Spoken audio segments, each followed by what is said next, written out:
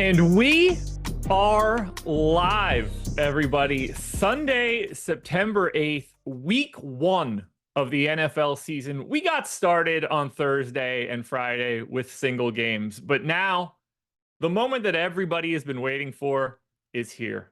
Tons of football today. 1 o'clock games, 4 o'clock games, night game. We are going to have some fun today. We're going live right now. It is 9 a.m. We do not stop again for hours. You don't have to go anywhere. As long as you load up this stream on the Stokastic YouTube channel, which you should like the stream, subscribe to the channel, hit the notification bell so you know when everything goes live. Once you pull this stream up, you don't have to turn it off again. We have you covered all the way until lineups lock. We're going to be breaking down so much football today. It's going to be insane. You know this is the gold standard for everybody. So make sure you're here. Let's have some fun. Today, you're not getting DFS breakdowns out of me. We got plenty of people that are going to be better at that on the NFL side. If this were an NBA show, I might just do it all the way up until 1 o'clock. But today, I want to talk pick'em and sports books. We're going to lead it off with anything that we can find at DraftKings Pick 6, Prize Picks, Sleeper, Better, Underdog. Maybe we see some stuff at the sports books. There are plenty of freebie type plays that you can grab across this industry today. Let's say, for example, you bet on FanDuel. I'm looking at it right now. 100% money line profit boost. NFL no sweat same game parlay on the Panthers and Saints. If you don't take that and you can bet on FanDuel, you're out of your mind because you have the opportunity to make a lot more money on a same game parlay for zero risk. Gronk profit spike, anytime touchdown. NFL same game parlay profit boost at 4 p.m. Same game parlay profit boost of 50% for the Sunday night football game. We have infinite value to be grabbed today with very minimal amounts of risk, and that is what the point of this is. We are going to use OddsShopper. And if you're not familiar with OddsShopper, that's us, but on the sports betting and pick'em side. You know we cornered the market on DFS and we dominated. We're doing the exact same thing on the opposite side for pick'em and for sports books. We take a market-based approach to beating all of these places. We have the data to back it up, and that's what we're going to do right now. So if you are here, folks, it is time to get it started. We've got Jordan at the helm, and just so you guys are aware of what's going to happen for the rest of the day, I feel like I should hit this before we get started.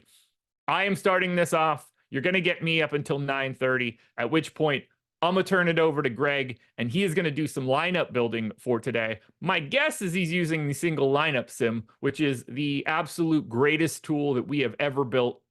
It is the best thing going in DFS. If you haven't seen it yet, you're going to be very happy when you do. And Greg is going to break that down for a half hour. And then you get the goods. The #1 DFS show that's going to go off today starts at 10 o'clock this morning. The NFL Deeper Dive. You get Ben, you get Laffy, and they are going to go for 90 minutes through every single game of this slate and break down everything. If you have a question for the slate, it might be tough to get it answered because there's going to be a lot of people watching it. But that's the one you want to go to, folks, because they're going to be there grinding it all out. And then finally at 11:30, Laffy and Ben dip out. Eric Lindquist, Matt Gajeski, they're in 11:30 to 1 o'clock, taking you all the way up until lock.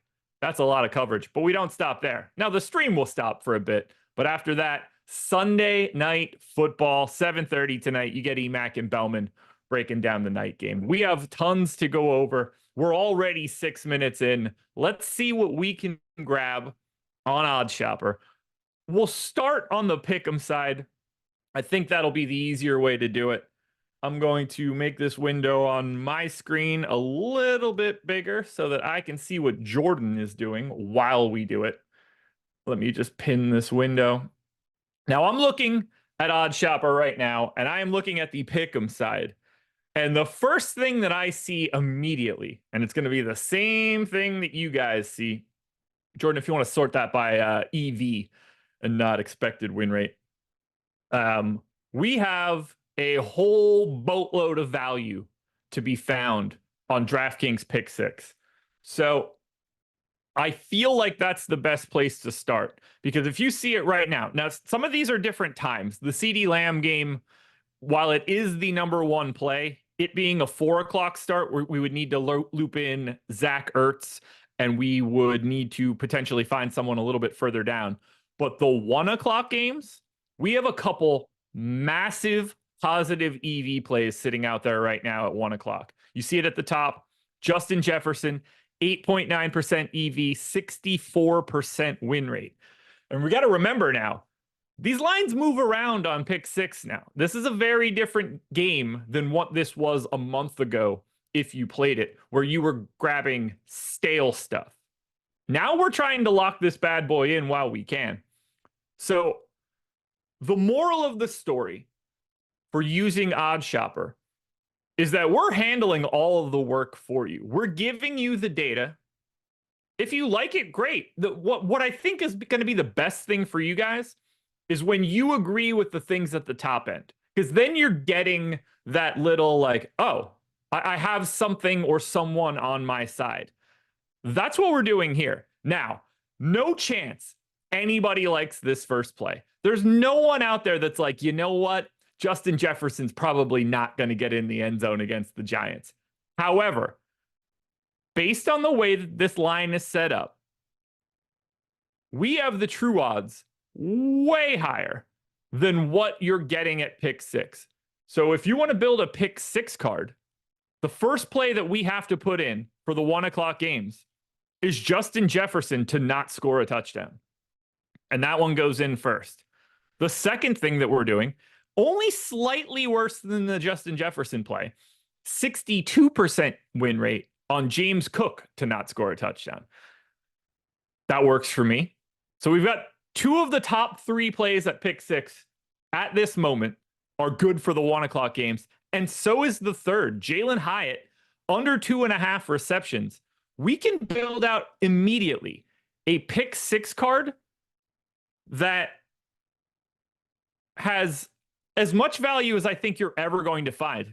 Now, one interesting thing that I'm seeing, the moment I got to Hyatt's receptions on pick six, they pulled it and locked it. So they're aware that the line that they had have hung out there for Hyatt wasn't very good, and I think people were hitting it pretty quickly. So we actually have to bail on the Hyatt play because it's not actually available. At least it's not available to me in this moment. So as we work our way down, Zach Ertz is a 4 o'clock game. Zach Moss is the next one we want. And I'm going to try to keep just these 60% plus plays. So I'm going to grab Zach Moss over 1.5 receptions. And that is going to be the pick six card that I am putting in right now for the 1 o'clock games.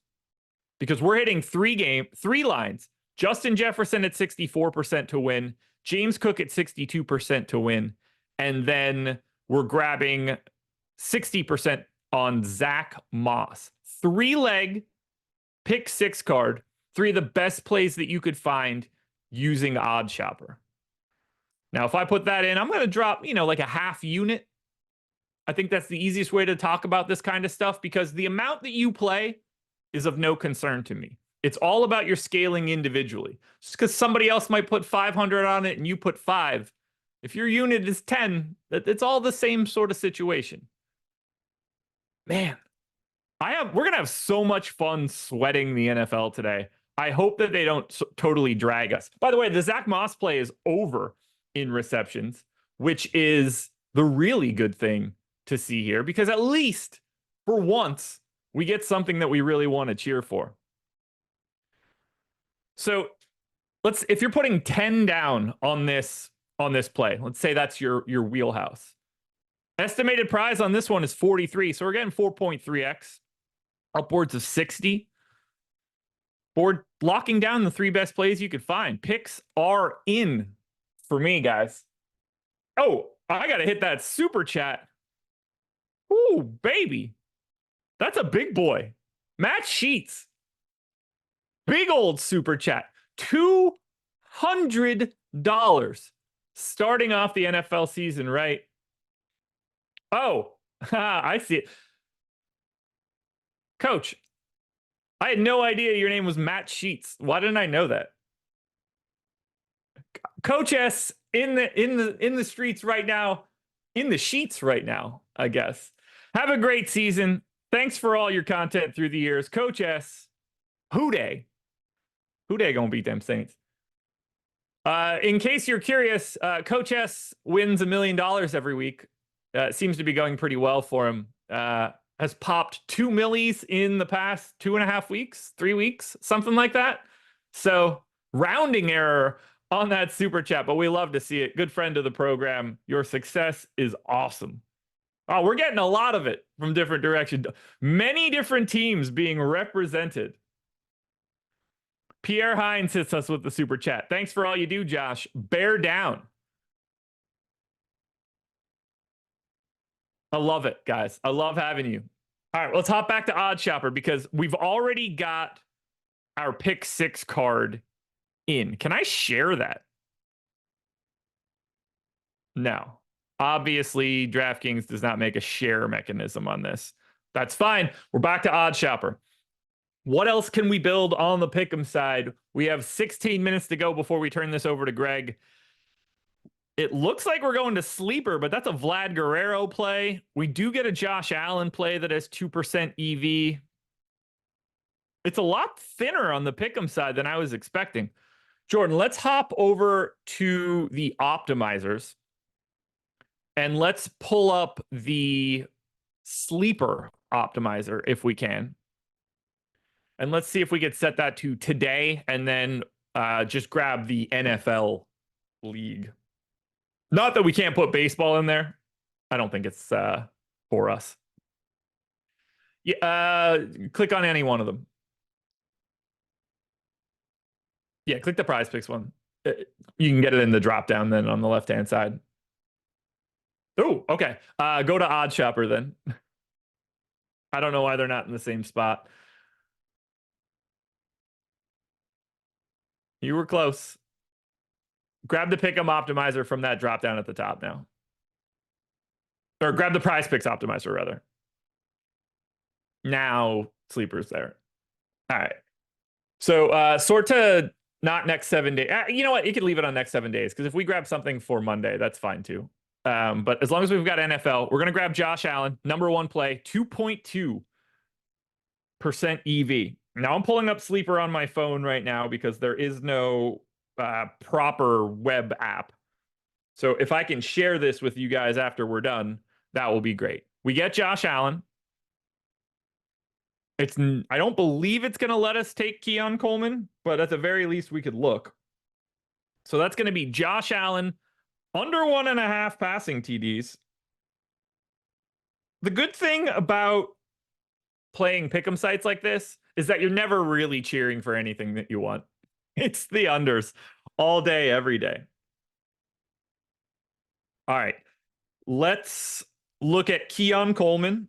Now, I'm pretty sure I can't add this, or at least we're going to affect our odds in a very negative way.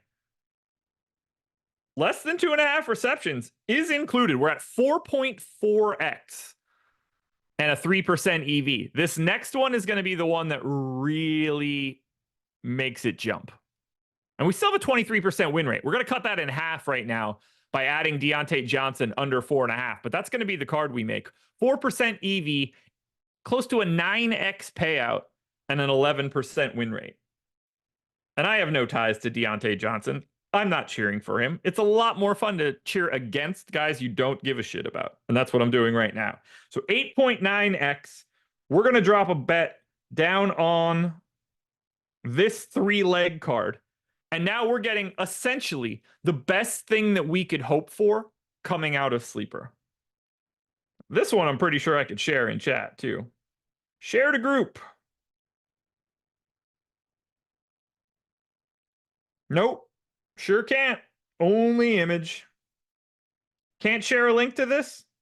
Y'all guys. Prize Picks, Underdog. You guys got it right. You guys know how to do it. You guys see it on the screen, though. If you want to put this in on Sleeper, that's the way to do it, folks. Head to Odd Shopper. Sort through the lines. Build it out in the optimizer.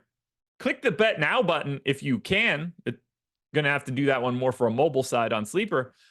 This will put your card in and immediately build it out for you. No reason not to do it. I think we have one more thing that we should hit on before we look at another card. And this one's easy. You guys are here because you want to play something today. Probably on the NFL DFS side, whether that's DraftKings or FanDuel or Yahoo, wherever you're at. We got a little bit of a deal going on for you.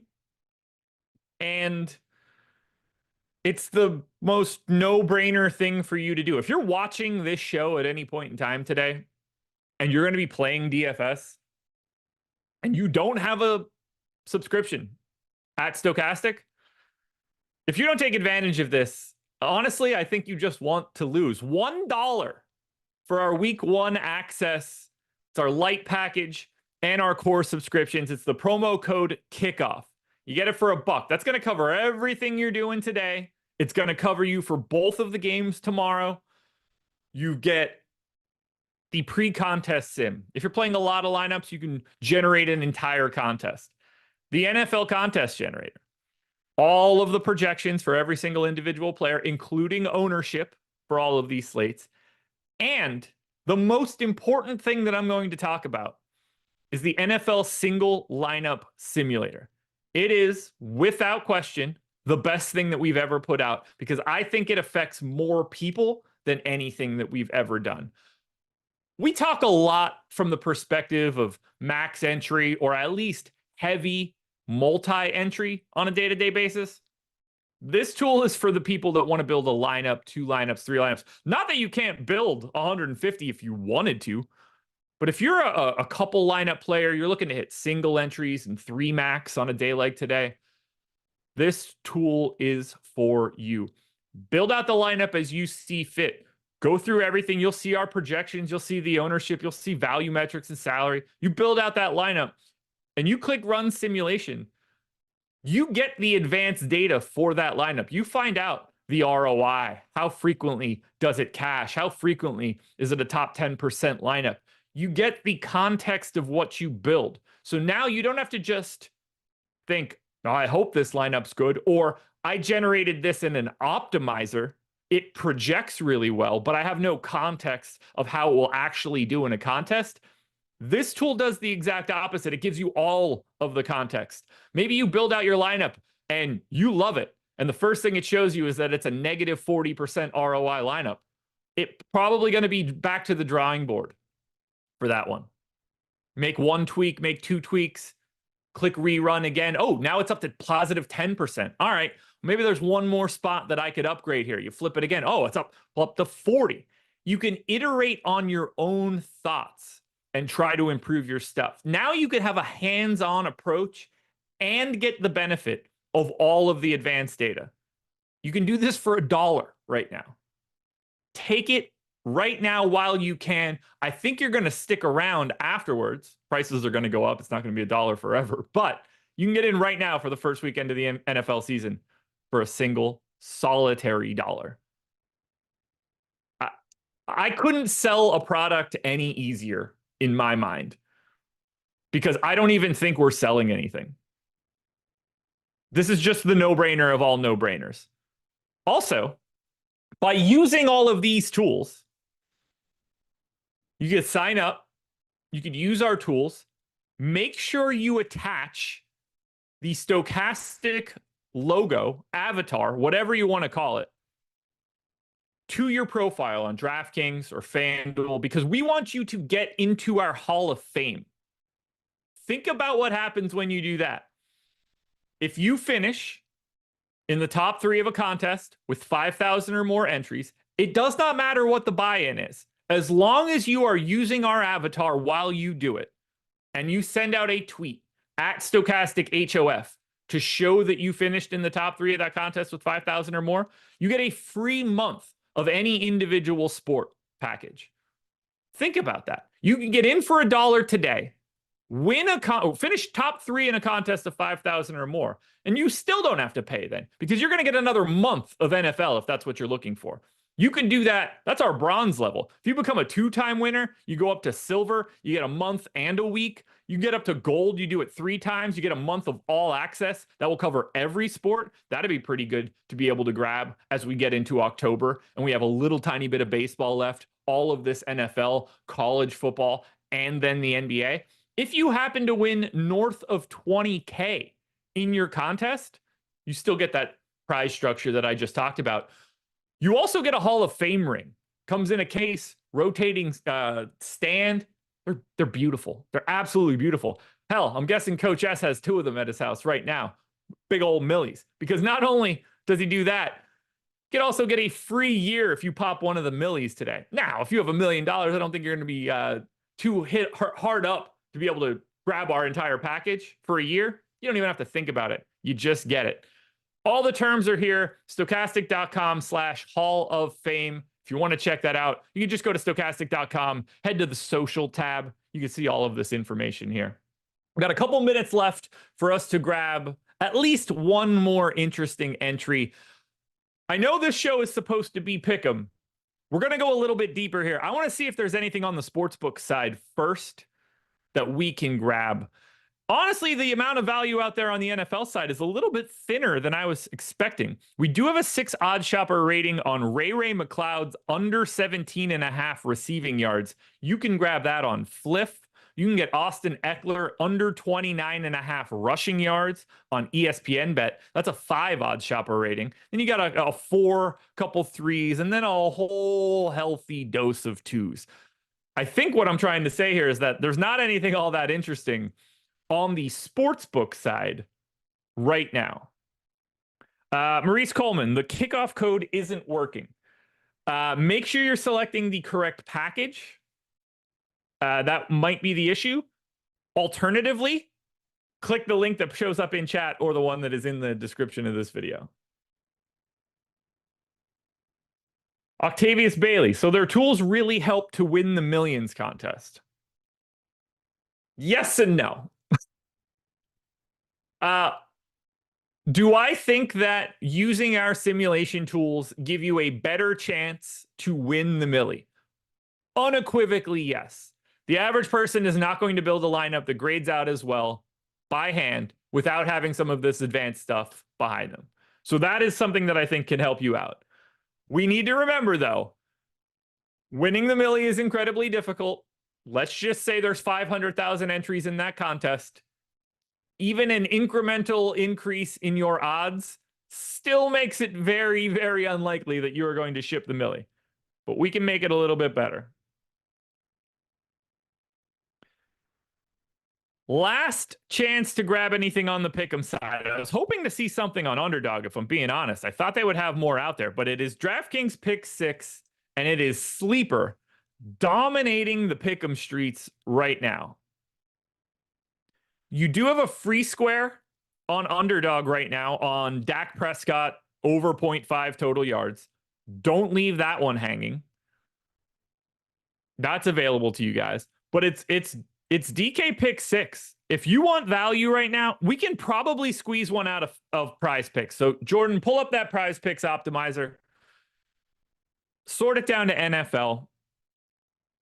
I think we can get positive value on a 6-pick card. If we take the top 6 plays available on Prize Picks right now, we do get to 6% EV. It is a 2% win rate. So we're talking 1 out of 50. But 6 of 6 goes 25x. We do have at least close to enough of value here that I feel comfortable. So I'm taking it. That's Antonio Gibson under 20.5 rushing yards. Jerome Ford under 16.5 receiving yards. Back to our boy Jalen Hyatt over 19.5 receiving yards. Bo Nix under rushing yards. Zach Ertz under receiving yards. And Jerry Jeudy under receptions. This is going to be the Prize Picks card that we build out. 6 picks. I'm dropping the 40 spot on it because when you hit a 40 burger at 25x, you're coming out with a cool G. And that is what we're trying to do here. Prize Picks, luckily for us, makes my life easier here. I can share this link immediately to everybody in chat. We could all win together. So there you go. Link in chat. Prize Picks card, 6 picks built out. Join me because we're going to print some money on that bad boy. These 6 best plays on Prize Picks that you can find on OddsShopper right now. It is 9:27 and change. Guys, I think I am going to be wrapping up my section of this show. Greg Ehrenberg is coming up next from 9:30 until 10 o'clock. And all he's going to do for the next half hour is exactly what you want. He's going to build lineups on the screen with you guys using our tools. So if you've got stuff that you want to see and how it looks, start queuing it up now. Drop lineups that you are interested in chat. I don't know how many Greg's going to be able to get to, but I'm sure he's going to pop in and do countless lineups throughout the show. When you're looking for the actual DFS breakdown, because Greg's going to be breaking it down while he's building these lineups. 10 o'clock, a half hour from now, you get Laffy and you get Ben, and they're going to take you through every single game on today's slate. That is the breakdown that you guys are waiting for. We're going to make our money on the Pick'em streets. You guys are going to make it across the board, Pick'em and DFS, and you're going to do it using Stokastic and OddsShopper tools. It's good to be back, folks. The NFL is here, and I was the fluffer for the show once again. So I hope you guys are properly fluffed because you're going to need it. Greg's up next, so use that fluffing. I'll talk to you guys later.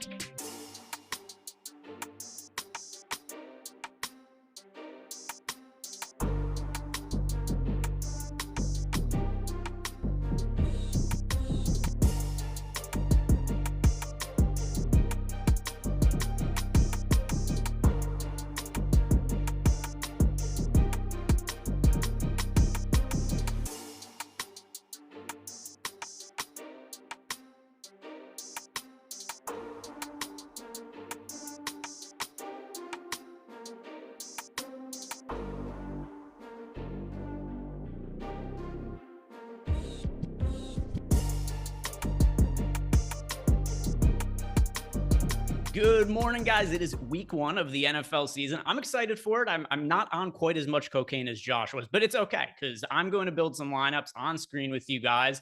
Jordan's going to pull up the single lineup sims. I'll answer any questions you guys have, and we'll just build some tournament lineups. I'll let you guys know which directions I'm looking to go on both DraftKings and FanDuel. We'll cover both of the sites. If you guys are a Stokastic sub, which a lot of you probably are at this point, it's just $1 sign up for week 1 with that promo code kickoff. Make sure to join our Discord channel. It comes as part of every package we have on the site. And you could ask me any questions you want, either on shows or off shows.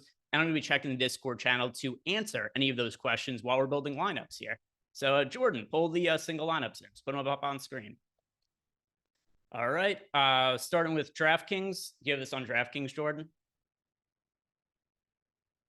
All right.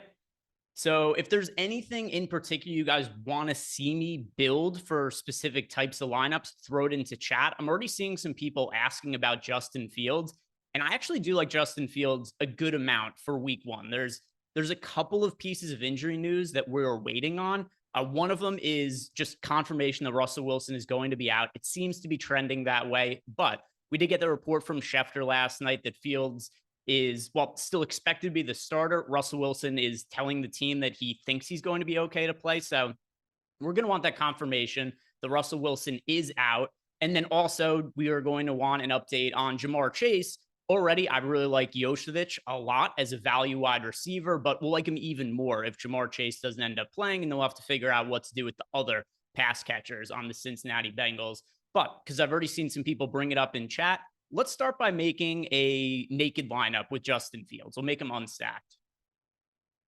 Yeah, and for people in chat who are saying FanDuel lineup, please. Yeah, we're going to build lineups for both DraftKings and FanDuel. We'll go back and forth.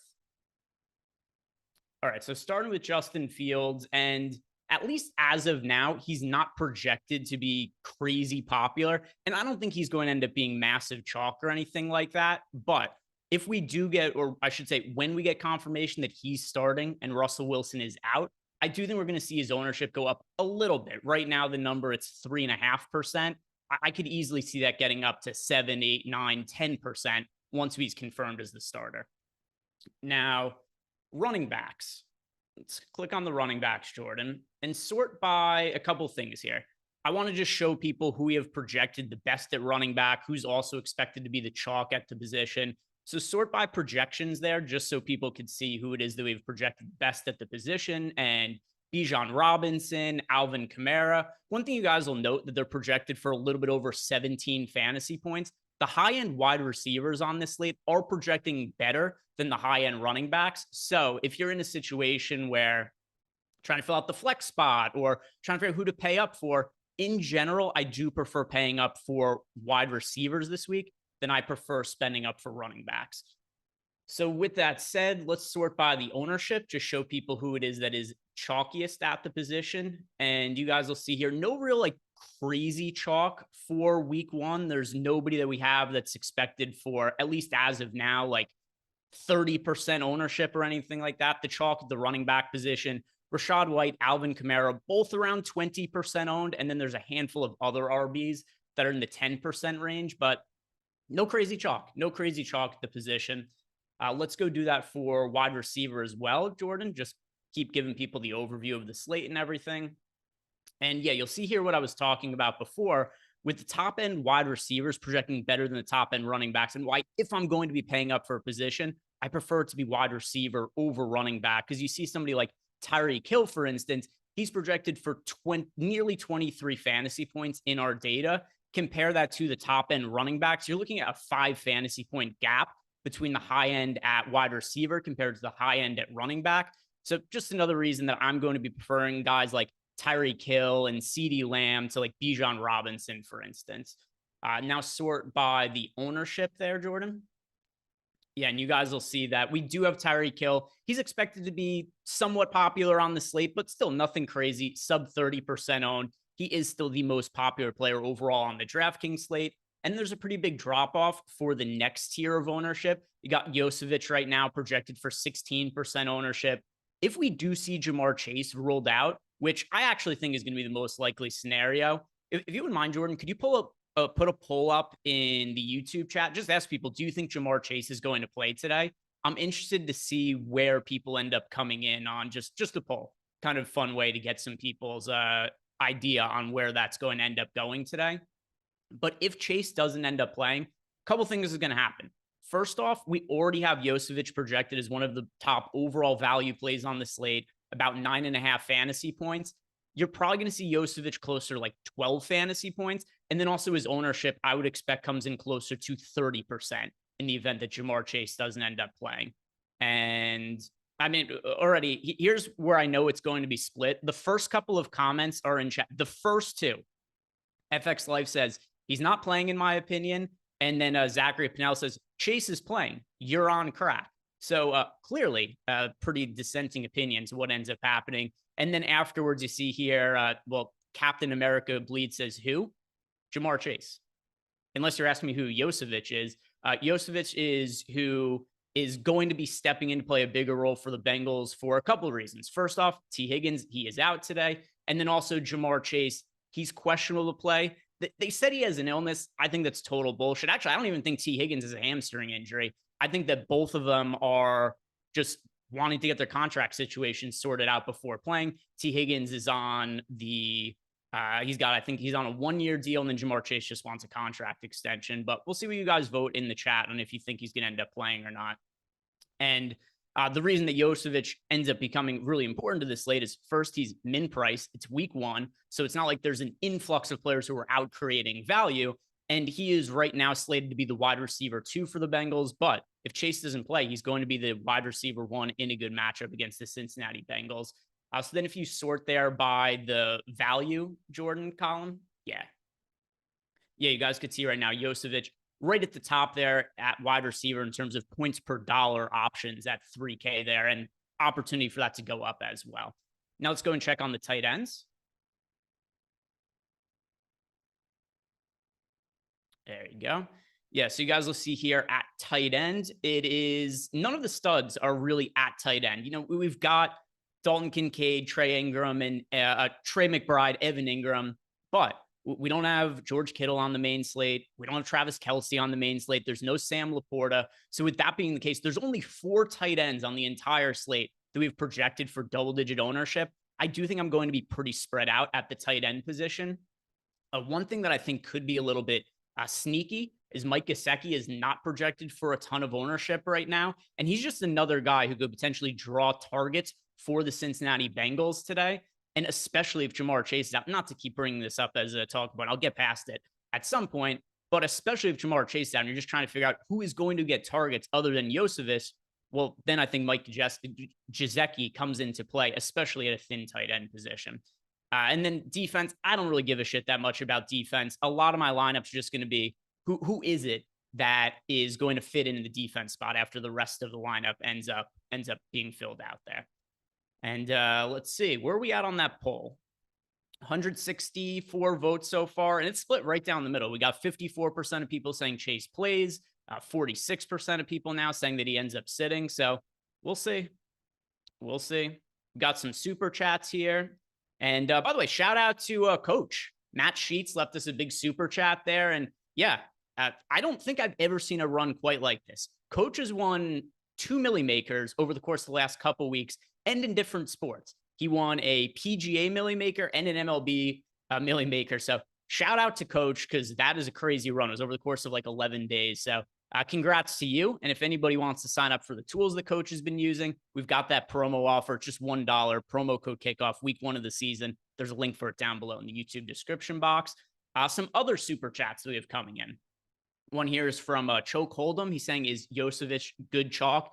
Yes, I'm currently overweight to the field on him. And it's not like he's that crazy popular, right? We got him projected for 16% ownership. In single entry fields, I do think he's going to be more popular than that. Maybe instead of like the 16% large field ownership, we're getting, I don't know, 25 to 30% on Jovic.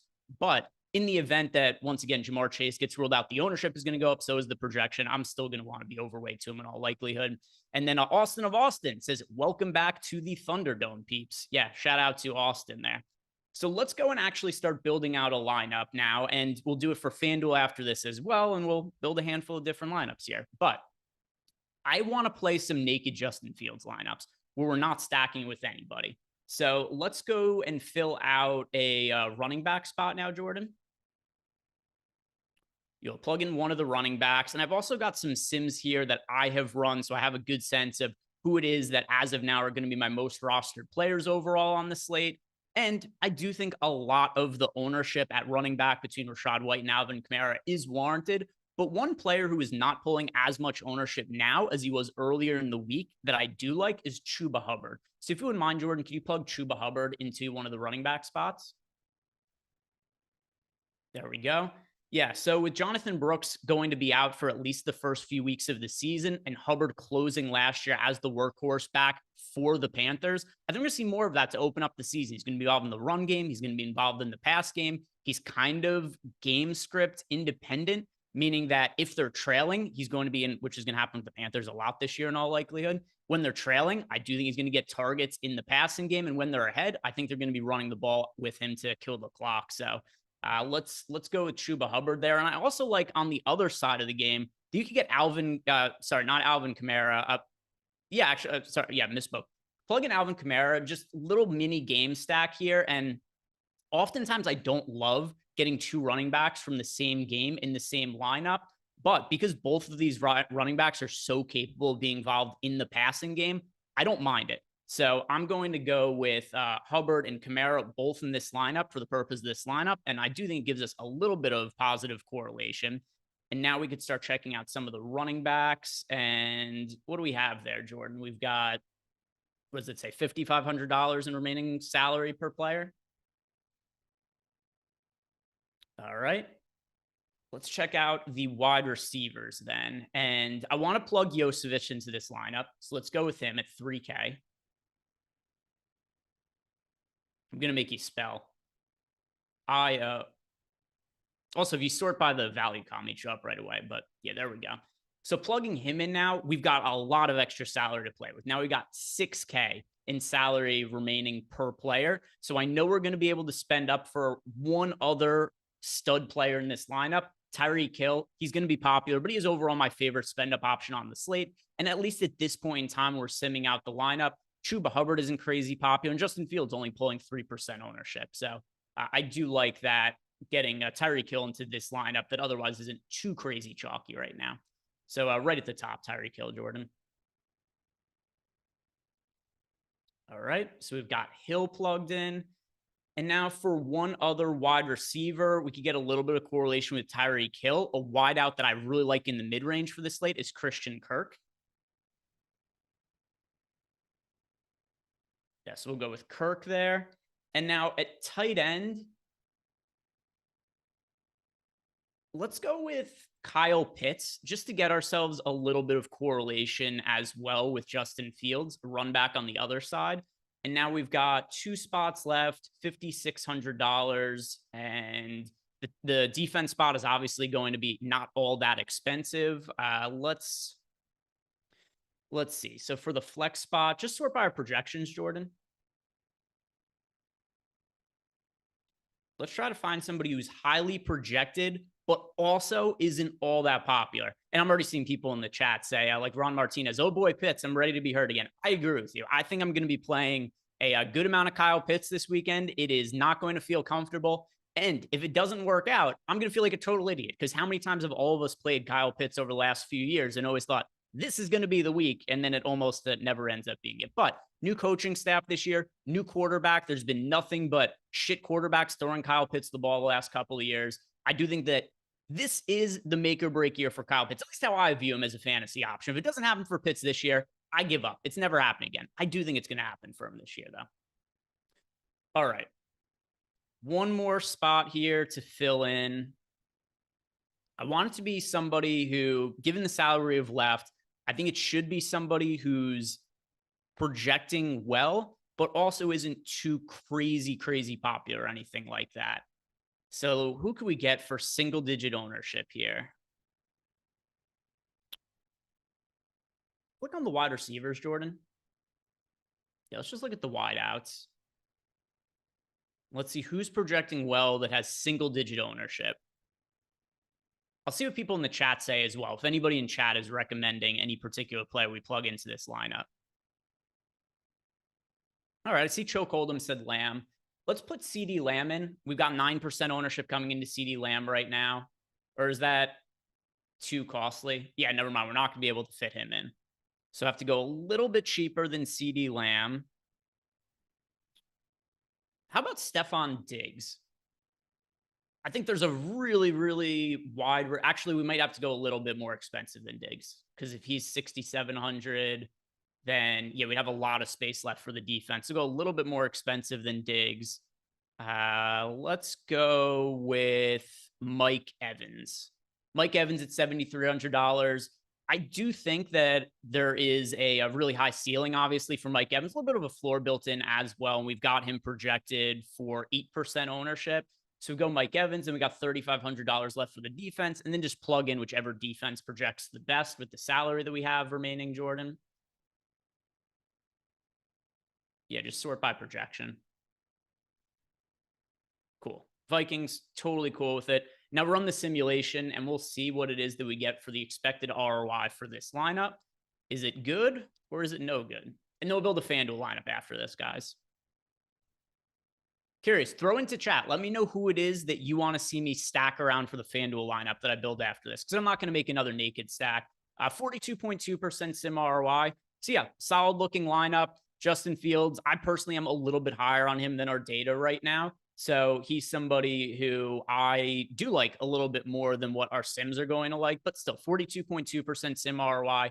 That's pretty solid. And if you guys are ever higher on an individual player, one thing you could do is you could change the projections of an individual player, or if you wanted to right now, if you're really confident Jamar Chase doesn't play, because I see we've had, well, I don't think anybody's crazy confident. We now have about 400 votes in the poll, and it is split right down the middle. We've got 200 people who say that Jamar Chase will play today, and then we've got 200 people who say he's not going to play. It is 50-50 right down the middle.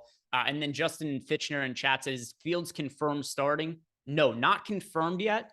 But what we have gotten from reports is that they are leaning towards starting Justin Fields, even though Russell Wilson has said that he's good to play. Team doctors are being cautious. So not confirmed, but I do think the most likely scenario is that Fields ends up being the starting quarterback today. Let's see what we have from chat. A couple questions in Discord. One here is from Ethan7. And he was asking us to put a lineup in the lineup builder for him. Yeah, we'll build a FanDuel lineup, and then we got one question from chat from Ethan. We'll plug his lineup in. We'll evaluate it a little bit. And then, hey, I'm Drew wants to know the DK cash plays for the main slate. Yeah, so for cash, the players that I absolutely think you should be playing in cash as things stand right now. At running back, Rachaad White and Alvin Kamara, definitely want to play them in cash.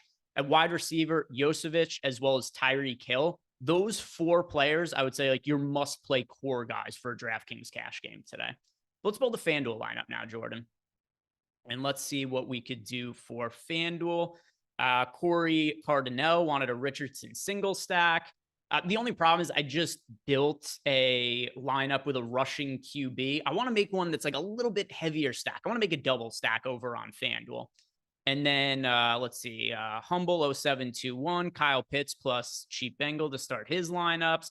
German Ambrosio, he's saying a Josh Allen lineup. We've got Goff there from Anthony Masilli. Yeah, one thing we have to take note of for FanDuel this week, they included Sunday Night Football on the main slate. So if you're just kind of building your lineups, hand building, plugging in players, and you don't look overall at projections for all the games, you might miss that the Sunday Night Football game is on the slate there. Here's what I want to do, Jordan. I want to build a stack of the Dolphins-Jaguars game. It's got one of the highest totals of the day. I think there's a lot of shootout potential there. And Tyreek Hill is popular, but I do think there's ways that we could get leverage there. And then in addition to that, the quarterbacks aren't all that popular. So let's start a quarterback with Tua. All right, so Tua at QB. And now let's start with the wide receivers instead of the running backs. One way that I think is a clever way to get yourself a little bit of leverage on this slate and also build a stack of this game that's way different than what the field is doing.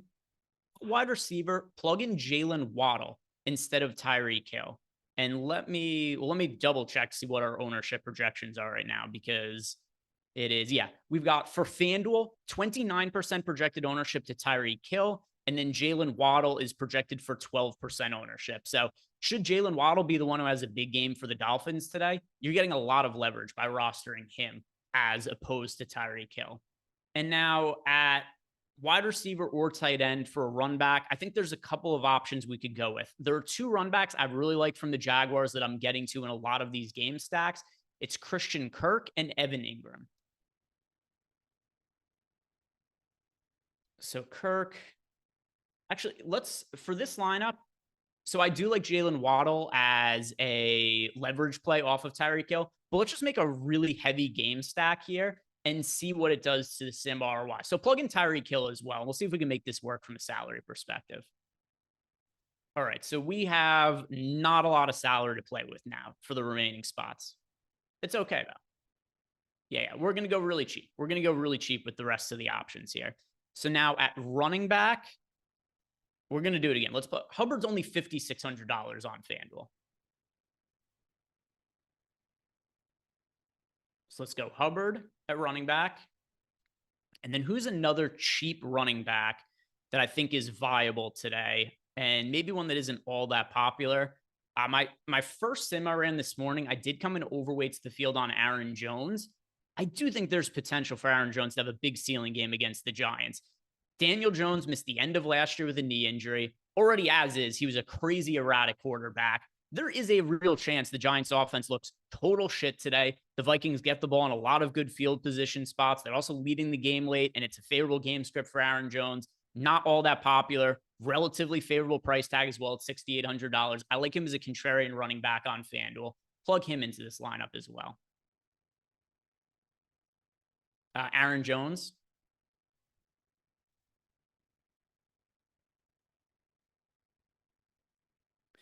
Josh L from the chat. What about Sanders from Carolina? He's going to play a ton. I disagree. I think Chuba Hubbard's going to play a ton, not Miles Sanders. We saw Hubbard take over for Miles Sanders as the workhorse back. But not that Miles Sanders is really ever a workhorse back for the Panthers, but especially towards the tail end of the year last year, the guy who was the go-to guy in the backfield, it was Hubbard.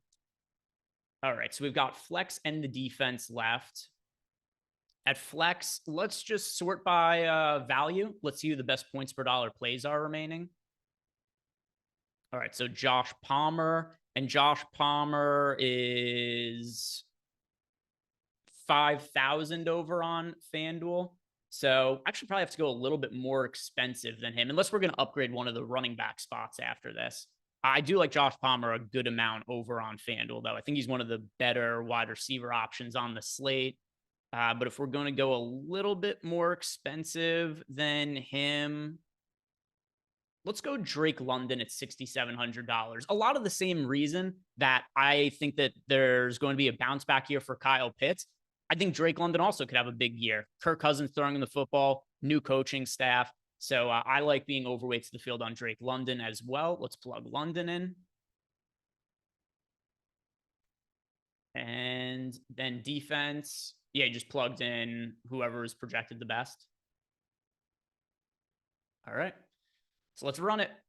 Let's see what ends up coming up. While we're doing that, Joey Ford left us a super chat. Joey says full PPR, Judy, Odunze, or Yoshi. By Yoshi, I'm assuming you mean Yosevich.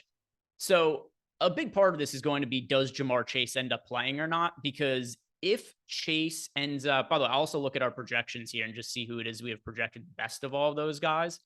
But I think it's pretty clearly Yosevich if there is no Jamar Chase today. But if Chase ends up playing, let's see, we have Yosevich right now at 9.5 fantasy points. We've got Dunze also, same projection. And then Judy. Yeah, I'll agree with you. I'm going to go with Yosevich, especially just because even if Chase plays, for all we know, and he had kind of alluded to this, he might play and still see some limited action. We might see him play some limited snaps just to make sure that he doesn't get hurt before signing a new contract or anything like that. So I'll agree with you. Yosevich, that's the way that I want to be going.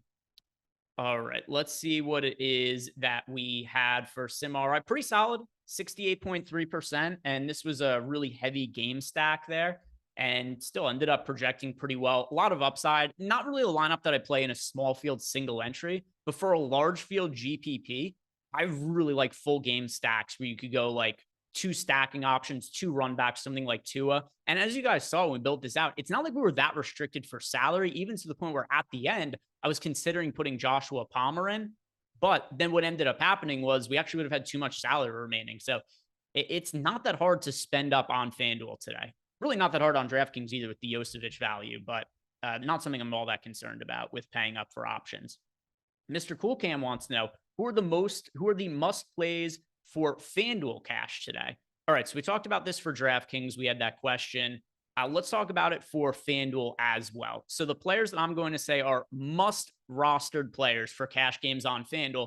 One of them is somebody who doesn't matter at all for DraftKings purposes because he isn't on the slate. But from the Sunday Night Football game, I'm on Ross St. Brown. I think he's one of the top wide receiver options on FanDuel. He's also expected to be somewhat popular. I think you definitely want to be playing him in cash games. Same with Tyreek Hill. So 2 spend ups at wide receiver. Yosevich, not quite as important on FanDuel because the min salary isn't $3K. But if Chase does get ruled out, I would feel differently about him and call him a must play in cash games. Now I look at him in FanDuel as a good play for cash games, but not somebody I'd say is like a must play. And then at running back, I really think you want to have Alvin Kamara in your lineup over on FanDuel. I don't know if there's another running back, though, that I'd consider to be like a must roster guy at the spot. Kamara 1. I like Rashad White. I don't know that I'd call him like a must play for FanDuel cash games where there's no PPR bonus. I'll say Kenneth Walker, though, at $7,400. Good game script on paper against the Denver Broncos. Also somebody who I think is going to play a workhorse load to open up the season. So Kamara, Kenneth Walker, those are my favorite running back cash options on FanDuel. Tyreek Hill and Amon-Ra St. Brown over at wide receiver there. Now let's build out one lineup for somebody in chat here, Jordan. Just plug in this lineup that Ethan7 sent us in chat. We'll see how it grades out. If we have any input for it, we'll give it to him. If not, we'll turn it over to the guys on the deep dive. If you haven't done it yet, by the way, like the video, subscribe to the YouTube channel. We're going to be on the channel here leading all the way up to NFL locks. We've got the deep dive, Laffy and Ben Raza. They're going to break down all of the games on the entire slate going game by game. And then live before lock after that, it's going to be Eric and Matt Kajeski, and they're going to give you updates on any news that comes in late, any ownership updates, all that kind of stuff, and who they're playing as well. But go to DraftKings here, Jordan. Let's plug this lineup in real quick. At quarterback, Daniels.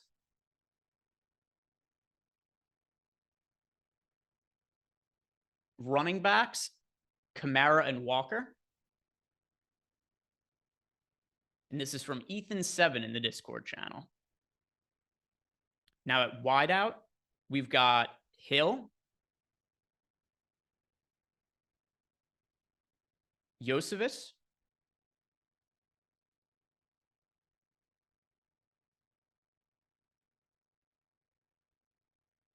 and McLaurin as the stack option here. That's MCLA.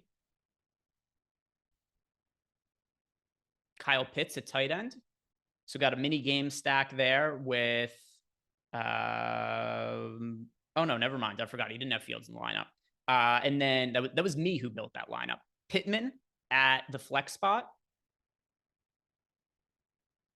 And then the Titans defense he went with at the end here. So let's run this through the sim and we'll see. Did Ethan build a good lineup or not?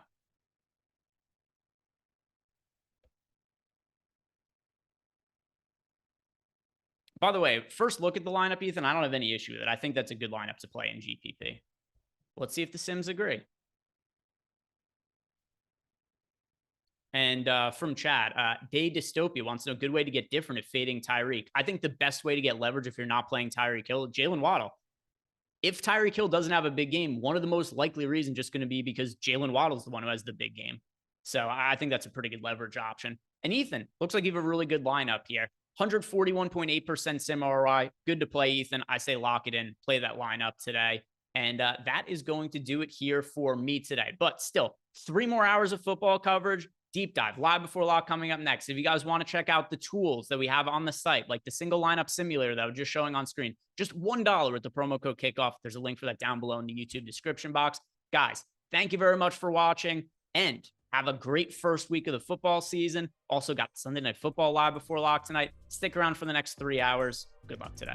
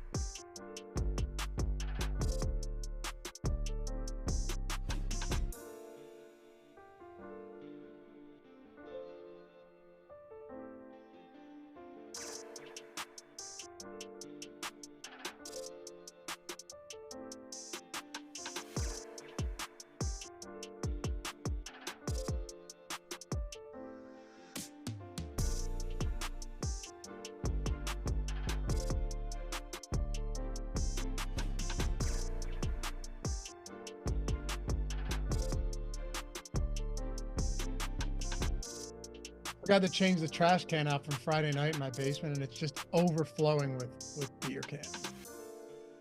A little Brazil action. Heck of a game, huh? When Barkley started off with that first carry that he just slipped and lost 5 yards, I was over on, I think every Barkley prop that existed, including. Oh yeah, I did see that. And I'm like, well, good, I can turn this game off. But he ended up getting there. It was a fun night. I was watching college football on Friday. Yeah. Hey, what's going on? Who's going to tell Greg that Josivas is not a Eastern European NBA player? You know what I mean? Welcome to the Stokastic.com deeper dive. We got live before lock after this 3 straight hours of NFL action heading up to 1 p.m. Eastern time. My God, am I excited. We're here, baby. We're finally here. Ben, I had to take a nice walk this morning, get out along the creek, watch the sun coming up with the family, because I know by 1:30, when that guy who has 1% ownership, 3 touchdowns midway through the second quarter, I'm going to want to jump off a bridge. I need the daily dose of tranquility is what I said. You know how it goes. I know how it goes. It's always good to get the mind right. I don't know about you, but I always have like week 1 jitters. Feels like how am I going to do this? Like I've never, like, how am I going to build these lineups? But you get into the flow. This show is going to straighten us all out, get into a groove, and we're going to find some gems. I couldn't be more excited to dive into this. I'll let you guys in on a little secret, as a matter of fact. I get the week 1 jitters for this show every single. Oh yeah. Every single week 1. Yeah. I always have a little, I say this, I talked about this on Tuesday. I've been in college football for a couple weeks, so like that always is a nice on-ramp to NFL, but NFL is just a different beast. Big time. But I did just fire off a nice PSD, a little pre-show dump. And okay, I think that, zone. Yeah, we're in the zone. Exactly. We're feeling good, man.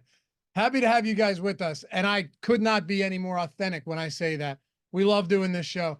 Ben and I think this is going back to the FanVice days, 8 years now that we've been doing this very same show together. Many of you have been with us from the jump. So appreciate you. If you don't mind, take a single second, atone for your sins this Sunday morning. Could argue we should all be elsewhere, but we're not. Hit that thumbs up. Takes 1 single second to atone here. Subscribe to the channel. We're greatly appreciative for everyone that can hang out and talk about week 1. And I've got to tell you, man, the game that we kick this off with has a lot of question marks. I say we just dive right into it. Get into it. Yeah. And by the way, shout out to Coach S for the $200 super chat on Josh's show. I mean, Josh with the rounding error joke was very good. Very good. But yeah, congrats to him. He's been taking down millies regularly, which is not a sentence that makes a lot of sense, but it's true. It's true. Anyway, let's go. We're at what are we at? 400 thumbs up already? I mean, we crush 1,000 today, right? I mean, week 1, 1,000. Yeah, I think we get past 1,000. 1175 ish. Okay. All right. 3 hours to go. I think it's very much doable. We'll see. We'll monitor it.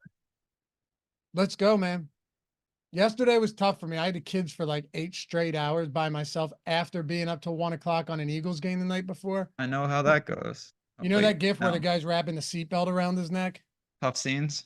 I was looking at the clock and just like, I thought it was an hour and it was 15 minutes. What the hell am I going to do? So, yeah.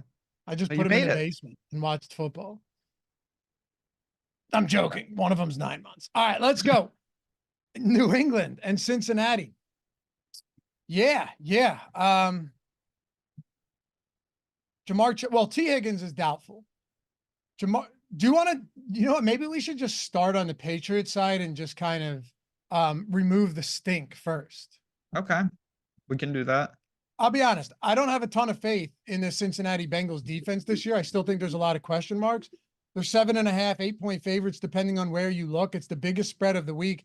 But at the same time, I don't think New England comes out and just completely lays down. I think hear me out. I'm not saying the offense is going to be explosive though. And even if I thought they were, what am I trying to do here? You've got multiple rookie receivers that could have a role in some form or fashion. And then, you look a little bit further, Kendrick Bourne is out. He's on the PUP list. So you're talking to Mario Douglas, Polk. I don't have any good feel for that anyway. If I'm going to anyone here, it's certainly not Jacoby Brissett, who I don't think is going to be the quarterback by week 5 anyway. I think Drake May should have started. It would be Ramondre Stevenson in the event that this happens to be a close game. Antonio Gibson is expected to play. That would have made Stevenson look better if he wasn't. But I think it's Stevenson if I'm going anywhere here. Yeah, but it's Stevenson more by default than Correct. Actually liking him. And he's in a deep running back pool. So it's not good. That's the thing. Running back has a lot in the 5 and 6K range this week. That's what I mean. So it's not a straight pivot off one guy. He needs to probably outscore a handful of Kamara and Walker and White, Eckler, Aaron Jones, I think is interesting. So there's just so many other names and so many other games. Obviously, the Patriots are expected to be, if not the worst team in the league amongst them. Cincinnati's going to be a super popular survivor pick. I get it. I don't have much to say on the Patriots. They have my guy. Maybe Jalen Reagor is going to teach everybody his ways. But I don't look at this team and see much of anything of the. They might be the team I have the least exposure to on the entire slate. What exactly are his ways? Well, through osmosis, he's just getting it together. He's just finding his groove in the league. It took him a half decade to get acclimated, and now we're about to see the powers. I think Cincinnati's so interesting on this slate. But not just because Josivas. Like, I think I'm not even opposed to, like, I don't think you have to go in and have 100% Josivas. I really don't. And a lot of people are going to do that. They're just going to full jam him at 3K. Does he end up, all right, here's a question for you. Does he end up being the second most owned receiver behind Tyreek Hill? So I think if Chase sits, that's going to solidify it. Like then definitely, I think he could be the most popular. The highest owned. Yeah. But even if you just assume that Higgins is out, because right now I believe we have, and I'm just going to double check for you guys. Yeah, we have Jamar Chase in and Higgins out, as it should be. We still have Josivas as the 3rd highest owned player on the slate behind Tyreek Hill and behind Rachaad White. That's wild. Yeah, I mean, those are the situations. Obviously, the pricing locks and something happens and you can't really anticipate it. It's going to be a staple of cash games. There's no doubt about that. I think it's a little murky. There's a lot of unknowns here with Cincinnati. I'm not overly sold on the offense. And if Chase plays, is it 100% Jamar Chase? Does he play in specific roles? Do they gear down if they're in full control? I mean, they're north of a touchdown favorite. I don't really know what to make of it, but it's pretty clear, obviously, when you have a flat min receiver like that, it's someone we have to take notice of. You do. And if Chase is out, I don't think you have much of a choice but to play. No. When I was running some of my sims this morning, I kind of did a couple different ways. And one was like, all right, I'm going to plan for Chase being out and see what happens. Kind of build like that. And then I'm going to plan for Chase being in and see what happens. And when he was out, it was hard to ignore.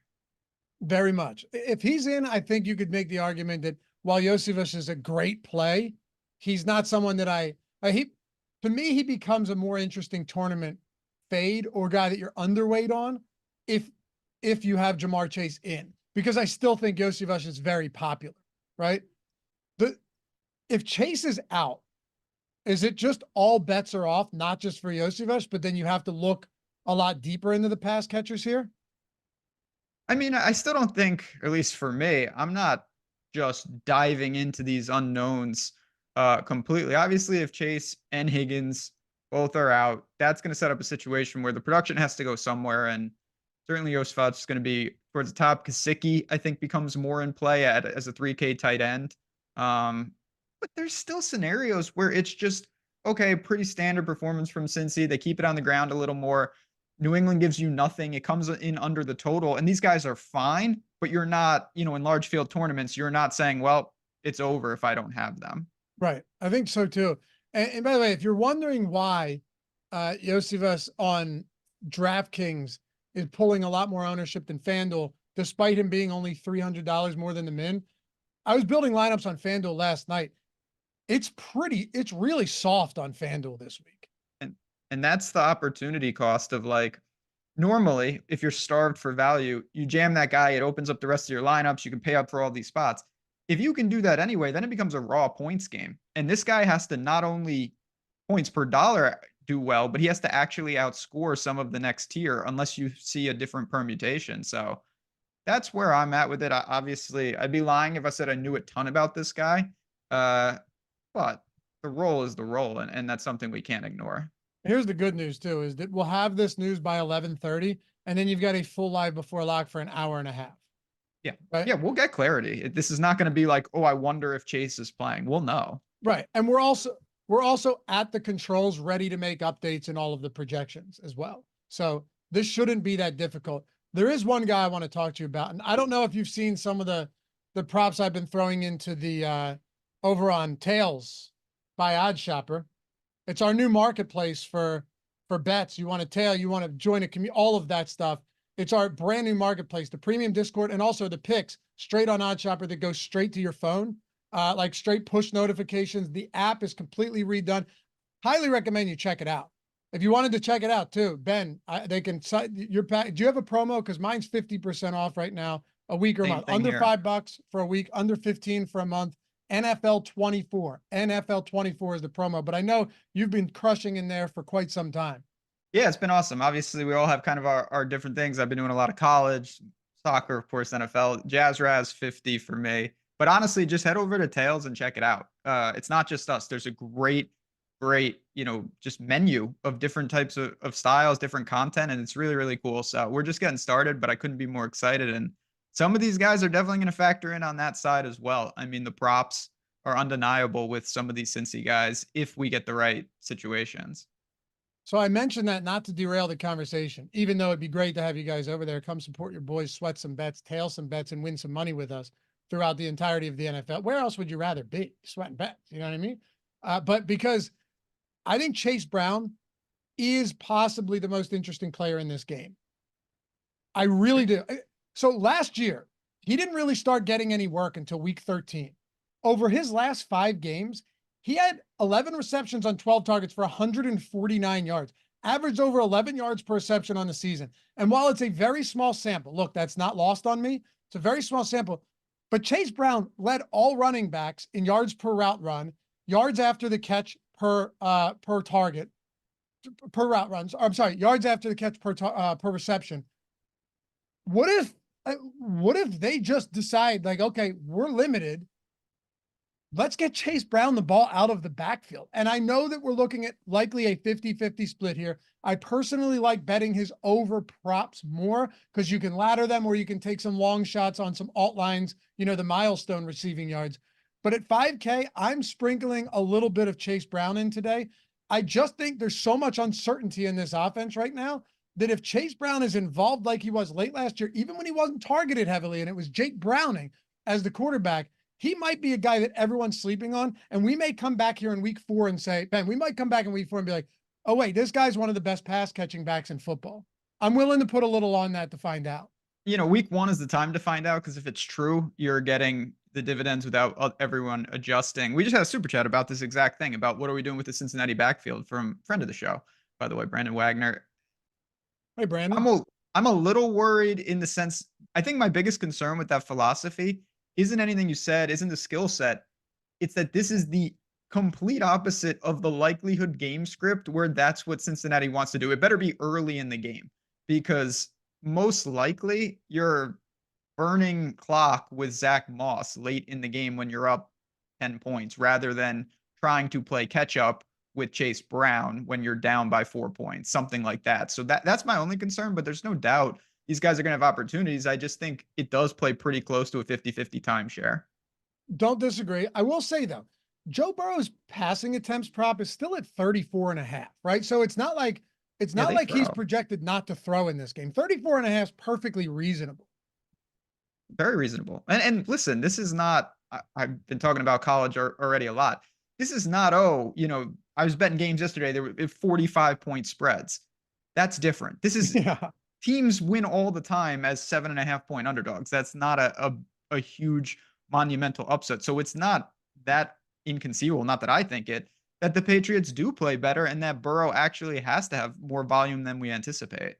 For sure. And historically, teams that are 6.5 points or bigger dogs in week one typically cover at a very high rate. So just throwing it out there. Anything else for Cincy? No, I mean, defense is defense. You know, I think you can always kind of look to all different types of defenses. They're $3,800. That's typically not as much as I allocate, but I had room to go get a pretty good defense on a lot of teams so far. And for what it's worth, anybody asking, anybody wondering, yeah, I think, you know, if Jamar were to sit, even Trenton Irwin is going to be a guy that might be the guy that everyone looks back and goes, man, why didn't I just pay 900 more for him? Yep. That I could see happening. Right. He could be the guy that everyone goes to Yosivas, and Trenton Irwin has like 5 for 40 and 2 touchdowns or something stupid. That checks out. I can see how my afternoon is starting to start. That checks out on something that could happen to me. Yeah. And look, he had 1 touchdown last year. Don't get me wrong. All I'm saying is that he's still in this offense, and we've seen him get work when guys were injured before. So keep that in mind when you're building lineups out. All right, let's keep it moving here. We had to spend some time on Cincy though. There's a lot going on in that game for sure. And we'll have it again, injury news, just stick around. Even if you've got it on in the background, I'm sure a lot of you guys do, you're building lineups, you might have it on in the background. Keep it on in the background while you're building lineups up to 1 o'clock. Wouldn't have thought for week one, we'd have such pivotal news. But this is the case. This is kind of the crux of how you're going to build everything this week. Arizona at Buffalo, another 6.5 point favorite, 6.5 plus point favorite at the Bills, 46.5 point spread. Got a Bills team whose run defense might just be bad this year, Ben. No Stephon Diggs. Gabe Davis to me is far less impactful because like you always say, the guy could average 10 fantasy points per game because he has 0 or 20. And that's who he was. Now you have Curtis Samuel, who had turf toe, but he's back. I got some overs on him on Tails too in the premium Discord. You have Dalton Kincaid. You have Keon Coleman, the rookie end of the first round. And then you have Khalil Shakir. James Cook, I think, is the most obvious, like he's going to get the work. I'm not terribly worried about Ray Davis early in the season, outside of maybe vulturing goal line touchdowns. But I think James Cook workload remains significant. Once you get past that in the passing game, I don't know if it's going to be Samuel. I don't know if it's going to be Shakir. I don't know how involved Keon Coleman, and this isn't a cop-out. I really don't know what their roles are going to look like in week one.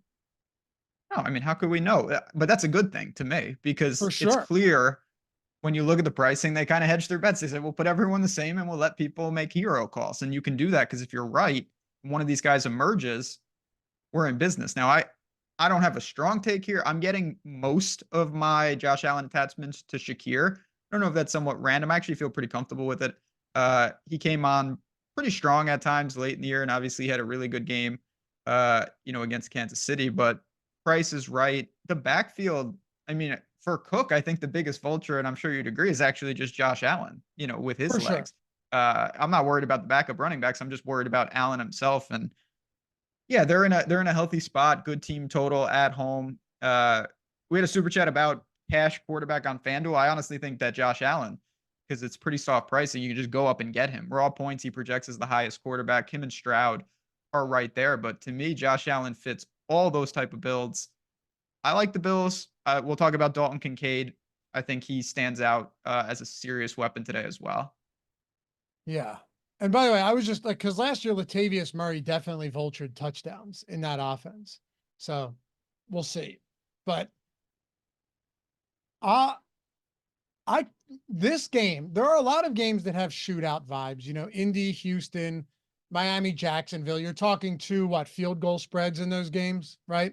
Yeah, much more competitive. I know this is a 6.5 point spread, but uncertainty is going to breed a lot of opportunity in week one spots for not just Buffalo, dude, but for Arizona as well.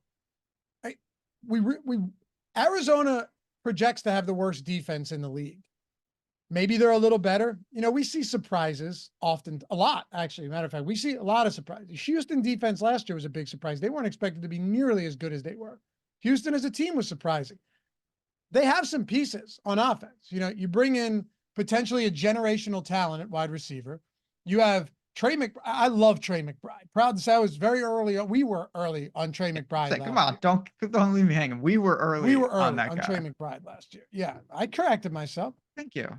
I'm selfless. Yeah. We were. That's the adjective I always. When people say describe Lavi in one word, I always say, you know what? It's selfless. Oh, come on, man. No, I'm just kidding. In the top 5. What about James Conner though? Because you have Trey Benson, you have DeMarcado. That's irrelevant. But I don't think I like Trey Benson. You know, season long. If you're talking best ball or whatever, maybe a deep league stash. I don't come in thinking that many of these rookie running backs are going to get a lot of work in week 1.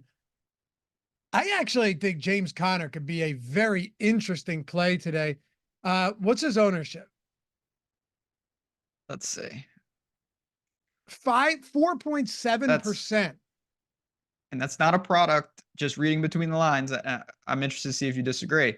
That's not a product of people not liking him. It's a product of the opportunity cost at that position. There's 5 other guys right next to him that are getting a lot of buzz, and you can't play them all. And Connor's getting squeezed, and I'm with you. I think it's a very interesting tournament play.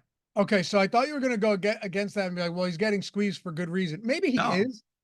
You know, like I get it, but a lot of those guys in that range, I would not be looking at them and just consider them locks. No, I mean, it's just it's a crowded range, no doubt. Wait, but hold on, I'm sorry. He's 4.7 on FanDuel. On DraftKings, he's 2.5% projected own right now. And again, it's like, wait, why? That's crazy. But then you look at the range: Walker, White, Aaron Jones, Mostert, Mixon, Kamara, Achane, Cook, ETN. I mean, I just listed off, 8 backs that all, I think you could argue, are in as good, if not better, spots. So the nice thing about a situation like this, for me, I'm not going to allocate a lot of exposure. I don't anticipate getting a lot of him in my Sims runs, but if he's in the pool, I might have leverage on the field with just a handful of lineups. Yeah, 5%, you're 2x the field, right? Yeah, it's like, okay. And I have some Arizona exposure. I have some Kyler exposure. I don't see why you wouldn't. Look, Doug McDermott coaches up a defense and a secondary well. We have no doubt about that. But they lost Poyer, Micah Hyde. Matt Milano's done. What if this defense just isn't nearly as good as we think it's going to be? Is this another one of those spots where we go, it's week 1, we're willing to pay a little bit to find out? I'm always team. I'd rather be early and miss than try to wait for all the information, because and you know what happens when you wait. That's when they stop being good. Yeah, it's just like you have to take your swings early, and then you get a lot of toxic tweets about what is this idiot doing, but that's all right. That's the nature of it. You have to take a couple stands and say, you know what, I'm going to infer that Arizona's ahead of. I mean, think if you were buying on how many times did we look at our post contest Sims and we're reviewing lineups early in the year and we're saying, man, Houston stacks again, Houston stacks. There were people who were on Houston early in the season, and they absolutely got paid off before everything adjusted and Stroud and co became premier options. Yep.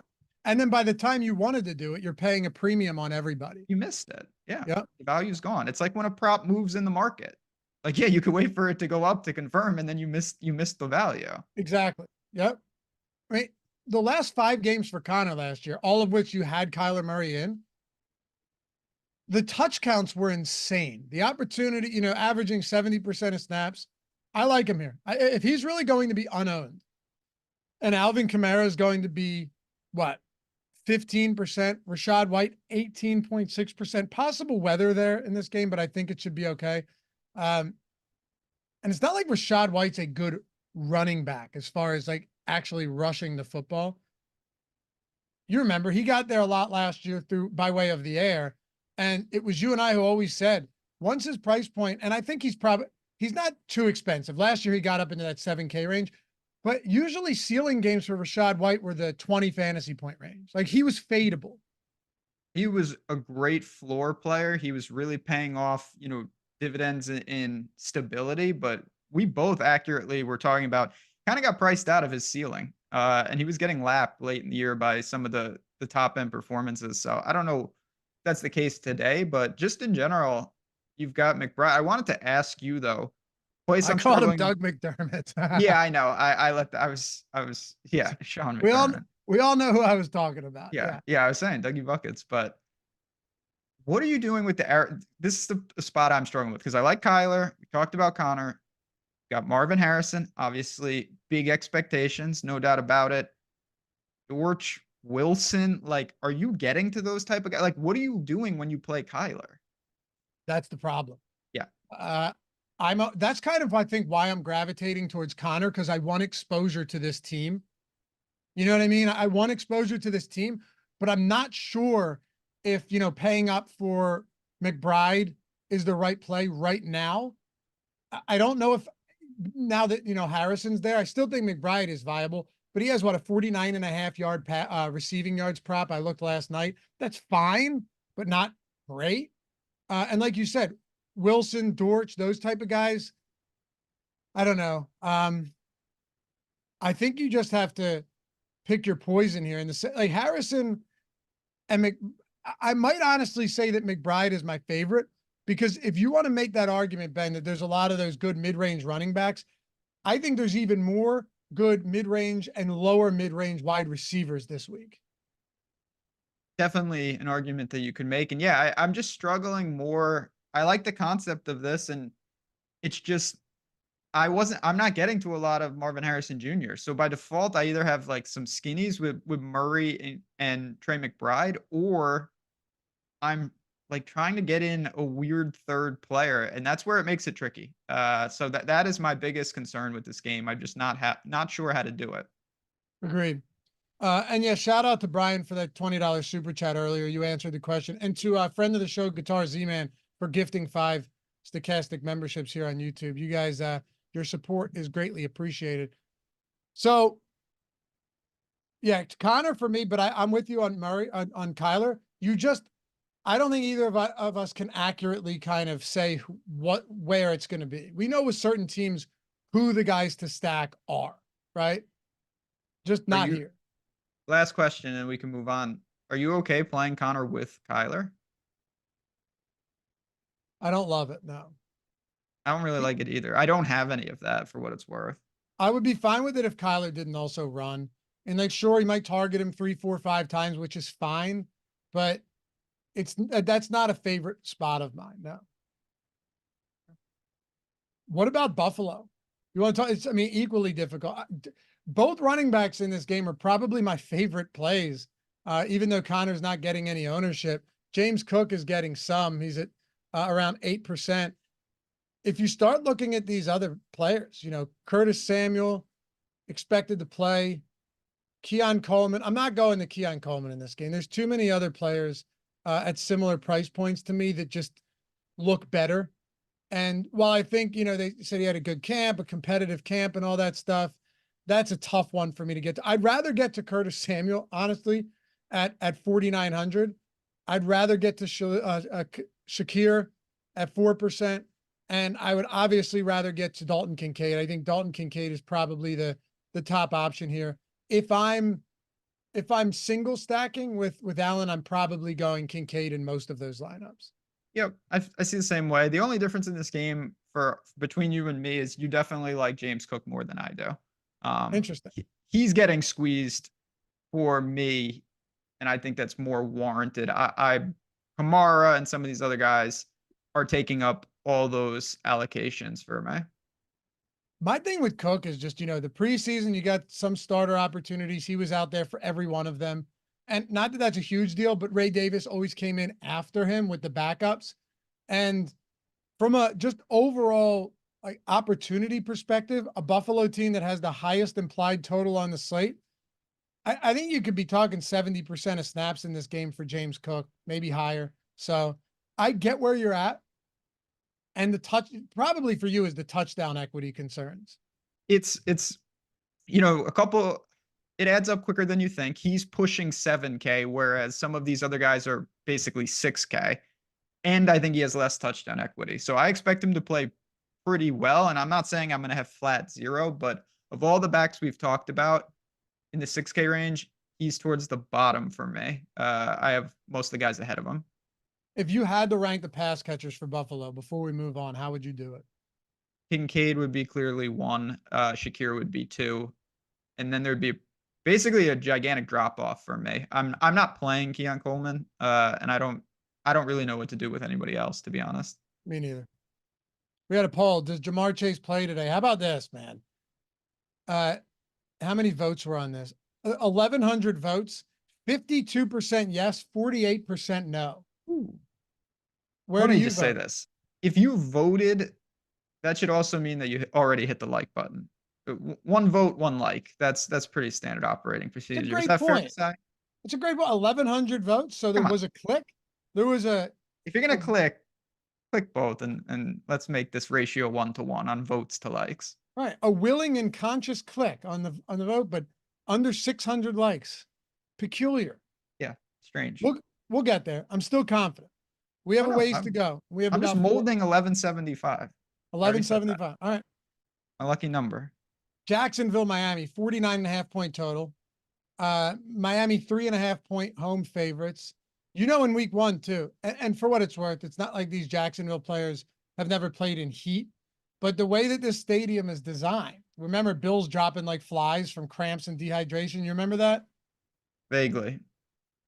Okay. So one of the sidelines is like in the sun and the other is in the shade. So they just get blasted with sun all game. Again, you know, can you prepare for this? I suppose it's not something that I'm not fading Jacksonville because of that.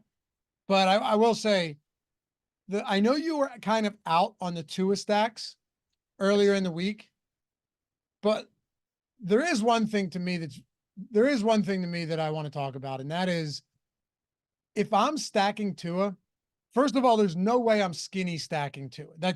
If you're doing that, just play the receiver with a different build.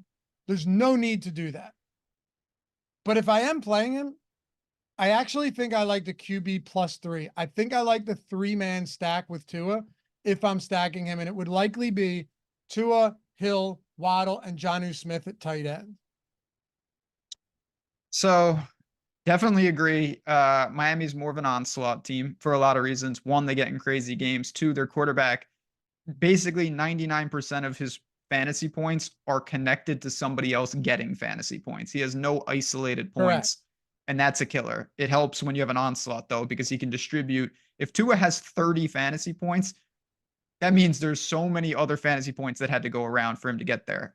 If Josh Allen has 30 fantasy points, he might have 3 rushing touchdowns. We have no idea. So I look at Tua and I totally get that.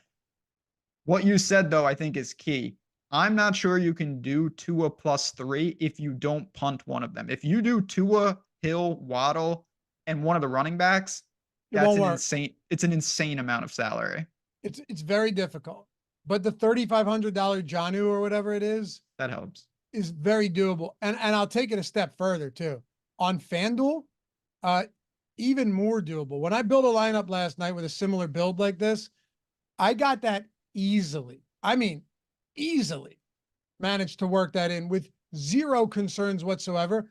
I didn't even have to fully punt defense. You know how ridiculous that is? Like, you're building a Tua with Tyreek Hill and with Waddle, and I didn't full punt running back.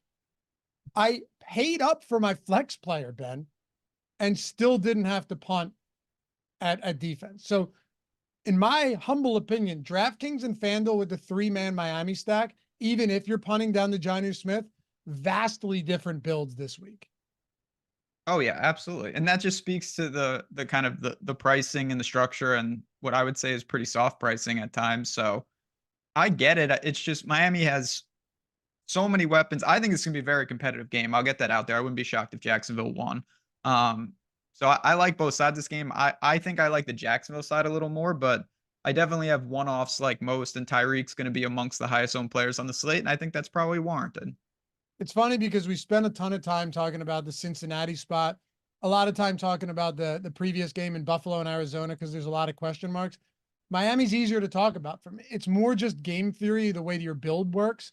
And hey, if you want to one-off Tyreek Hill, go for it, right? Like, you want to play Jalen Waddle, go for it. You want to play Devon Achane or Mostert, go for it.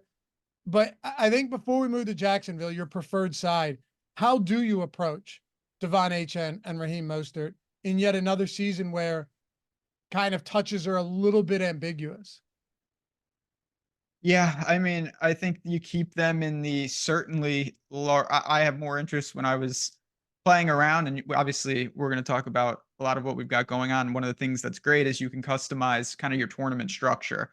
When I'm playing in a tournament with 10,000 people or something, I'm more willing to embrace a guy with volume that's not secure, like HN. Like he could get there on 5 touches. We've seen it a million times. But on the flip side, I think there is a chance that some of these guys have terrible outputs today just because they don't have the opportunities that some of the other backs do. So it's not a great answer because I don't think there's any clarity for Miami. It's a high octane offense with a ton of explosive players.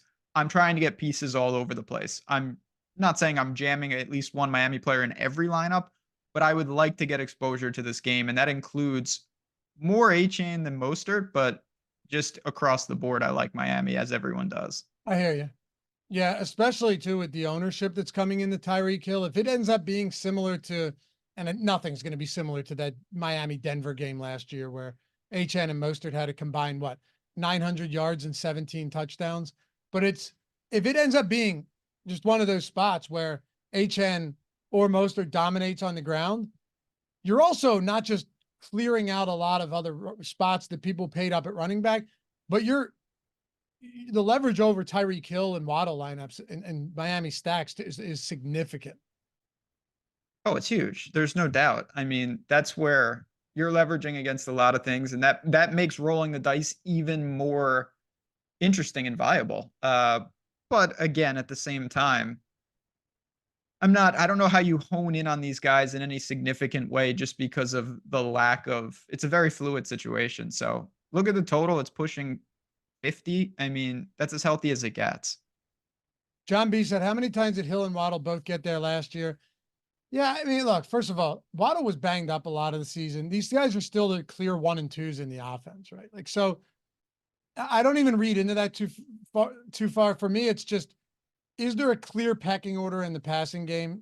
The answer is yes, for sure. So they could both get there. Plus, when you're playing this, man, I can't remember. I can't see who answered that. The chat's moving pretty fast. But if you're playing something like this, these are all low probability outcomes anyway, Ben. Like if you're playing a 2 or 3 man, it's not, hey, is it likely to happen? It's if he goes off, how does it happen? And I think that's how it happens. Yeah. And to take it one step further, if I get this random low probability thing right, how big is the potential reward? Like that's, you can make a hero call and it's like, I nailed this tight end that no one's ever played and he caught a touchdown. It's like, great, but so did 5 other guys and you're up like 2 points. If you get a 2 right. plus 3 right, I mean, that could win you a tournament. Yes. And that's what we saw with Stroud early in the season with exactly. Yeah. All right. Talk to me about Jacksonville. You like this spot, 3.5 point road dogs. I do. Speaking of healthy, I think that Trevor Lawrence, every game for months, it was like, well, there's no way he could possibly play. And then he would play. He's so tough. He's tough, but that, you don't get points for that. So it's like, I'm very excited to see him hopefully with a healthy, able to run. He's got some mobility and honestly, he makes some mistakes, but that's okay. In a game like this, I almost welcome it to get it going. You've got really good pairing options. You have a great tight end. You've got Kirk, who I feel super comfortable with. You have a wild card in, you can debate with Neighbors and obviously they have Thomas, stud wide receivers coming in. And then you've got Gabe Davis, not to mention, I don't think many people are going to go to ETN because of all the value at running back in that neighboring 6K range. So I have a Jacksonville team that has plenty of options in a great game, competitive. I like Lawrence and I like stacking him up with all sorts of options. So now I see why you're lower on James Cook, because I like Cook over ETN. Yeah, you like some lower owned ETN in this spot. Now we're on to it. I do. Neither of them, just to be clear, are my preferred running back option, but I think that the guy I'm honing in here is Christian Kirk. I really like the price on him. I still think, even with all the quote unquote uncertainty and new pieces, when it comes down to it, I expect him to be where Lawrence looks on a lot of these. Him and Ingram, I expect to be really busy today. Yeah, me too. And I like Brian Thomas's long-term outlook. And you know what? He might produce right away. Gabe Davis, I have no clue. Would you 3-man stack Lawrence though? Because it's not the craziest way to go about it when if this whole team is cheap. Oh yeah, it's definitely cheap and viable. I don't think you need to by any stretch, but in a game like this, you've got a lot of opportunities to do all sorts of things. I have some Trevor Lawrence +2. I have some Lawrence skinnies. I have one-offs of this. It's just a target-rich environment, and Jacksonville's a team I'm over on as a whole. So, all right. Tom Kennedy, our CEO, just DM'd us. Did you see this? Is it about Tyreek? Yeah, I thought the guy in chat was trolling, so I started trying to look it up as I saw it, because I'll always double check in case one of these people ends up being right. I want to, is that, so there's a picture of a man. I mean, dude is jacked. It looks like him. Yeah. In handcuffs being led to a police car. It wouldn't be week 1 without something like this. Is like when Scheffler got arrested before the golf tournament. Just going to say that. I mean, that was the craziest thing I've ever seen, but sorry, if I said picture, if I said image, I meant video. Yeah, I'm watching the video right now. It has 1,200 views though. Like, is this ML Football is reporting on it? But I mean, okay. I mean, this doesn't. I haven't seen the video. I don't even know what we're talking about. I'll just say this. Why don't you watch it? It's right there. All right, fine. I will.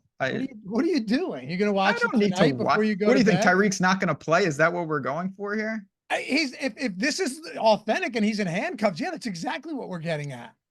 Even if he has to play in handcuffs, I still might be over the field on him. He'll be fine. Just get him the ball one way or the other. Okay. Well, wait a second. Hold on. Now I'm seeing something else that's saying it's for speeding. Calais Campbell. This is what I'm saying. Like, I've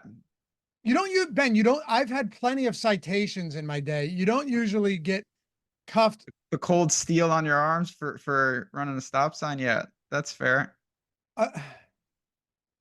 I mean, do you see this anywhere else? Maybe it's so new that it hasn't broke. I'm just on my Twitter and I'm not seeing like. I mean, I think it's him. Oh no, I know. I just mean, where's the motherfucker? We were already running late, and now this has to. I know. Oh, don't worry. I'll have you out by 11:35, 11:40. What? This is my fault. This is my fault. It's more your fault than mine. Unverified reports of Tyreek Hill. It depends what it's for. If it's for this is Calais Campbell. Okay. Yeah. Right outside of Hard Rock Stadium. It's him. I mean, I'm looking at the car. I'm looking at it's Tyreek Hill. Hey, Drew, here's a better image. Here's a better image. Yep, that's him. They have him on the ground. No, I'm huh. All right. Well, first of all, it depends on when the video came out compared to when this happened. If they just detained him and let him go, fine. But if he gets, like, if you have to process him, I don't know how you get out. This is like some play. You remember Playmakers? You ever watch Playmakers? No. What? Oh my God, chat. Somebody out there, I would hope a lot of you used to watch Playmakers. An amazing, it was so good, that show, that the NFL was like, we cannot have this. I don't remember it. Oh, it was so sick. All right, so just so we're clear here, we got to be like, this is now more important than Jamar Chase, because at least with Chase we knew what to do. Yeah, this would be the single. If you told me before the show, like, what would be the single most important piece of news randomly, I would say Tyreek Hill not playing for some reason. That line's still sitting at 3.5. I'm not worried about this at all, just for what it's worth. What do you mean? I'm not even remotely thinking about changing anything at this point. We have some time, but I don't think that if the game comes off the board, then I'll start paying attention. All right, hold on. I could still bet the game. Oh, dude. Okay, Josh just sent me one. They have him on his stomach They have him on his stomach. Jordan, I'm going to send you this. Hold on. Whoa. Ben, I think you probably should be worried about this. I think you probably should have some concern. They have him on his stomach. Yeah. This does not look like this does not look like a routine speeding infraction. It does not look like a routine moving violation. So are you running to the window to bet Jacksonville? Well, it's tough because I already bet Miami -3. Like a week ago. Go take the middle if you could find a 4. That's honestly what I'm going to try and do right now. I'm going to try and do that right now, if we're being honest. Yeah, I kind of liked Jacksonville to begin with, so this makes it a little easier. All right, so we'll come back to this. I promise. Yeah. We're going to pay. It seems as though we have many people feeding us information anyway. Greatly appreciated, by the way. Tom, Josh, people in chat, helpful. Because we can't talk and do all of this at the same time. Although we do, matter of fact, we do have a producer, don't we? We do. I know him Jordan, well. This is now your job for the rest of the show. Pay close attention to this. Let's assume that everything is status quo. What'd you say? I'm putting it on record. This is all going to be nothing, but that's just me. All right. Odds that he plays. 90%. Whoa. Okay. Okay. 90. Yes. All right. Okay. 3-man stack Lawrence. And would you play him with ETN?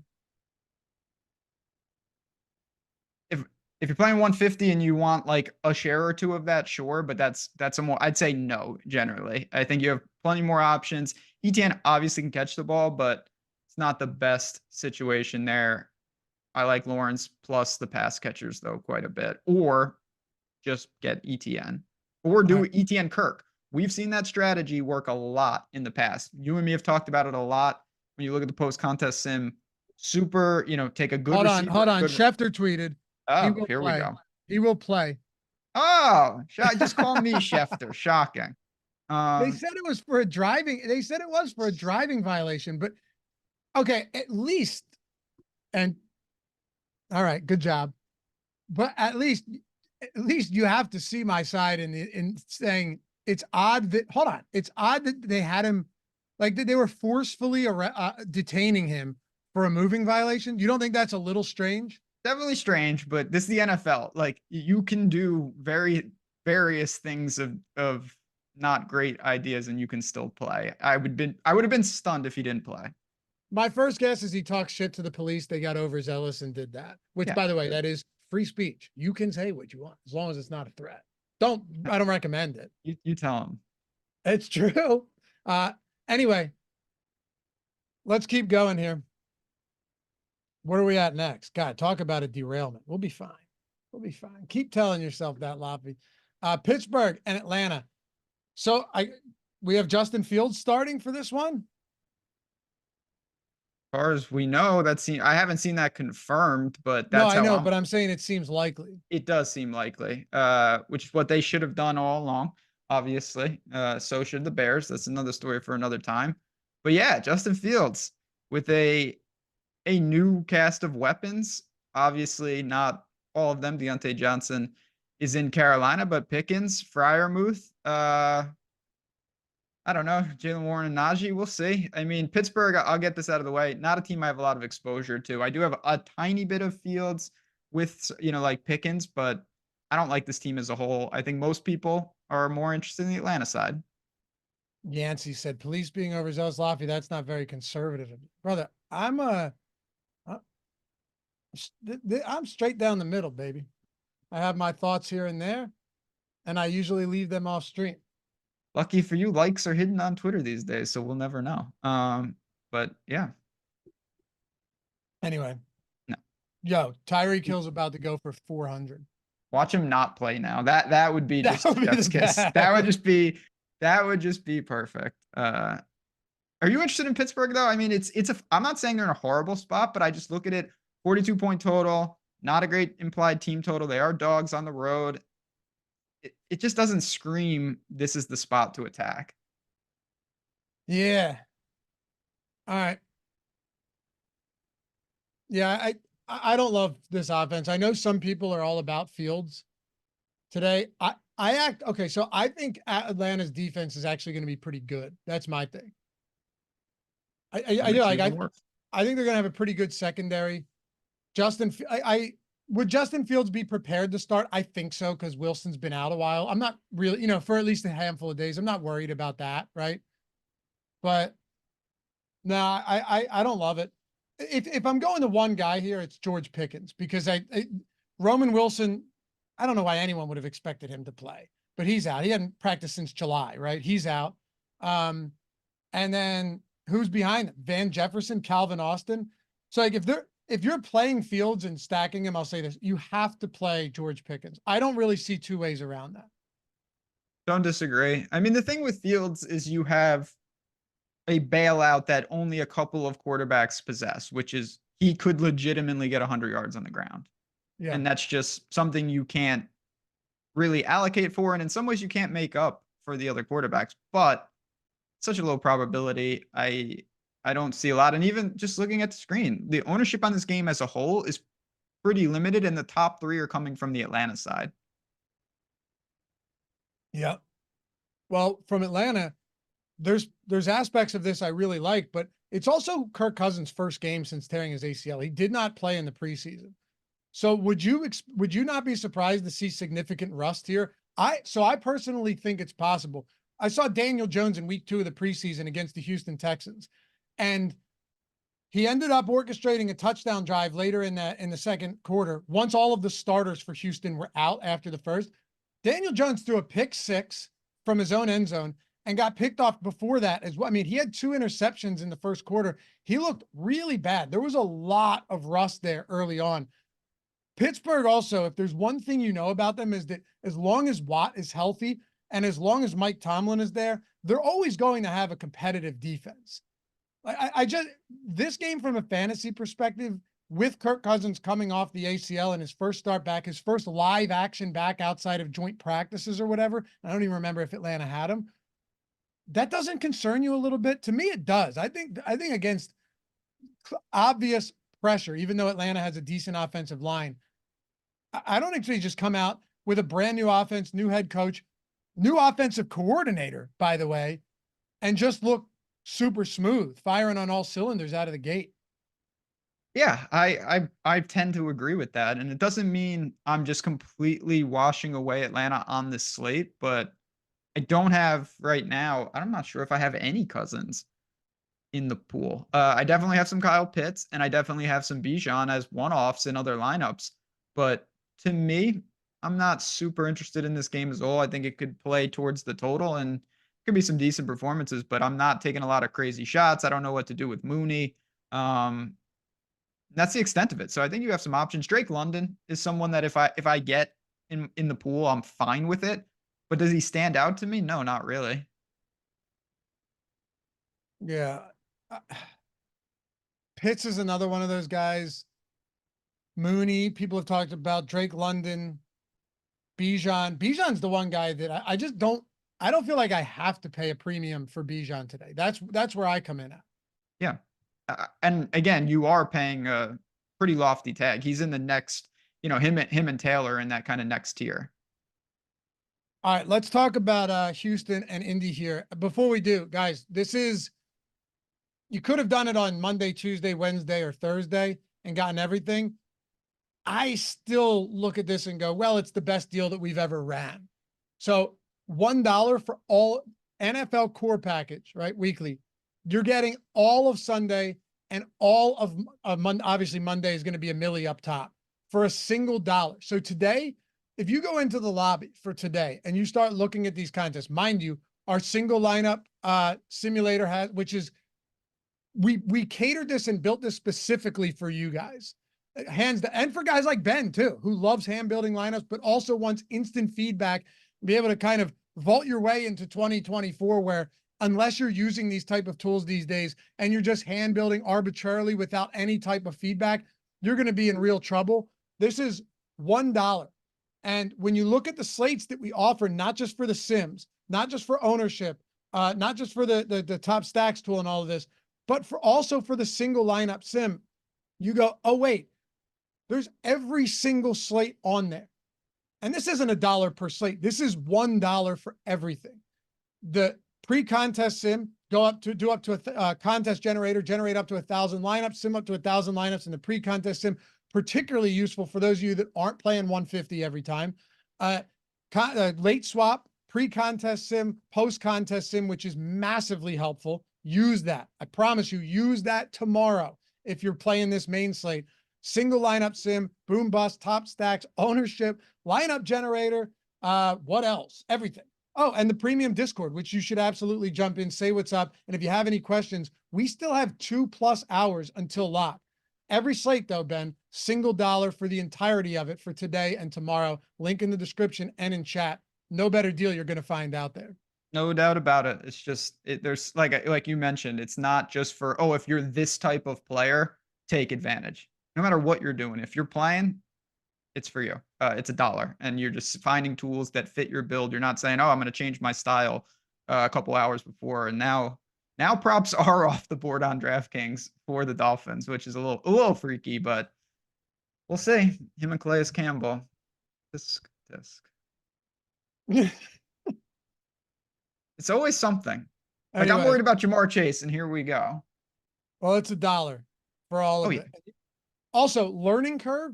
There's not much of a learning curve, like especially for the single lineup sim. You're literally building out the lineup you want, running it, and seeing what the ROI looks like. That's it.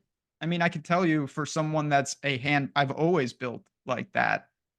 I didn't change my process. I'm just getting kind of a review of what I'm doing. And most of the time, it's honestly really nice confirmation. I say, all right, I love this lineup. I'm going to play this lineup, put in the single lineup sim, and it says, this is looking pretty good. And it says, great. I don't have to worry about, should I change? Should I 2v2? No, that's solidified. That's a lineup that I'll be playing. It's really nice for that type of building style.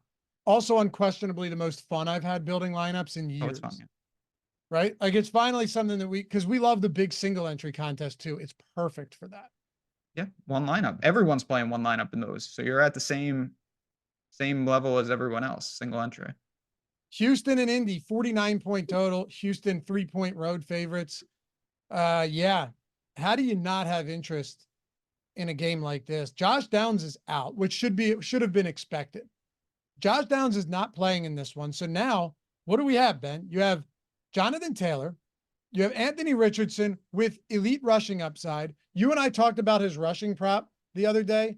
And since we discussed that, I think it's up like 4 yards already or something ridiculous. So you still have, I'll tell you right now, go to the free live odds page on Odds Shopper that you should use. Gives you more than just the line, but the EV as well. Anthony Richardson is at 45.5 now, rushing yards. So yeah, I mean, that's good for a quarterback. Michael Pittman, who last year with Gardner Minshew had a 27.5% target share. I expect him to be the clear number one. But then what do you do with Pierce and Mitchell? And as gross as this may sound, Kylen Granson, if you're looking at this Colts team today, hey, I'm telling you, man, he has to be, if at the very least, in the conversation. Yeah, I mean, he's probably in the conversation, particularly if you're getting to Richardson stacks and you're not going skinny. Pittman's the obvious attachment. There's no doubt about that. Unlike, we've talked about, I don't know, maybe 3 or 4 rookie wide receivers so far, and I think I've been pretty minimally interested in all of them. Oh, you like Mitchell? I do like Mitchell. The difference between him and the majority of the guys we talked about, the price point. He's not priced for that much success right off the bat. So he's got a lot bigger room to get there. He doesn't need, Marvin Harrison Jr. has to have a game. Mitchell, he could be involved and still get you there. And I think that he will be involved. So I'm okay with that. And I like Indy in this game. So I definitely think that they're going to have some success. The problem for me is what to do with Jonathan Taylor. We talked about a lot of running backs. He's the most expensive one on the slate. It's not a cost thing because I can easily get him into my lineups if I want to. But do I really want to? And I'm not pairing him with Richardson. I wonder how much we see cannibalization with a mobile quarterback there and Jonathan Taylor. More than you would with Minshew, for sure. That's what I mean. It's a little freaky because you don't have the luck. Again, you can't be messing around at almost $8,000. You can't lose touchdowns to your quarterback. And Taylor could smash for sure. Like he could, but also so could all of those 6K running backs. And that's kind of thing. By the way, Hill was cited for reckless driving after being pulled over for speeding. Hill and police officer had a verbal altercation that led to the receiver being put in handcuffs. What happened to Calais Campbell? He's just Guilt guilt by associate. There's like, you're going to. But that's what I figured happened. Because if it's for a moving violation, how else are you getting put in handcuffs outside of the stadium? So there we have it. But if he's going to play, he's going to play, and we're good to go. Nothing to worry about here. I have 3% Kylan Granson right now. My guess, Ben, is that every single one of those is in a Richardson stack. That would be my guess. That would make sense. Totally get it. That's kind of like my Mitchell exposure. I would imagine it's comprised to Richardson teams. I think you're probably going to love this too. If you look on our pre-contest sim, I ran it with 10,000 lineups, 10% the first, right? So, or I'm sorry, not 10,000 lineups, 3,000 lineups, 10% the first, to kind of mirror some of these bigger single entry contests for today.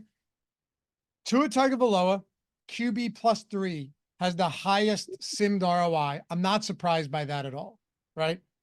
No, we talked about it. Yeah, I get it. But Tua +1 is -33. So that is the worst, along with guys like Bryce Young and Jacoby Brissett, right? It's down there in the basement. This is why this tool is so helpful. QB plus, go ahead.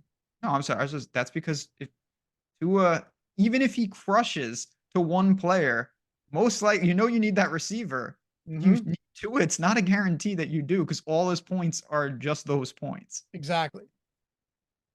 Baker +3, also very high. I'll get there. I totally understand it. Same with Justin Herbert. And that's just going to be because no one's doing that. But Richardson and Lawrence are 4 and 5 at QB +3. But QB +2, so a two-man stack, Richardson and Lawrence are 1 and 2. Richardson by a mile we have as the best two pass catcher stack with a quarterback. And then Richardson +1, miles ahead of any other quarterback as far as a skinny stack goes. It's because he offers that rushing upside. So QB +3 doesn't look bad for him, but way better for 1 and 2. And that's probably where I'm looking to live as well. Definitely, because you're kind of counting on Richardson getting some of those points on his own. And so you don't want 3 receivers attached to him, which is interesting. So that's probably where I'll be living with that. What else do we have? Yeah, we got to talk about the Houston side of this. Really don't want to do that. I have like nothing. I'm not getting to a lot of Houston. This is where it all comes crumbling down for me. You know how we were saying like, hey, the uncertainty can give you some kind of opportunistic spots to get to. That's true, but it's also a lot more true when you're not paying a premium for all of the guys on the team.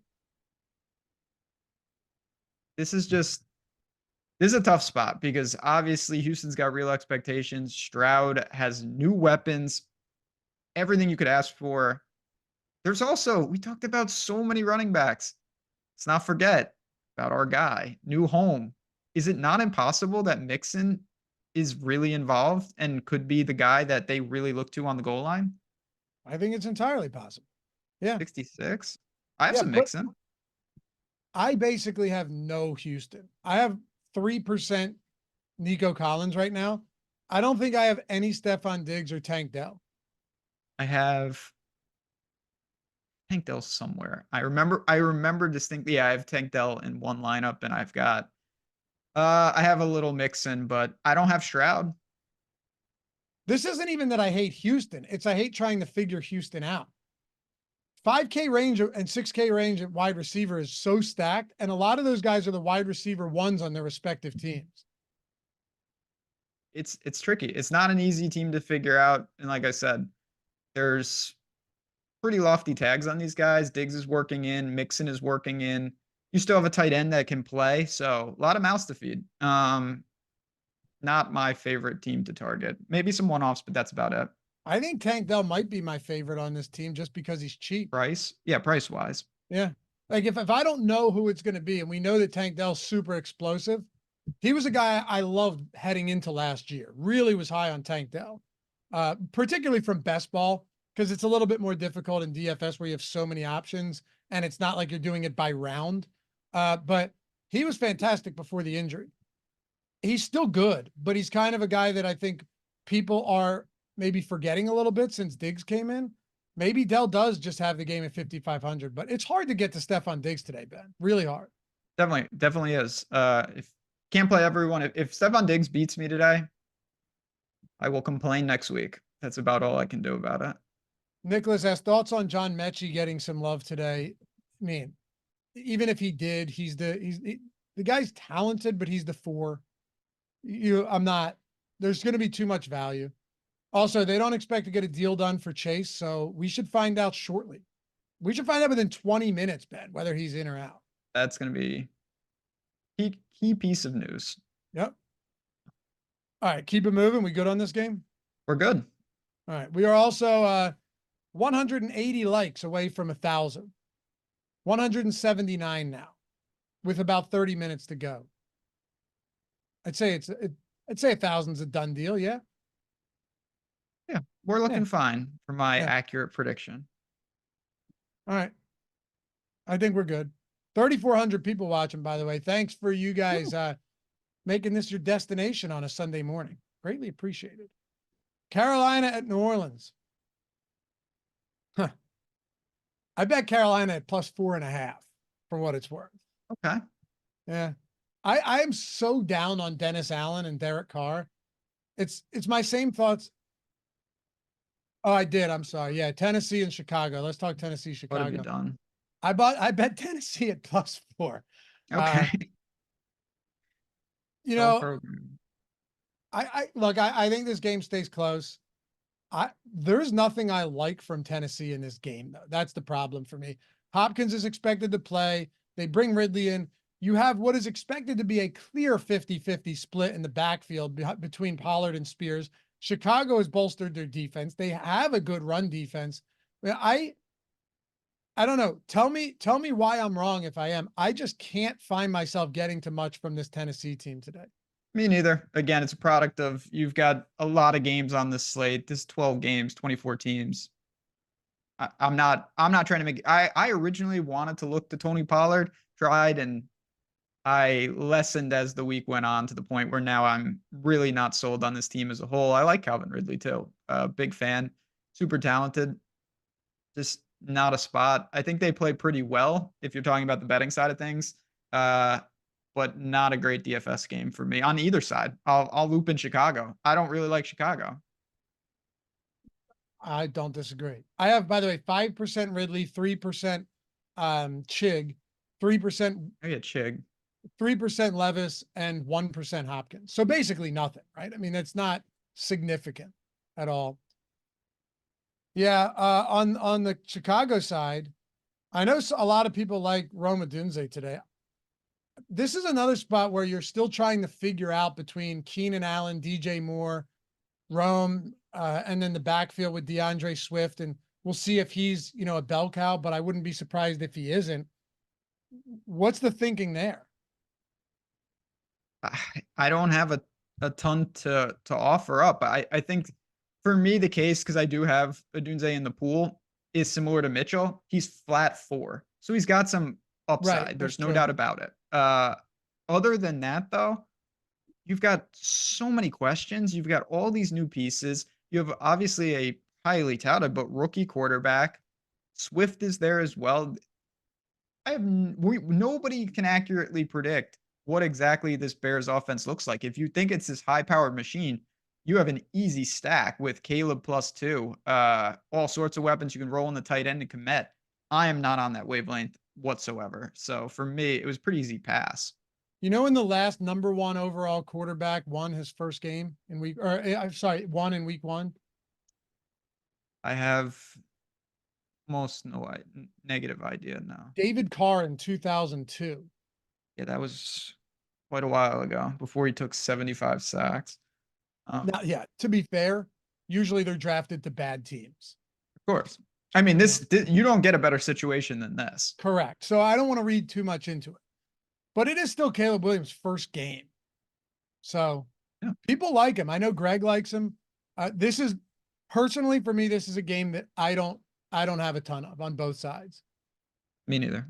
We also have 12 games. So it's not like you are with 12 games, it's not like you have to take massive stands everywhere. Or I'm sorry, it's not like you have to get to every spot. You can't. Even if No. you wanted to, you simply can't do that. Then you end up breaking yourself and just diluting your pool so much where you have no stands whatsoever. Yep. Kicks Good says Titan secondary is a big question mark still. I don't disagree, but the addition of L'Jarius Sneed is no small addition either. So we'll see. I also think their D-line with those behemoths on the D-line could make matters difficult in the run game for Chicago as well. Like Tennessee's always had a pretty good run defense, right? Yeah, that's never been their problem. I agree. Even last year with injuries, they were still like middle of the road, slightly better. So yeah, I'm not super concerned. I think if you wanted to punt defense, Tennessee's not crazy though, Ben. They were grading out really well in the Sims this morning, so I did get to some of them just by default. Carolina at New Orleans. Man, okay. This is a great spot to talk about, and one that has me a little bit concerned because Chuba is relatively popular. I am lower, and listen, you guys watch this so we can provide info, and if there's spots that you agree with or you want, you're like, oh, I didn't go for it. Otherwise, it's on you. The one spot that I'm getting away from that is chalky, I don't love Alvin Kamara as much as the field, and I don't like Chuba Hubbard as much either. Both running backs in this game could pop off, and I wouldn't be shocked. But Carolina last year allowed the fewest receiving yards to opposing running backs. And that's obvious as to why, right? They didn't need to pass to their run. I get that. They didn't need to throw to running backs. But when you factor in the vulture potential at the goal line with Taysom Hill and how essentially all of Kamara's good games last year were when they were either in a competitive spot in a higher scoring game or trailing, I think there's a lot of ways it could actually go wrong for Kamara today, especially if he doesn't get into the end zone. He's definitely got to find the end zone. I'm definitely also less concerned, though. I like the spot for him. I think Carolina's in some ways improved, but one where they're certainly not improved. You want to talk about Sneed and some of the other key pieces moving around. How about Brian Burns? That's no small loss for the Carolina defense. And I look at Kamara, got to get back to the receptions. That was always the thing that separated him. He can't survive on 3 or 4 targets. That's just not the answer. So I get it. I'm with you on Hubbard. I still think it's his backfield. I'm not saying that Miles Sanders creeps into a large timeshare, but I don't love the upside for Hubbard. I have some in the pool, but this is another game. We're starting to get to some games that I have minimal interest in, and when I do, it's just pieces of the game rather than stacks. I don't have either quarterback in this game, any stacks in this game. Yeah, I'm wildly uninterested in Derek Carr. This is one of those spots, you and I will talk about this a lot. It's like, hey, if fading this spot bites me, so be it. I can live with that. You know why? Because I'm never going to go back on a slate and go, this is the way I look at it. If I have a bad week where it's like, man, how did I miss that? Or I was never going to get there anyway. And I don't think I was really ever going to get to New Orleans stacks. Also, how many ways can a Saints stack go wrong? Taysom Hill is still on this team. How many times did we see him get down to the 10 and then it's Hill that runs it in, and then you get nothing for Carr and nothing for the pass catchers? Just too many things about this I don't love. Also, 41.5 point total. This line moved from 4.5 to 3.5 now, Ben. So that's not insignificant. No, definitely not insignificant. The one guy I actually should have mentioned was Deontay Johnson. I actually don't mind him at all. I think I have some shares of him. Impact. Yeah. Just because are you in the same camp as me? You think that Deontay immediately becomes the wide receiver 1 for Carolina? I do. Yes. Yeah, me too. He also gets open. He's very good at getting open. His situation wasn't good. It's not like, oh man, he's going to a horrible situation. He was already in a bad situation. So he's going to be fine. Yeah. Ryan said, I can't remember the exact PFF stat, but Bryce Young was something like number 3 in the league passing to open receivers. Deontay Johnson was number 2 or so in the league getting open. Yeah, he gets open as good as anybody. As good as anybody. He really does. So my favorite player from this game might be Deontay Johnson.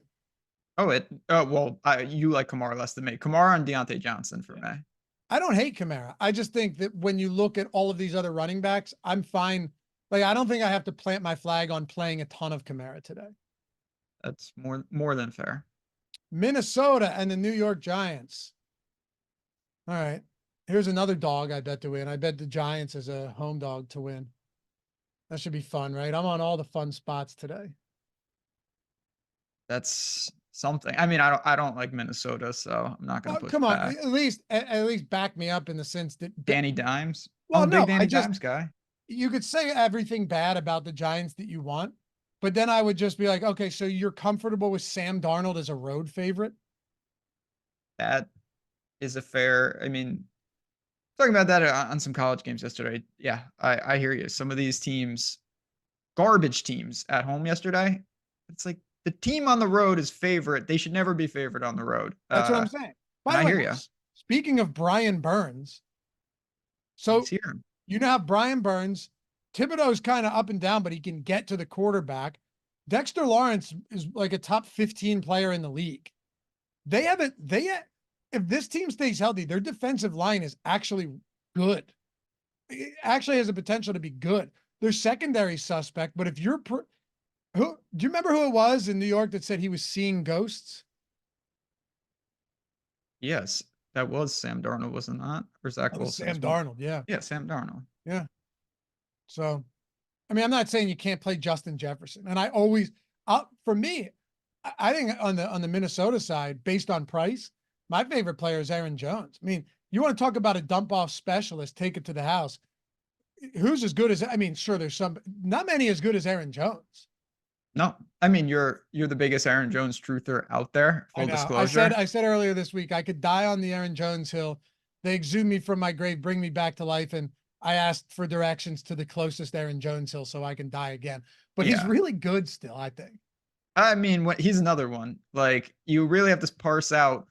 There's going to be, and I'm rooting for him in life, but he's going to get hurt, and then he's going to be unhealthy playing and limited at some point. Like, take advantage. When this guy's healthy, he really can get it done. He just seems to always be perpetually. I mean, how many weeks was it just like a hamstring Q tag with him in Green Bay? For months, it felt like, where it was just like, we don't know what we're getting, and then he wouldn't play. Yep. Here's a good thing, though. It's week 1. So let's hope that doesn't happen in week 1. Yeah. Take advantage now. Dude, look at Aaron Jones over the last month of the season last year. There weren't many guys as good as he was. He had 5 straight 100-yard rushing games to close out. One of them against Dallas in the playoffs, the other against San Francisco. You know, Aaron Jones has a high ceiling. I still think, to me, though, Malik Neighbors, rookies concern people. I get that. I still love Neighbors in this game. I have no faith in that Minnesota secondary. You could talk all you want about Brian Flores. That's fine. They were middle of the road last year anyway.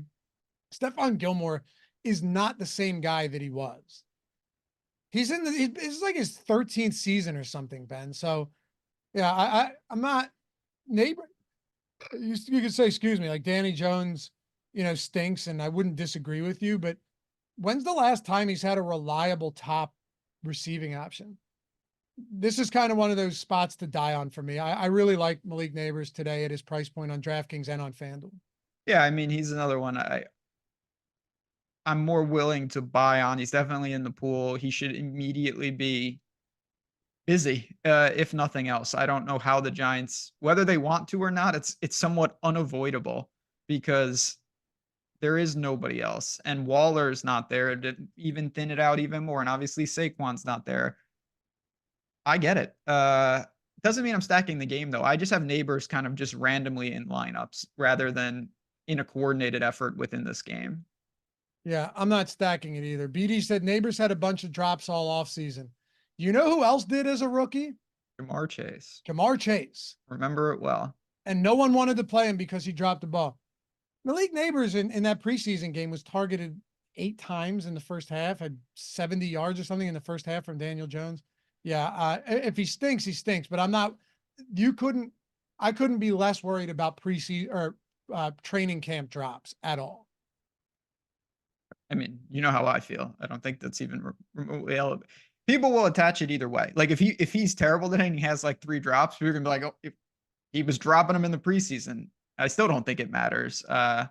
His story will be written, and we'll see. I hope he has a good game. It's entirely possible that it takes some time, but I'm pretty bullish on Neighbors in general. I don't even care if he has a good game or not. For me, it's will he get all I care about is volume with these. Yeah, guys. the targets. And it's all, I don't know how he's not busy. How could he not be busy? We're saying the same thing. Like, it's really all I care about. If we expect the volume to be there at sub 6K, then I'm going to play him. That's it. Also, he's super talented as well. So, yeah. Anything else? Any Devin Singletary for you? Any, no. I mean, I think he is pretty far down, more on the opportunity cost side than anything else. It's just a lot of running backs in better situations. All right. Only 4 games to go. We're actually not doing that bad, despite getting sidetracked. Yeah, thanks a lot, Tyreek. All right. 3,700 people watching with us. You guys are the best. And I wish the bots, the spam, at least the sex bots were entertaining. Sex bots were entertaining. And now it's just Jordan's full-time job every Sunday is banning these bozos. How does that stuff, I mean, we don't have time for this, but I really don't understand how that stuff works. I can't imagine anybody watching this is clicking on that shit to begin with.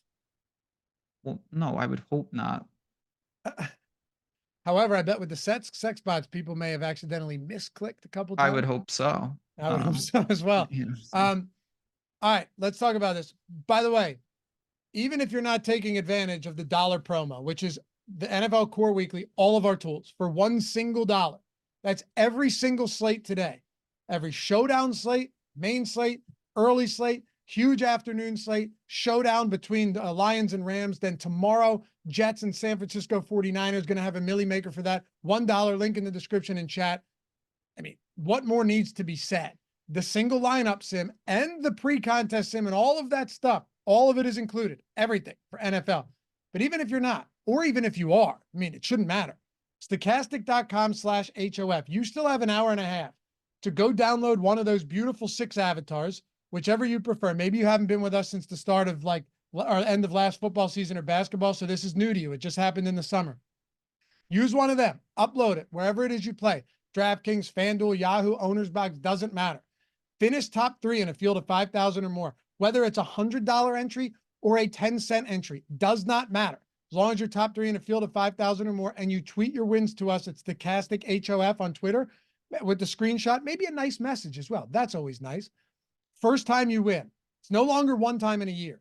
First time you win, $200 value, free month of, let's say, NFL Sims, everything across the board, full out top tier package that we have. Second time you win in a year, you get a free month again, plus a free week. So say it's basketball season. Now you've got a free full month of Sims NFL and a free week of NBA. Then if you win a third time, $550 value, Sims All Access, $550, everything on the site. And let's just say you happen to get a $20,000 win. You get a custom engraved Stokastic Hall of Fame ring in a spinning display case with all your name, the date, how much you won, what contest you won it in, and the ring with your name on it, and Stokastic Hall of Fame with the logo. It's super sick, man. Everyone who has them absolutely loves them. We just started it a couple months ago. So great way to just make sure that going into the season, you're putting yourself in every position to get great stuff when you win on top of just that money. Stokastic.com/HOF. Denver at Seattle, 42-point total. Seattle 6-point favorites here. I don't know, man. I'm a big fan of Bo Nix for the season. Going in against the 12th man in your first ever start with a team that's pretty much in rebuild mode, and behind Courtland Sutton and Javonte Williams, we don't really know what they have. I considered it earlier in the month or late last month, like, hey, is there value in trying to get to this Denver team? Mike McDonald's the head coach now in Seattle. Great defensive guy. I don't think I can do it. Nope, me neither. Bo Nix it's a weird evaluation for me because I watched him for many years in college and he was terrible, and then he got amazing. Yeah, I think he's gonna be pretty good, but I use Seattle for, again, if you're over on our OddsShopper YouTube, if you watched my Survivor video, Seattle was prominently featured. I think they're in a pretty good spot today to play well, and it just makes it tough because I probably will be pretty bullish on someone like Courtland Sutton this year. It's just not today. I am, by the way. I have I usually parlay the season long props because betting them straight with all the injuries and stuff. Like if I'm going to hit it, Ben, I'd rather just, make it worthwhile. 100%. Yeah. Yeah. I'm not trying to bet a unit plus to win a unit. Lock it up for 6 months. I hate that. So why not put $100 on like a 6-leg? Right. You get it. Yeah. Cortland Sutton's in several of them. 750 plus receiving yards is like minus 110.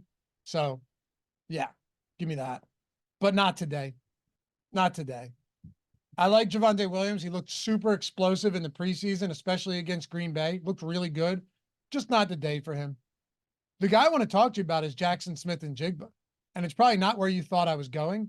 No. But okay, so 2 years ago, Nathaniel Hackett, debut. Russell Wilson makes his return to Seattle in his debut with Denver. No one does it. Everyone remembers that game. Everyone remembers that game. You and I were going back and forth thinking you wanted to fire Hackett after his first game as head coach. Yeah. How would that have gone? It would have saved us all a lot of time. You did though. You said I would have fired him after week 1. Because they should have, obviously. Sometimes you just know. Anyway. You were right. Okay, my point though. Vance Joseph is still the defensive coordinator there. A lot has changed, but Patrick Surtain is still there. Now, do they mix things up? It's possible. But he shadowed DK Metcalf for most of that game. If that's the case today, and by the way, Metcalf had 7 receptions on 7 targets for 36 yards. They just tried to use his physicality, like behind at the line of scrimmage, and just kind of get it to him a couple yards down. And Surtain was up for the task. Like he's a physical corner for sure, and he's sticky as hell. So if that's similar and he spends a lot of time on Metcalf, what about someone like JSN getting a big workload? Meanwhile, the entirety of this secondary is basically rebuild mode outside of Patrick Surtain. Definitely, I think kind of a wrinkle that you can go to because it's pretty clear in this game. Kenneth Walker's the guy that most of us, me included, are looking towards. And I think he's in the best spot. But if you go past that, it's clearly Metcalf. That's the other guy. How many people are getting to the 3rd tier? I would say not many. So you talk about JSN, who had his moments, different price point, different build, different feel. I know for me, wasn't landing in that range at all. So for that reason, I get it. I don't think you're going to need a lot. And I do like the Seahawks side of this. I didn't really link up Geno. That would probably be part of the missing link for me, where it's like I don't have Geno exposure. So for that reason, it's tougher. But there's no doubt Seattle's in a decent spot. I think Kenneth Walker, all in all, is still the best play, though. Yeah, I don't disagree. But I didn't want to overlook JSN because Lockett's been dealing with an injury. He should play, but could be limited. Metcalf may see a lot of Surtain. And Smith and Jigba was a rookie last year. 628 receiving yards, 4 scores as a rookie. That's not bad. Wouldn't you expect for an expanded role this year? I mean, he's clear. Ohio State, man, they got half the league is Ohio State wide receivers. Yeah, so. I like him. I like him as a guy. What's his ownership at? Can't be like high. 5%. Yeah, 5%, 4,900. And that range isn't that great. It's like everybody from Buffalo, basically, and then Jackson Smith and Jigba. So, yeah, just a spot to throw out there. Anything else from either side of this one? No, not really. I think that Kenneth Walker is one of the premier running back plays on the slate. Raiders and Chargers, 40-point total here. This moved through 3. Chargers now 2.5-point favorites. Zamir White could be a guy you look to. Devontae Adams is at 3.7%. Just clearly always somebody that's going to be on my list. Always. I can't not consider a guy. So last year in the 13 games that Minshew played, right? Or 15 games that Minshew played, Pittman had a 27.5% target share. Adams, but yeah. No, Pittman. I'm sorry. Yeah. You're good. I know you're what good. Talking about now. What I'm saying to make I like Pittman, but Adams is better than Pittman. He might be the best route runner no, come on, stop. Yeah, I know. I'm a huge Pittman guy. I know. I like him too. I love Devontae Adams though. Adams is still one of the preeminent receivers in football. Just because it's not his fault that Aiden O'Connell was his quarterback last year. And I don't think Minshew is a massive upgrade, but he locks on to top guys. You still have Jacoby Myers, you have Brock Bowers, fine. But Devontae Adams is 3% owned right now against the Chargers secondary that has talent. And now you have Jim Harbaugh, but also a lot of question marks as well. I mean, again, when you do something, it's the same story as we've talked about. One of the themes of these shows are always, if you're going to do it, what's the potential reward? If you get Devontae Adams ceiling game at 3%, that's a game changer. That is, if you're going to get somebody like that, there's two ways to kind of leverage. I mean, there's a lot of different ways to leverage, but I always look at ownership in that way where it's like, you know who can be 1%? The 7th wide receiver on the Raiders. No one's going to play him. You know why? Because he's the 7th wide receiver on the Raiders. Then there's also guys that are like 2%, which are big time players in objectively worse spots than the guys around them. And to me, that's where you don't want to just automatically go to those spots. But I would much rather say, give me a superstar in a brutal matchup or not with the best quarterback situation than someone where it's like, he may see 2 targets. Like, are we really saying that Devontae Adams isn't going to be busy today? Right. Right. You know what I mean? That's a great way to look at it. So you're saying, similar to when we talk about what type of builds to go for, it's similar. You could actually narrow that down to individual players. What is my payoff at this ownership if they hit? He had a game with 21 targets last year. He had another game with 20 targets. It can happen. It's just a different level. And how often do you see those type of players at that type of ownership? You don't need a lot. And I don't particularly like Devontae Adams today. Nobody does. If they did, he would be more popular. He is in the pool though. Absolutely. And I'm going to be over the field just by default. Yep. We're on this. Yeah. I'm not jamming Devontae Adams, but 3%, 3%'s nuts for a guy that good. And Minshew proved that he can make it work. Do you like Zamir White or anyone else for the Raiders? I think Zamir White's an interesting player in general. I think he actually plays pretty well. It's just the opportunity cost. I named so many running backs during this show already. I really have barely any room. For me, it's like I don't hate Zamir White because I think the price is fine, but I'm also not convinced. Do you think he's the clear bell cow? Clear bell cow? I don't know about clear, but yeah, I think it's his backfield. I'm not worried about like Madison, to be honest. So Gus Edwards, J.K. Dobbins in the backfield for the Chargers. I know you're a guy that told me right after the draft, Lab McConkey's a guy, if he's healthy, that you love. Big fan. Justin Palmer or Joshua Palmer is still the option, like the best play for the Chargers, in my opinion. I worry about going to McConkey in week 1. I don't love it. DJ Shark's on the IR. That doesn't really matter. Quentin Johnson was a disappointment last year. I don't have much Chargers outside of Joshua Palmer. Me neither. I think that's a team. We really don't know how serious is this philosophical change going to be. Like, are they just going to run a disproportionate amount like Ravens-esque, or is there going to be volume? Too many spots. I'll keep it very simple. I have Palmer in the pool, and that's about it. Okay. I'll tell you one game that really I don't have much of. Oh, and guys, Eric Lindquist, Matt Gajewski, 2 of the best to ever do it, coming up right after this. So like 3 minutes from now to take you all the way up to lock. Be sure to tune in for those guys. Some of the news that's about to come out is going to be pivotal in how your lineup making process goes. We're laying the table, setting the foundation, giving you the stuff you need to know, talking strategy through all of this and individual plays. But once this breaks, we need to know. I mean, I'm going to be tuned into it immediately after this show. Need to know. That is going to be my source of information going into the 1 o'clock lock. Absolutely. Dallas and Cleveland. Rico Dowdle, and I think he ends up being the guy sooner than later, but not in week 1. I don't love the matchup at all.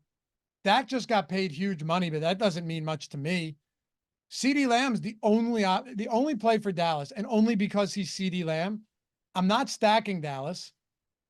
I don't like Cleveland. If you wanted to get to some Jerome Ford at a cheap price, I think he's a perfectly reasonable value. But I have no faith, Ben. And I'm just going both teams. I have no faith in Deshaun Watson. He hasn't done anything or shown us anything since the COVID year.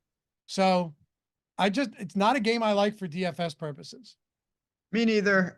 Jerome Ford, you mentioned, we were just talking about Zamir White. There's another guy that takes some of those shares for me. CeeDee Lamb is CeeDee Lamb. You just said that.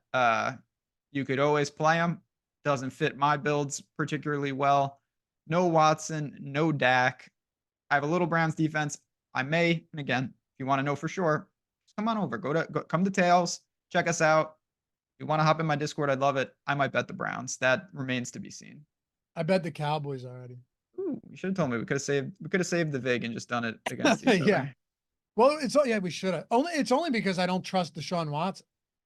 But we'll see. And their offensive line's a little banged up right now. But anyway, real quick, Justin Fields is starting. Wilson's inactive, and Jamar Chase is active. So just to fill you guys in on that. Can I ask you one real question? I know we're up against it. Are you going to play Chase? It's like a mega mind play, but I'm also like, maybe I shouldn't even mess around with that. Steve C, thanks for the super chat, brother. He said, good luck this year, boys. Danny Dimes all day, every day. I hope today, at least for neighbors. I'm not playing Chase, put it that way. I don't know yet. I haven't decided. Okay. But I have not written Chase off at all.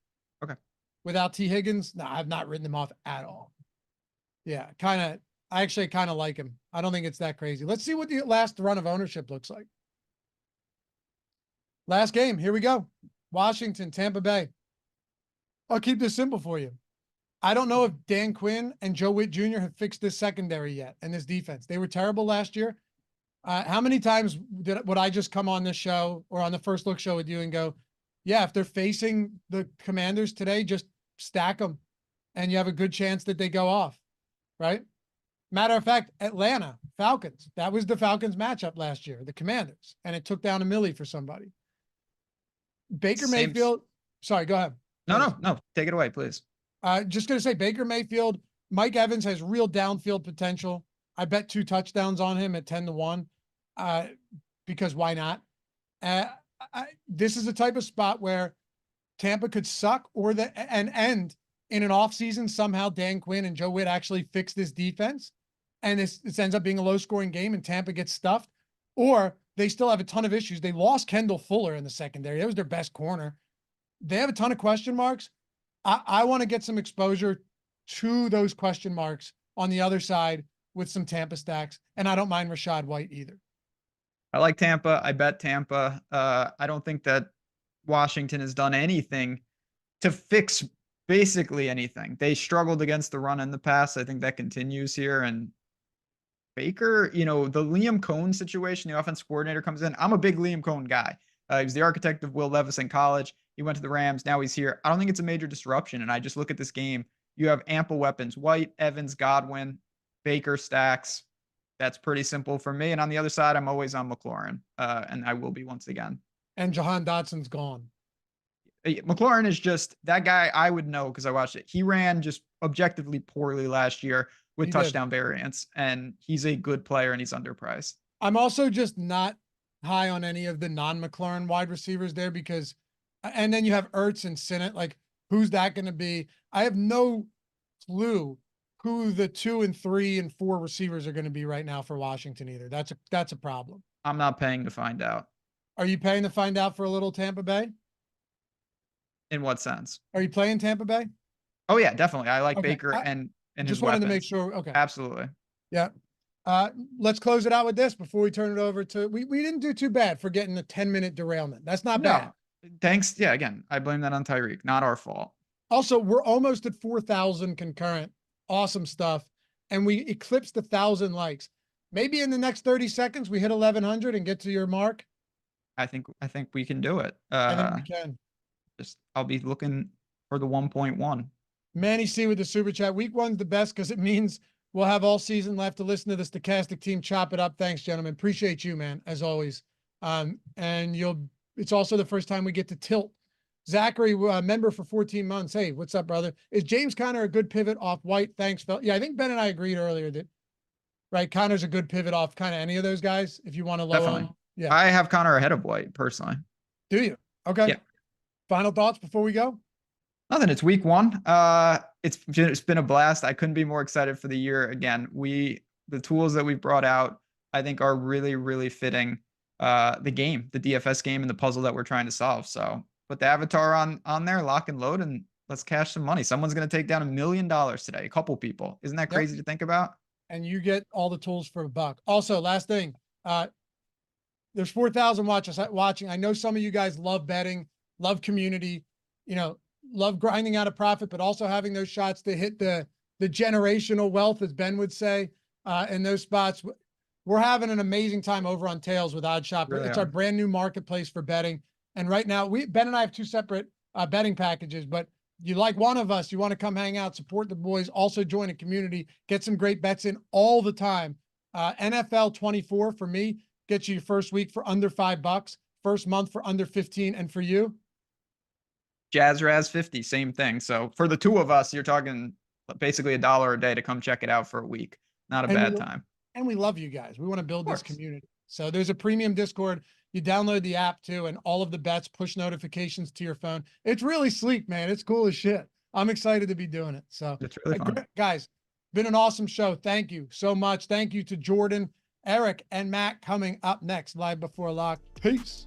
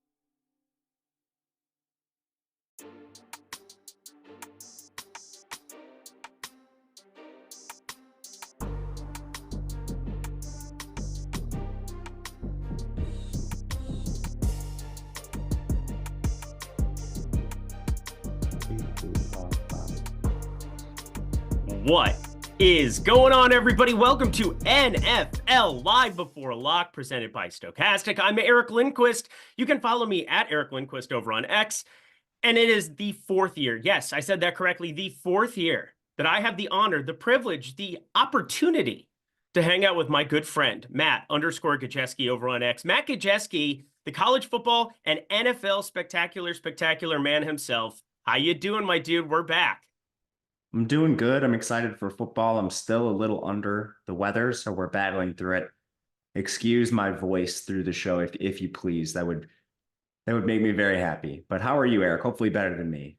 Oh, I'm feeling all right. I feel better knowing that I can put Tyreek Hill in my lineups and that I will not have a big fat 0 next to it. Knock on wood, of course, because, stuff happens in the NFL. But we're going to help you work through that variance. And you can play along at home right now for just $1. And how can we do that, Eric? Well, we have this amazing deal going kickoff. I know that Lofty and Ben, and then Josh and Greg and everybody that you just saw on this channel here before us, they brought it up to you, but I'm going to bring it up to you one more time because now we are in crunch time. We are T-minus 72 minutes from lock, and our job here, Matt and I's job for 4 years, has been to give you the best information as we get up to lock. But you know what?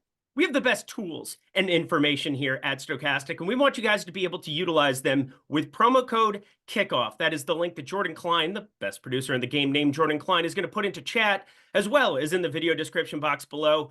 You want to try out the Sims? You want to try out the single lineup generator, which I believe Matt and I are going to be building out a lineup when we get to the wide receiver portion of this program, talking through how we're going to hand build a couple of our single entry lineups, how to find a little bit of differentiation in our lineups, and the tools. They're going to do a great job of helping you find all of that. But we always kick this show off with the actives and actives. I think there's no doubt that the most important thing right from the get-go for me is the fact that Andre Chivas, it is totally his season, as T. Higgins has been ruled out officially now. He was doubtful entering today.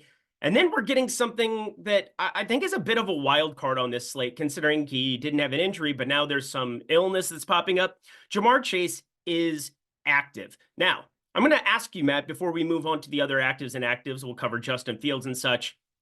What do you believe the workload will look like for Ja'Marr Chase today? Hard to say because everyone says he'll be limited. He hasn't been there through training camp, but he has continuity with this team. There's no real surprise. I think it's just basically how many snaps does he get? And I personally think it's probably going to be a little higher than people think. Yes. Like when the head coach and OC are like, hey, Ja'Marr, get on the field and run this route. What is he going to be like? No. You know what I mean? Like, no, Eric. No, Eric, you get your ass out on the field and you find that effing. Yeah, you know what I mean. It's definitely going to be an important thing to this slate for me, is making some stands on some contrarian pieces. And it is week one. We don't know what to expect, but I do know that Joe Burrow and Ja'Marr Chase, I mean, Joe Burrow struggled big time at times when Ja'Marr Chase was limited or actually hurt last year, but it's not a physical limitation. It might be a, hey, I didn't have an entire training camp type limitation, but he knows the playbook inside and out. He's been there for years. He's Joe Burrow's number one. I think Ja'Marr Chase is one of the most intriguing tournament plays on this entire slate. I'm completely with you. And this is kind of a big talking point for the entire show. This is the least accurate projections are going to be all year. And not only is it just because people's roles are uncertain, with Ja'Marr Chase specifically, we have even more of a role question because of his holdout to this point. So it's very volatile. He's not going to be played hardly at all, especially with some other guys like Tyreek Hill soaking up a ton of ownership at the top. So I think he's worth taking some shots on, especially if you're going to fade Yoshivas in the same offense. That could be a way you gain some leverage. Couple of other actives and actives to cover. DeAndre Hopkins active here, the knee issue that kept him out of a lot of camp. He is going to be good to go. T. Higgins, we brought up inactive. And then the other one, Justin Fields starting at quarterback for the Pittsburgh Steelers. This line's moved up to around 3.5, a little bit north of that plus 3.5 number now. We're seeing Atlanta take a lot of money from the public from these win totals, and they are looking as though they are all in with some of the defensive acquisitions, in addition, of course, to Kirk Cousins coming over to Atlanta. Find that to be a very fascinating game to talk through because we have some mega chalk, specifically the skill position players, and no Kirk Cousins pulling ownership. But yeah, Justin Fields, known to run, also known to throw the football into the stands. So that should be fun, Matt Gajeski. He does do that. I honestly think he gives you more of a ceiling in this offense. Agreed. Plus, like, what does Arthur Smith want to do? He wants to run the ball. Now, he has a very archaic approach to that where he slams Najee Harris into the back of the offensive line 26 times a game. So is he smart enough to use Fields' legs, or is he going to be a complete moron and just have him drop back and pass 25 times a game? I don't really know. Plus, like, people will argue like, oh, you can't get your quarterback hurt. That's what happens when he runs the ball. Like, who cares? He's not good anyway. You actually use his skills to the maximum and try to get something out of your offense. As far as DFS goes, there's enough cheap guys where I don't think you really need to gamble on Arthur Smith's intelligence. So I'll probably pass on him. This is Arthur Smith's Super Bowl. Let's be dead serious about that. It's going to be an important game to him taking on the Atlanta Falcons. He wants to shove it, and he's probably going to shove it in his own fashion, which is, of course, with a terrible, stagnant running offense. But we'll get into the ins and outs of that one. George Pickens, somebody that I actually have my eye on today. But we're going to cover the ins and outs of it, starting position by position with the quarterback, of course, and the chalk. There is some pronounced chalk that we do have at quarterback. It's changed a little bit throughout the course of this week, but Anthony Richardson, I think, was always projected to be the highest owned quarterback. He continues to be the highest owned quarterback. It then turns into some rookies. Caleb Williams, Jaden Daniels sitting there in the high single digits.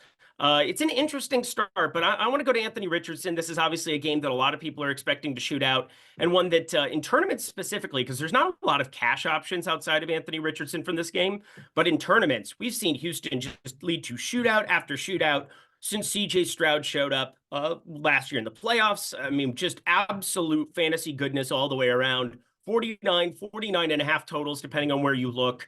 How are we feeling about Anthony Richardson at his mega chalk? Do you click him as the quarterback in your cash games? And then for tournaments, what's our game plan?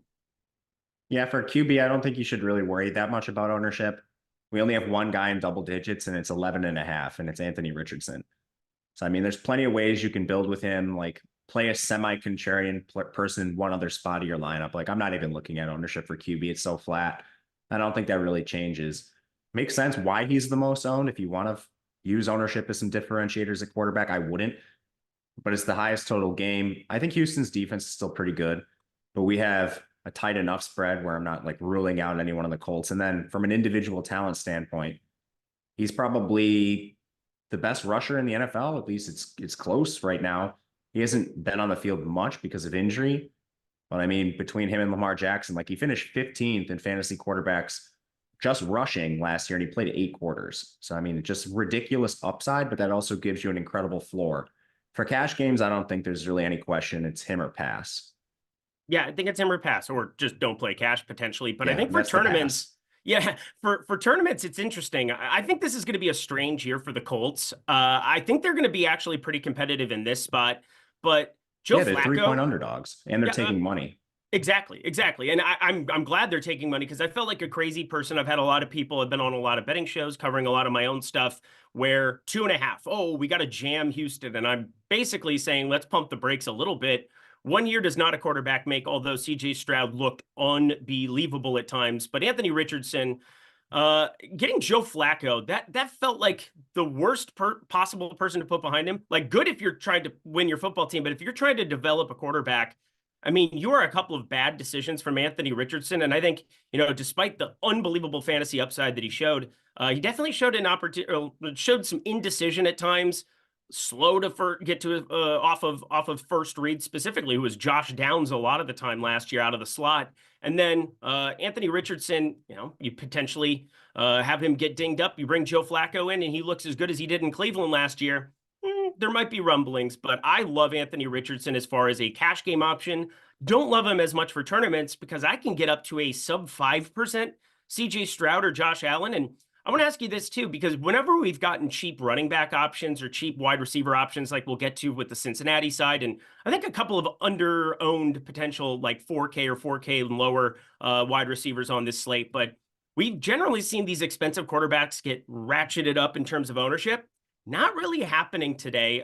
It is a bigger slate than normal, considering, obviously 13 games, week 1. We'll get to like 10 and 11 game slates as we go along in future weeks. But I'm a little surprised to see nobody clicking on Josh Allen and CJ Stroud up top for the most part. I think they're both intriguing tournament options, as well as Kyler Murray on the other side of that Buffalo game. I think this is a really, really nice spot. I think Buffalo's defense is down, and I think that also helps Josh Allen and his fantasy upside against Arizona. Do you like either of those expensive quarterbacks for your lineups today? I'm not a big NFL bettor, but if there was one game I were to pick to go over the total, it would be Arizona and Buffalo. I think these two teams might just have atrocious defenses. I think we can almost certainly say Arizona has an atrocious defense, unless their DC like just coaxes maximum talent out of them, but I wouldn't expect that. And when the Bills lost Matt Milano last year, the on-off splits between him and just their replacements were drastic. They're not as hurt yet as they were last year, but losing Matt Milano is a huge part of this defense. Plus, Arizona is significantly upgraded at the skill position players, bringing in Marvin Harrison Jr. and having Kyler another year removed from that ACL. He probably doesn't rush quite as much. But that puts me on Josh Allen for some tournament builds. I think he's completely fine if you want to get to him. He changes your build a little bit. At the same time, I don't think you're giving up quite as much as you normally would be on a normal slate, because we got free square Andre Yoshivas. It's pretty easy to pay up for some of these guys. You'll have to make slight concessions, but it's not quite as much as normal. And then for Stroud, I mean, it's just the other side of that elite total. The difference with Stroud is he doesn't give you any of that rushing floor that other quarterbacks do. So he has to be a 300-yard bonus guy. But for tournaments, you're going to need that anyway. Pretty easy to stack, 3 complete options. And I think that will give you a little bit of leverage depending on who you play. There's not one locked in player people are clicking with Stroud. Yeah, I think the Stroud thing freaks me out. And this is why I'm kind of going towards Kyler Murray and going towards Josh Allen in 2 of my 4 huge lineups that I'm playing today for week 1. I think Josh Allen, there's at least a little bit of uncomfortability as far as having Matt Collins, who could end up being on the field a little bit, Khalil Shakir in the slot, Keon Coleman, rookie with only a 2.5 reception prop across the entire marketplace. And then Dalton Kincaid, I think we probably both expect to be the guy who's targeted most in this offense, but out of the tight end position, paying up there as opposed to playing the Pitts or Ingram pieces that I think are going to absorb a lot of the chalk. I think Josh Allen potentially ends up under-owned in this spot. And we see CJ Stroud, who has 3 unbelievable options in Tank Dell, Stephon Diggs acquisition, and of course, Nico Collins out of Michigan. I mean, I love what he's got for weaponry, but so does everybody else. And I think that becomes, you know, hey, which of the 2 of the 3 should I be playing in lineups? I'm not going to play all 3 more than likely. I kind of like getting to CJ Stroud singles as a result, looking through some of what I think most of the field will be doing as I build out my portfolio in the Sims. But Josh Allen, I'm kind of excited about. Number 1 graded PFF quarterback last season, does stuff with his legs. He's mobile. He has to do a lot for this football team to be successful. And getting David Edwards up there as well, had an unbelievable 2023, shoring up that left side of the offensive line. I think that is a big part of what could be Josh Allen's success this season. Plus, I don't really trust Arizona's pass rush to be doing a whole hell of a lot with Zaven Collins coming in from the edge and Mr. Dennis Gardick, who just doesn't look all that good to me either. So I'm definitely going to be all about that football game here today and trying to stack up Josh Allen in unique ways because, well, we don't know what to expect out of Keon Coleman. We don't know what to expect out of Shakir. And, you know, how much 12 are they going to play potentially with Dawson Knox and Dalton Kincaid on the field together? So I'm very intrigued by that football game. I'm glad that you're on board with me, but let's move ourselves on down the line. Enough, you know, talking about dilly-dallying here and there. We've got Trevor Lawrence and Tua Tagovailoa. It's nice that I didn't even have to bring up the Tyreek Hill stuff because that was able to kind of calm itself, I suppose. But that football game is going to be very popular here today. Trevor Lawrence, the 3rd most popular quarterback. And Tua, how many times last year did we see doubles and triples takedown tournaments with Tua at the helm and Mike McDaniel making play calls? How are you feeling about that game specifically and any pivots in their specific ownership ranges? Because Tua, he's not cheap. Trevor Lawrence is a little bit more so, but I kind of prefer some of the rookies below him. Yeah, you get a lot of Tua, and I think that's kind of a product that his receivers project really well. Tyreek has obviously the best raw play on the slate, and then Jalen Waddle's kind of just egregiously priced. So the doubles they're even more in play than they normally are. So I think right away in that range, Tua stands out, and I think perhaps you might be able to get some leverage just like playing a solo Tyreek Hill or something like that. So I don't know. I'm still debating what I want to do with Miami. Just navigating this chalk at receiver is really hard for me right now because you kind of run into the same builds. Even in tournaments, you play like Tyreek Hill, Yoshivas. You're going to have a decent amount of Tua if you do that. So I'm trying to debate whether I want to come in lower to the field on him, but he's not coming in with much ownership. It's still 5%. So where are you on Tua? I'm doing an absurd thing with Miami where Okay. I am playing Raheem Mostert and Jalen Waddle quite a bit with Tua in tournaments, trying to get some of the ancillary pieces. Like there aren't ancillary pieces right now in Miami. You have Odell Beckham out, Malik Washington out. These are guys that, you know, it doesn't seem like they matter very much, but I do think it consolidates a little bit of this target share. Braxton Berrios probably ends up on the field at a flat 3K. I do not think he is a pivot off of Yoshivas, so do not get me wrong there. But I do at least think Jonnu Smith is very intriguing for tournaments as well. And so I'm giving them little bits of ROI boost as I'm going to the Sims and trying to find ways, not away from Tyreek Hill because he's my 2nd highest owned wide receiver right now, but specifically in Tua stacks because Tua and Tyreek Hill, if you have Tua at this type of ownership, which again is very much in check at 7K, 5%, I don't think that's egregious considering nearly a 50 total. How many of those lineups bring Tyreek Hill along? And then Like I'm trying to just find ways onto some of these other pieces where it's kind of being assumed that Devon Achane is going to have this specific role. And I don't think we know. All I know is that last year, Raheem Mostert had 21 touchdowns. That's a lot of touchdowns, Matt Kajeski. Yeah, they're going to score a lot of points.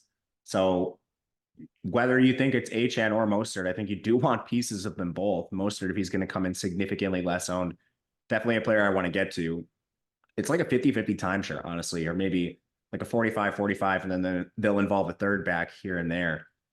But yeah, it's just a high-powered offense that scores a lot of points. So I will gladly take pieces of both of them, but I'm with you on Raheem Mostert. I'm definitely going to be playing some of him. Yeah, I'm pretty excited about the potential ownership we could be getting on him, especially as we go into small field, where we're going to see ratcheted ownership for Kamara and White. And White specifically, I am both bullish and not bullish on. Something has to break. It had more to do with like the price of Rachaad White in best ball, where I ended up on him. But I love Bucky Irving, one of my highest owned running backs in best ball. Not today, but it's going to flip at some point. I just kind of believe that if Bucky Irving can sustain any kind of a workload. I mean, him in Oregon, he's a little bit undersized, but he is an athletic freak. Not the fastest guy, which is a little bit strange to see some of his metrics after the fact. I thought he'd test out better at the combine, but that's not my job. My job is to try to figure out snap share, try to figure out workload, and try to figure out what could potentially be there. And I think Bucky Irving could end up having the keys to the castle in 5-6 weeks, and we could be talking about him being a league winner or a guy who's priced in the mid sixes. So it'll be fascinating to watch Tampa Bay play out there at the running back position. But rounding it out with quarterback, there are tons of other places. I have a disgusting one in Daniel Jones going up against my Minnesota Vikings. We have him around 4 or 5%. I will see if that ends up being the case. I think Malik Neighbors is somebody that's been steamed up across the industry all week long. I am obsessed with Malik Neighbors as a talent. I don't love his matchup coming into today, considering the Minnesota Vikings inexplicably spent, $10 million on 1 year of Stephon Gilmore. I find that to be a very interesting move by us, and something where, I don't know, just felt pretty random to me, that's for sure. But sub 6K, or, I guess we could just open up the entire board. Who are the quarterbacks that you're finding intriguing for tournaments today? Jaden Daniels. There's a lot of worries with him, especially the offensive line's probably going to be a bottom 3 unit in the NFL. He's also maybe throwing to a bottom 3 receiver core. You have Terry McLaurin and nothing else. Luke McCaffrey has not been able to carve out a role in the offense. You have like 45-year-old Zach Ertz, probably going to start at tight end and play a significant amount of snaps. But his mobility is without question. I think you just have the real questions are, does he use it? Does Cliff Kingsbury know how to run a competent offense? What we saw in the preseason was just exactly what we saw in Arizona. Throw the ball 5 yards down the field and punt. So there's questions, but he is at least upside in that range. Baker Mayfield is on the other side of that game, playing a Washington team that I don't really buy on defense. They have a good defensive line, but a lot of questions in the secondary. And then as we go down the board, there's not as much I'm interested in the 5Ks. Daniel Jones, I guess, mainly just due to matchup. I don't know what Minnesota has in defense that really scares you. But yeah, what about you? Anything else you're looking at in the 5K range? No, I like starting the discussion with Jaden Daniels, where, I mean, he was an over 1,000-yard rusher, 10 touchdowns, I believe, his senior year at LSU, or his junior year at LSU, Heisman Trophy W last season, Mr. Jaden Daniels.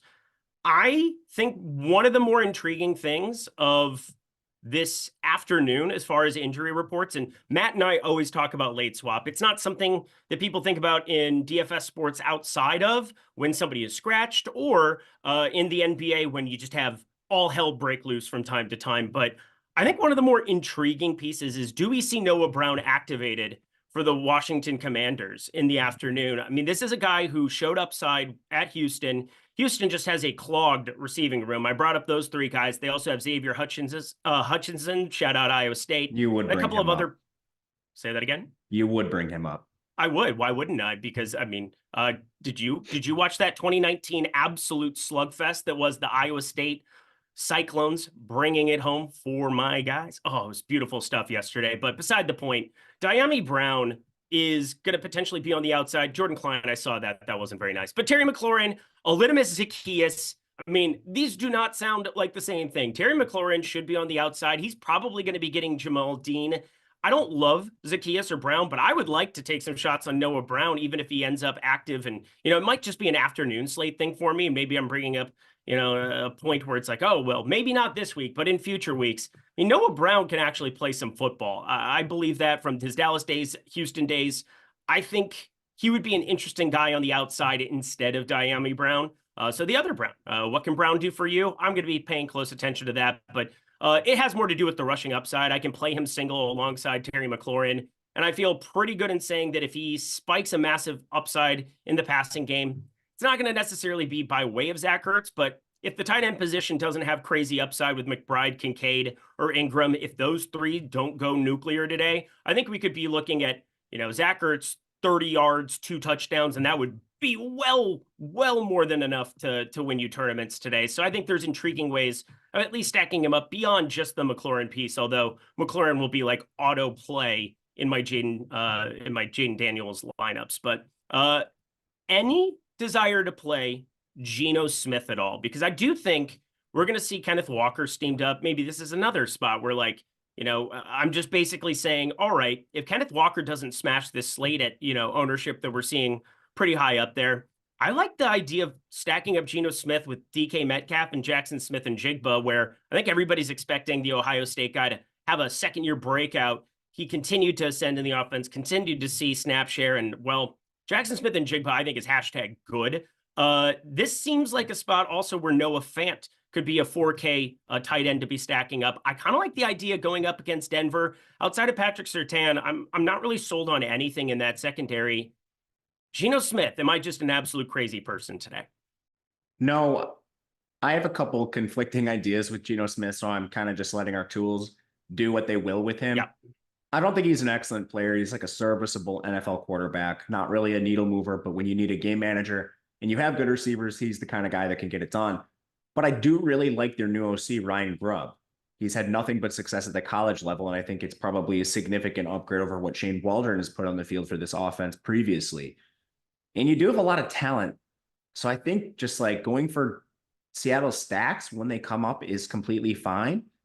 The total in this game is not great, and I'm not sure Denver is going to be like a willing dance partner for shootouts, but I don't think Geno's as bad of a play as I initially thought when I was coming into this morning, just with the addition of Ryan Grubb.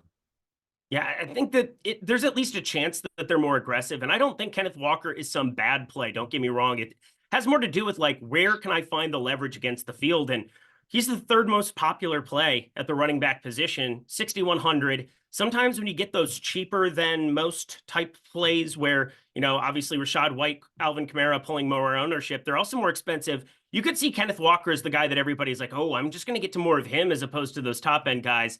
If that's the case, I do like the leverage just by going to the pass catchers of DK Metcalf. He's all of $100 more too. So if you have him in the flex, if you're, potentially going to have Kenneth Walker in the flex and you have $100, DK Metcalf, I think, is going to pull substantially less ownership. And I think he's matchup proof. We saw that in the playoffs against San Francisco 2 years ago. He tried to win me $1 million. That would have been a very fun day. But alas, he did not. And I am doing this program here. But you know what? Life works out the way it's supposed to, and I'm pretty happy about it still. Won a pretty penny, so I'm all right with it. But absolutely love DK Metcalf for tournaments. We'll get there, of course. Anything else that you would like to talk about at quarterback before we move on to the Hall of Fame? I don't think so. I guess really off the wall plays.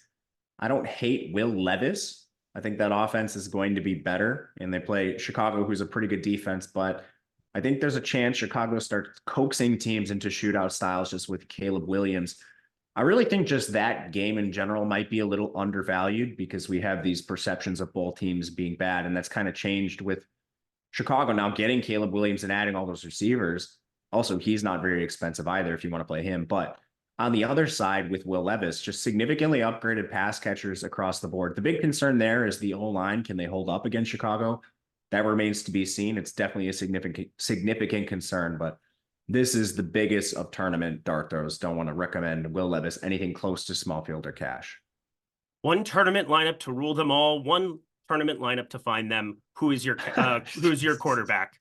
So Lord of the Rings? Oh, You got to reference the first day of week 1. Cash that plus 100,000 ticket, everybody. He picks up my first pop culture reference of the show, of the season. Oh, it's a Christmas Day miracle. I like the books. I started watching the movies recently. Let's start with the books and not the movies.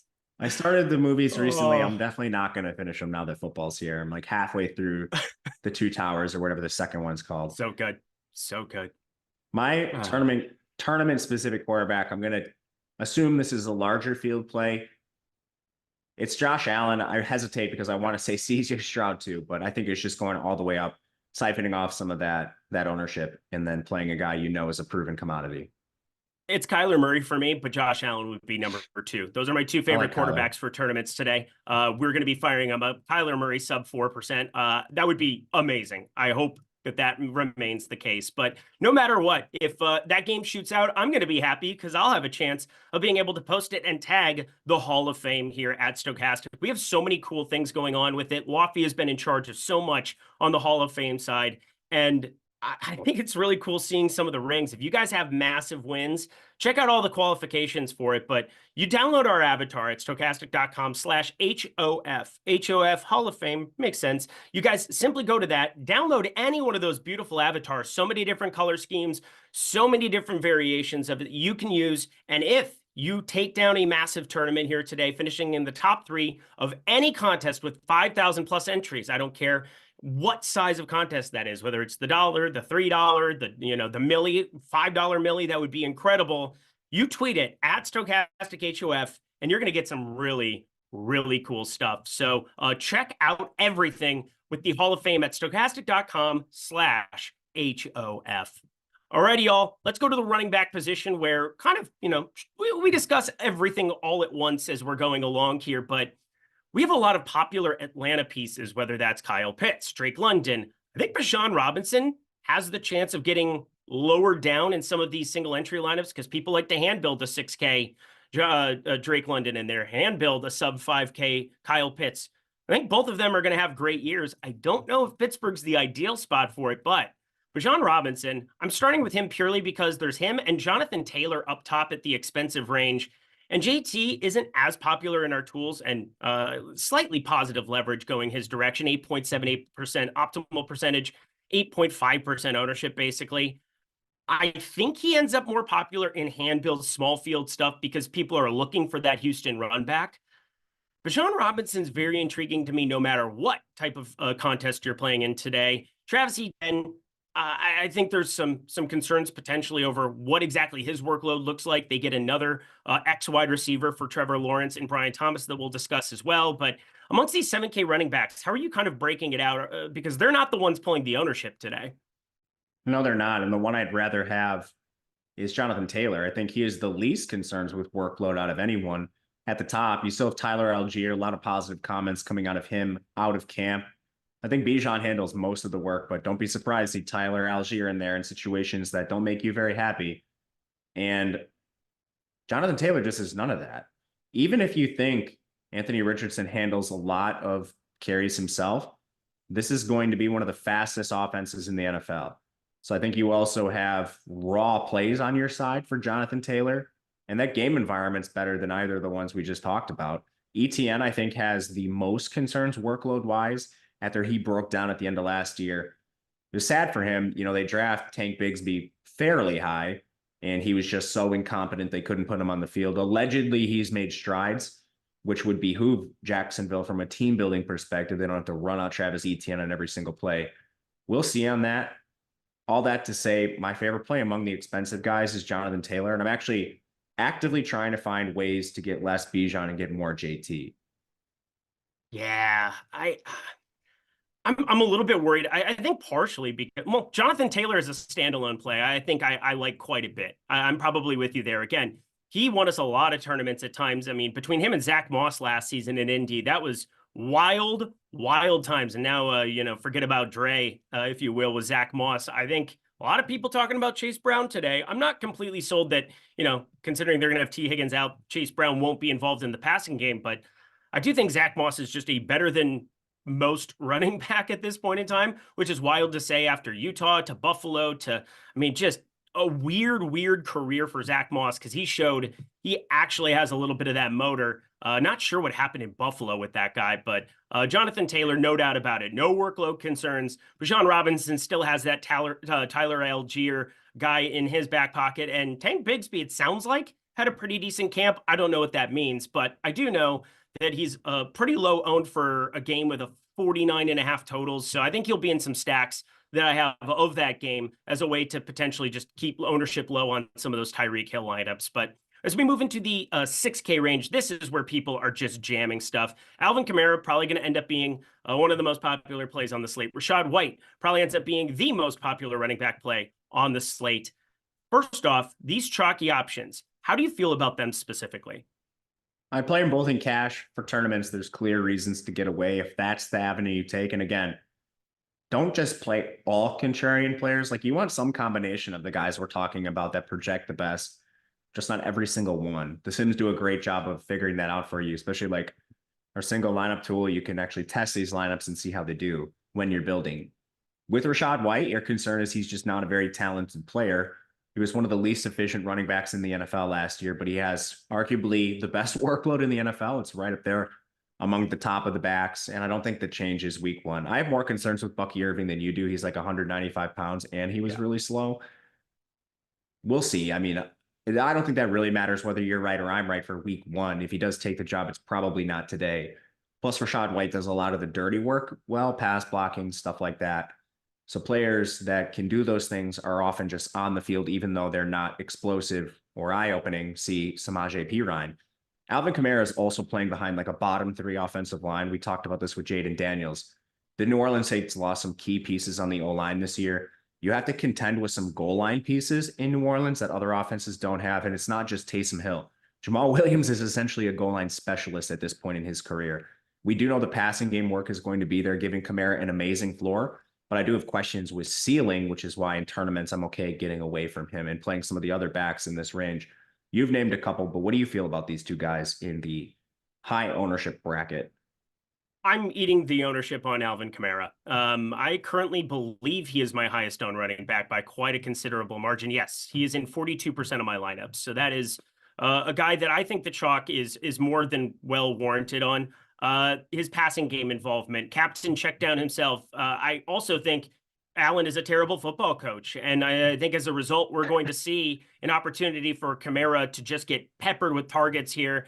Jamal Williams regressed in a major way. We have Kendre Miller on the IR here for the first, 4 games that he has to guaranteed be sitting for. And there's nobody behind him there. So if it's not Jamal Williams coming in for like a goal line touch or two, which obviously you're not hoping for, he was one of the most inefficient runners, in addition to Rachaad White. I mean, at the end of the tail end of last season, it was just brutality for Jamal Williams. I think he had 106 touches overall. He averaged less than 3 yards per carry, obviously partially because of terrible coaching, as I brought up before. But Kamara, because of what he can do on DraftKings and on FanDuel, his touchdown equity against a Carolina team that there's a lot of sharp people I talk to think that it improved over the offseason. I will beg to differ. And I'm going to just kind of attack Carolina early until they prove that they're competent in any way, shape, or form. But Kamara, really the one piece of that game that makes some sense. Chris Olave, a decent enough option if you want to get to the mid-tier of wide receiver where we have a dearth of options. But I like Kamara a lot. Rachaad White, I'm not as sold on. I brought up, the size concerns for Bucky Irving. Again, buck 95. He's not exactly the biggest back. And yeah, he tested out very poorly in the combine. I think he's still like the old guy at the Y who just can hoop. You know what I mean? Like, it makes no sense that they're as good as what they are. But Bucky Irving just knows how to run lanes and do smart things on a football field. So we'll see. But Rachaad White for today, I think he's fine. But I'd rather pivot off of him between the two chalky options, just because Kamara's passing game involvement could be so ridiculous in a spot like this. And that's where we get to Kenneth Walker, we get to James Conner. I find him to be just so appealing for tournaments today. We're obsessed with that game environment. How do you not like a 2, 3, 4%? James Conner, who set the world on fire at the tail end of last season, if people remember. Yeah, second most efficient running back in the NFL on a per touch basis behind Devin Achane, which people don't expect from him. He sort of billed as this pounder, grind between the tackles type guy, but he's a very good pass catcher, and he showed the efficiency that a lot of people didn't expect last year. So I'm very in on James Conner. He's a player I'm actively trying to boost in this price range at the expense of guys like Rashad White and Alvin Kamara. There you go. Yeah, words are hard sometimes in the morning. I'm struggling at times, but you know what? I'm excited for football, and that's going to help me as we get into the 5 and 4K. I think there's actually one 4K player that I want to get your opinion on. We talked about Geno Smith, and I'm looking for a run back, and I think we're going to see some ownership come in on the likes of Javonte Williams. But like as we get below this 6K range, where if you want to get to some James Cook, obviously like the game, James Conner, like the game, going to be bringing them along for the ride, and Aaron Jones. We're in on Aaron Jones early until he gets hurt, right? Of course. Yeah, and we're on him immediately when he gets back before he aggravates it. Can't wait for the Aaron Jones first quarter exit and 18% of my lineups. But he's got to be a Matt Eric all-time negative ROI player because of those exits. Oh no, we are in a hole that we cannot escape without winning a milli on Aaron Jones at this point. But we've got Zamir White. We've got Zamir White, Zach Moss. Brought him up earlier, kind of a remember me spot. Biggest favorites on the board. People are so concerned about you got to play, you can't play them. They're in a split timeshare. Chase Brown, Zach Moss. I don't know. Zach Moss was supposed to be at a timeshare after Jonathan Taylor got hurt. And you know what he did? He won the job. And Chase Brown, you want to talk about inefficiencies. I mean, that guy, you go through his PFF metrics, they'll make your head spin a little bit. But passing game involvement, biggest favorites on the board. I think both of them are intriguing in the 5K range. And then Chuba Hubbard, when you're talking about Mr. Jonathan Brooks still waiting to get back here off of the IR, working back from injury. I think he's going to be a back that could surprise some people for sure. Played college football at? Who'd you say? Jonathan Brooks? Texas? Jonathan Brooks. Yep, the absolute wagon at Texas. But we have Chuba Hubbard pulling 10% ownership here. In the 5K range, who are some of your favorite tournament targets? Man, I'm having such a hard time with running back because I think there's so many good tournament plays. Agreed. And you can poke holes in all of these guys. Chuba Hubbard, it's really just, is the offense any good? Carolina sold their entire defense to sort of try and upgrade everything they had around Bryce Young. So they signed like a bunch of mediocre guards to really high contracts. Are they any better? I truly do not know. So among the highly owned players, I still think you can find a lot of places to get different at the running back position, which is why I'm not playing a lot of these highly owned guys and eating some chalk at receiver and stuff. Otherwise, in the 5K range, I don't really see anyone else that's drawing a ton more ownership, to be honest with you. And this is where I like playing a lot of the contrarian pieces. But I don't know. What are you doing with the chalky Chuba Hubbard? Yeah, I'm going to be getting away from like 10, 11% of him. I have him in year long. I thought he was like a good last target. My home league didn't want him, so I was fine with that. And I'll just rock with him for 4 weeks until I'm sick of having a 6 in my lineup. But whatever. Zamir White, I think, is probably my favorite tournament target here. Who else is behind him there in Vegas? Because I can guarantee you one thing based on 2023. Alexander Mattison ain't that dude.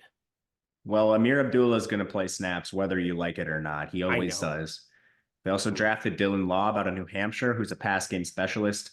I'm never really a buyer on these FCS guys in the NFL, aside from Cooper Kupp, who's buried me, especially early in his career. I'm a believer Eastern now. Washington? Is that where he went? Correct. Oh, go me. I try to be like you, Matt. One day I'll get there. You might know the FCS better than me. I'm not an FCS guy. South Dakota State Jackrabbits, baby. You came with some slander there in week 0. I heard it. The Jackrabbits. I don't think I said anything bad about them. No, you said they were going to get rolled by Oklahoma State, and they kind of did. And Oklahoma State's not exactly good based on what we saw against Arkansas yesterday. Correct. They're very lucky to get a win. But they also, getting back to this range of running back, and why I don't like Chuba Hubbard as much. You also have Devin Singletary, who's likely going to handle a large majority of the work for the Giants offense. Tyron Tracy missed most of training camp with an injury. Najee Harris, we just talked about Arthur Smith burying him into the back of the offensive line 26 times. That's firmly in the range of outcomes. And if you want to make a pivot off him, Jalen Warren's there coming off the hammy. Jerome Ford, I think, is interesting. I think he's a chance to go under-owned. We'll see about that, but should lead Cleveland in carries against Dallas. And going all the way down the list, you briefly mentioned like Chase Brown and Zach Moss, We have clear running backs that are just lead backs, going to push 15, 20 touches. I'm not going to mess around with these timeshare backs where maybe one of them goes off, especially Cincinnati, you know, their touchdown favorite.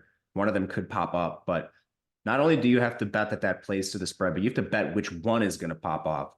I'd rather just play Ford, who's going to handle the ball most of the time, Zamir White, Devin Singletary, not have to make 2 gambles instead of 1. So I'm out on the Cincinnati backs and any other back that's at a timeshare. There's just too many options to play timeshare backs today. Jordan Klein doing the Lord's work and muting Brandon Katz. What a time to be alive. Merry Christmas to us all yet again. Again, it feels like Christmas morning. I keep saying that, but we've got 4K people hanging out with us here. Hit the like button, subscribe button, notification bell. We would love to have you hanging out with us every single Sunday throughout the NFL season, giving you our best DraftKings FanDuel plays here on this program and talking about some of the discrepancies. Don't forget for FanDuel today, you do have that Detroit-Los Angeles game, which I do think ends up being a shootout. Shout out Sam Laporta, my favorite play from that game by leaps and bounds. Good luck to that to the Rams trying to cover him in the middle of the field. That'll be enjoyable. Although Amon-Ra, there's no doubt the sun god should have some fun as well. And then the Rams, they're just gonna chuck it around the lot all the live long day. It's going to be a lot of fun watching that football game. And we'll of course have NFL Showdown live before lock coming to you for that one as well. Yeah. What was the other thing I was going to bring up? Sub 5K. I've got 3 guys that I think are interesting. First one is J.K. Dobbins. He's my least favorite of the 3, but I do have him in 2% of lineups. He's about appropriately owned at 3%. The other 2 I think are at least fascinating because Rico Dowdle, I hate this football game. I hate Dallas and Cleveland. I do have some CD Lamb. We'll talk about him at the wide receiver position, but 4,600 for potentially a bell cow back. And I don't think we would care about Ezekiel Elliott signing in any way, shape, or form if it weren't for him getting every single snap for a New England team that had packed it in at the tail end of last season. So that's kind of my stance there, where I still think Ezekiel Elliott is dust, and to dust he shall return. But my favorite play in the sub 5K range has to be in the arms of an angel, Jaleel McLaughlin. How do we not like 4,300 Jaleel McLaughlin, who can really get things done in a passing game? And Bo Nix is going to be one of the most accurate passers in the NFL right from the get-go. Maybe not the greatest arm strength, and although he can push it downfield, I think better than what he showed at times at Oregon, was asked to do certain things within the framework of the offense with some of the pieces, Franklin, his buddy, included. But I look at Jaleel McLaughlin at 4,300 as just a lineup flipper, somebody who can change the entire complexion of your build. And if they get down early, I think he is a great run back with Kenneth Walker, where specifically Kenneth Walker puts his foot to the pedal and this game goes, and Jaleel McLaughlin at 4,300 wins somebody $1 million. 1, am I a crazy person? And the answer is yes. But 2, is there anybody sub 5K you are interested in? No, I don't think I'm going to play anyone down here. You're giving up so much projection to do this. You flip your build, but at what cost? So now instead of playing like Yoshivas or Romo Dunze, you're playing like McLaughlin in what could be a 3-way timeshare on one of the lowest implied team totals for Sean Payton offense. And you're basically betting that he'll be Alvin Kamara because they're not going to score a lot of points. And I honestly think there's a bigger chance like they just throw to Javonte Williams over Jaleel McLaughlin now that Javonte's more than a year removed from that severe injury. We'll see on that. But what I'm trying to say is you have significant uncertainty with these 4K backs.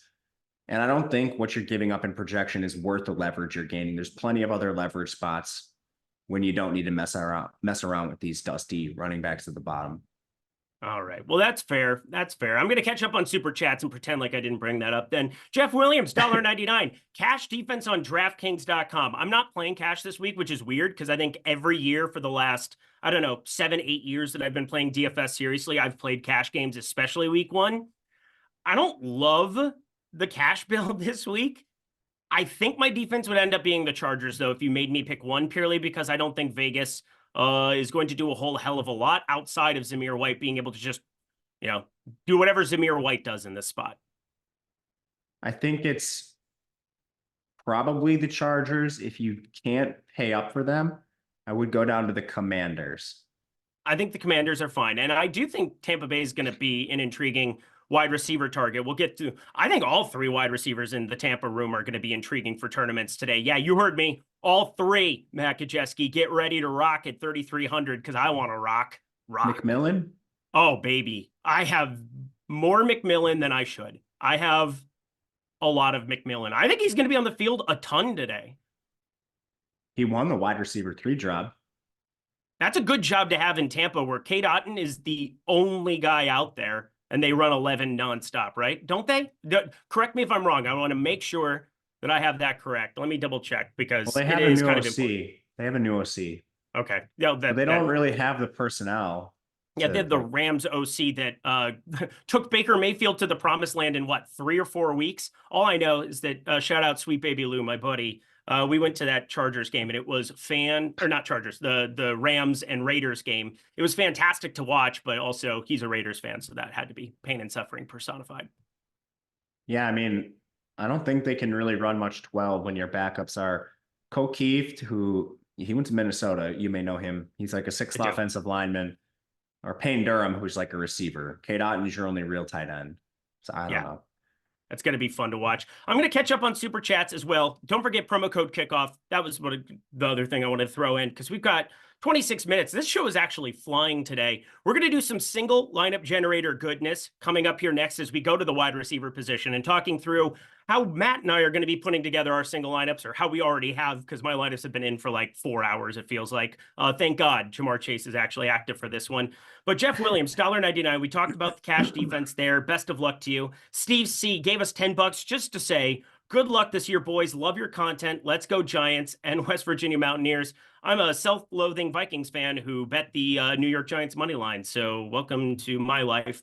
Dallins89, $4.99. Can I get your thoughts on Ridley and Cooper as low-owned wide receiver plays? I promise you that we will as we work into the next segment. And J$99, Ramondre Stevenson, question mark? I don't think so.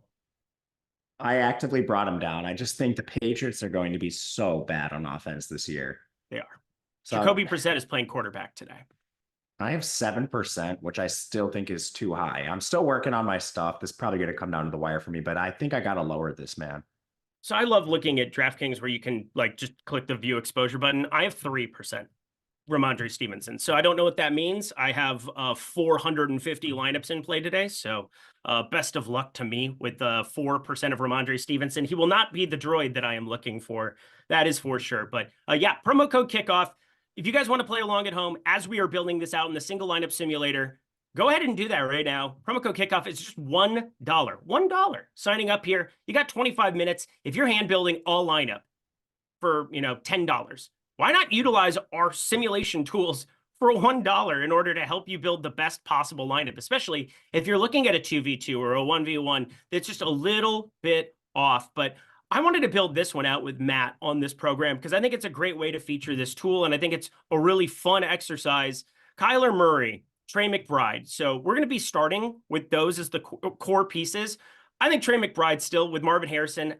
I'm a little bummed out he was priced up to $7,200 for game one because I do think he's going to get peppered with targets. Huge upgrade over Greg Dortch for sure, although Greg Dortch I think is at least an intriguing piece for tournaments today where we saw some pronounced upside at the tail end of last season with no Hollywood Brown out on the field. But it was a lot of Kyler Murray, James Conner, Trey McBride. I'm going to make this just a single here with Kyler Murray, Trey McBride, and then who is the preferred run back that you would potentially have from Buffalo as we're building this out in the single game lineup simulator? I would probably pick Shakir if you made me pick one, but that's who I want to go with. Lovely. We're in lockstep. Makes me happy. You were going to say the beauty of, and then I cut you off because I'm a jerk. The beauty of Buffalo, because there's no certainty there. None. You could put Curtis Samuel in there if you really, really wanted to. I mean, how many times did he find 20 fantasy points in a terrible Washington offense last year? Answer, too many times. Too many times. Familiarity with the OC. He got used a lot on the ground when he was previously united with his OC, but he had an injury in camp. We'll see on him. All right. So Jordan Klein, let's go to that single lineup simulator if we could. I want you to put in Kyler Murray, Alvin Kamara, Tyreek Hill, Khalil Shakir, Trey McBride. I think that that's like a really nice base that we can throw in there. And hey, if other people want to have their lineup simulated here on this program, we got Jordan Klein behind the virtual glass here to help out. Put your lineup into chat or a lineup that you would like to see what the sim ROI is of. And obviously, you can see at the bottom, what I find to be so fun about this tool is it's got the projection and the ownership that it adds up in the bottom tier. What was that? Yeah, Kyler Murray, Alvin Kamara, and then other running back for right now. I was going back and forth between James Conner, and then I want to go Kenneth Walker just for this one specifically. We're going to be building more towards this. I talked about for a single lineup, getting away from Kenneth Walker and potentially going to DK Metcalf. I'm happy going Kamara and Walker. We have pretty low owned pieces here in Kyler Murray, Trey McBride, Khalil Shakir. And then I think Yoshivas, I think we're going to be talking about him throughout this segment for sure. We've got him right around 20% ownership. That could look crazy low in hindsight in like a $3 single entry, a $5 single entry, a $12 single entry. But I do like clicking on him for the time being here. And then, yeah, Trey McBride there at the tight end position. We're going to go for a defense. We're going to probably be able to spend up. But for a flex, I want to click on Jamar Chase instead of Yoshivas in something and maybe going towards, the pieces, some of the lower owned pieces that I brought up earlier. My 3,300 darling of the day, if you will. I have, again, way too much Jalen McMillan. It is going to be painful to be me here if he doesn't do anything today. But yeah, I think that putting pieces like this together, and then Jordan Klein, you can just take like a high-owned piece from that flex and then put in a defense that kind of fits together, click simulate on it, and fire it up for the people. Because again, this gives you a little bit of trial and error to be able to see it relative to projection, relative to ownership. And if you're building out hand builds, which again, I know Ben Rasa does exclusively when he's building out his lineups for, even 50, 60 lineups, it's a great way of checking it for small contests, for large contests. Change the percent to first. That is very, very important up top. But so many ways to utilize this single game lineup pool. It is unbelievable. Have you experimented with this, Matt Kajeski?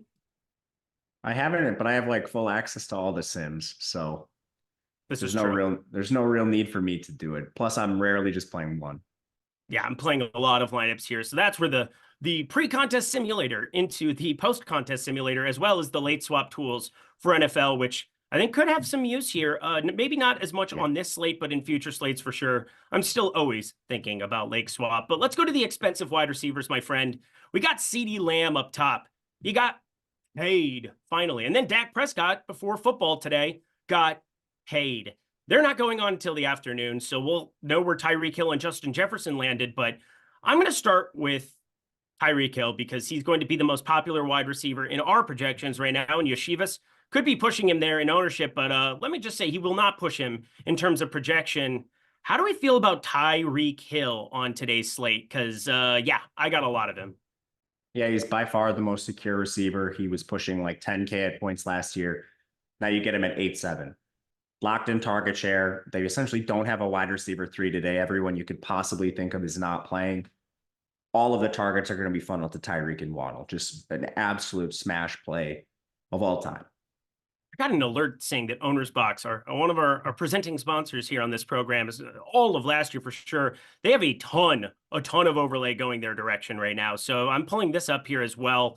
Got a message from our team where, oh my goodness, you guys need to see how much overlay is going down over here. Yeah, Jordan Klein, if you could pull that up for me as well, that would be awesome. Check it out. Because Owner's Box, a great site to be playing on, and only 19 minutes left. This thing is not going to be filling their main contest for week 1. So if you're looking to play another site, I'd be signing up at Owner's Box here today and taking advantage of overlay, because that's money going back in your pocket at the end of the season. And plus, I don't really have a whole heck of a lot to say about Tyreek Hill. I think he's undisputably the guy that if you're starting a cash game lineup and you're not clicking on him and Yoshivas first, you're probably doing something incorrectly. You're probably playing Kamara and Rachaad White to go along with it. Again, for cash, it's a little bit of a different beast, but even in tournaments, I find Tyreek Hill kind of unavoidable. But if you had to play one of Lamb or Justin Jefferson, who do you prefer? Because I have a pretty strong preference towards Lamb. It's Jefferson for me, but it's not really a strong preference. I just didn't get a lot of Lamb when I ran the simulations. I'm just kind of leaning on the tools for these studs, to be honest with you. It's a tough matchup for Lamb. He's going up against Cleveland, and we've seen Minnesota just absolutely chuck regardless of who's at quarterback. Much easier matchup against the New York Giants. A little bit better game environment. Cheaper price, you save $500. No real difference in talent. The only difference to me here is that you have Dak Prescott versus Sam Darnold. But some of that is probably made up given the matchup. I will tentatively say Jefferson, but it's close.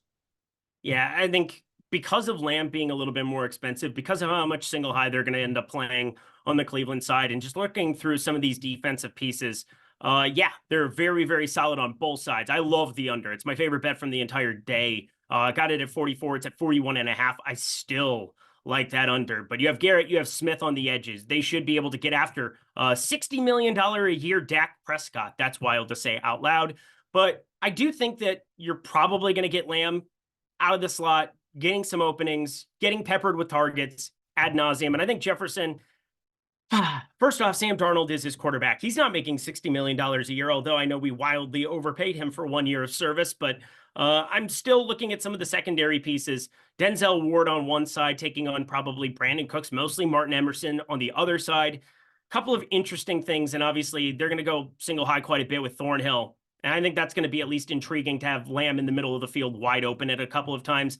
Still don't like the over. Still don't really like any of those pieces. Again, brought up Rico Dowdle as somebody to get very, very contrarian with, but I doubt that anything from this game outside of Lamb is going to be in my lineups in any considerable amount. But yeah, 16% CeeDee Lamb. That's a pretty decent investment on him, I would say. I think part of that is because of the cheap pieces we have at wide receiver. But working down the board, my friend, some of the more popular plays that we have exist in this 6K range. Yet again, very similar to the running back position with Drake London at 6K, Jalen Waddle at 6,300, Michael Pittman, 6,800, DK Metcalf now pulling 10.7% ownership. So people are starting to come along. Still lower to go to him than it is to go to Kenneth Walker. But in the 6K range, who are your preferred targets for tournaments? I do like Pittman quite a bit. There's been a lot of negative rhetoric on him throughout the week with Anthony Richardson. But this game environment's awesome. He's someone I think you can definitely look to.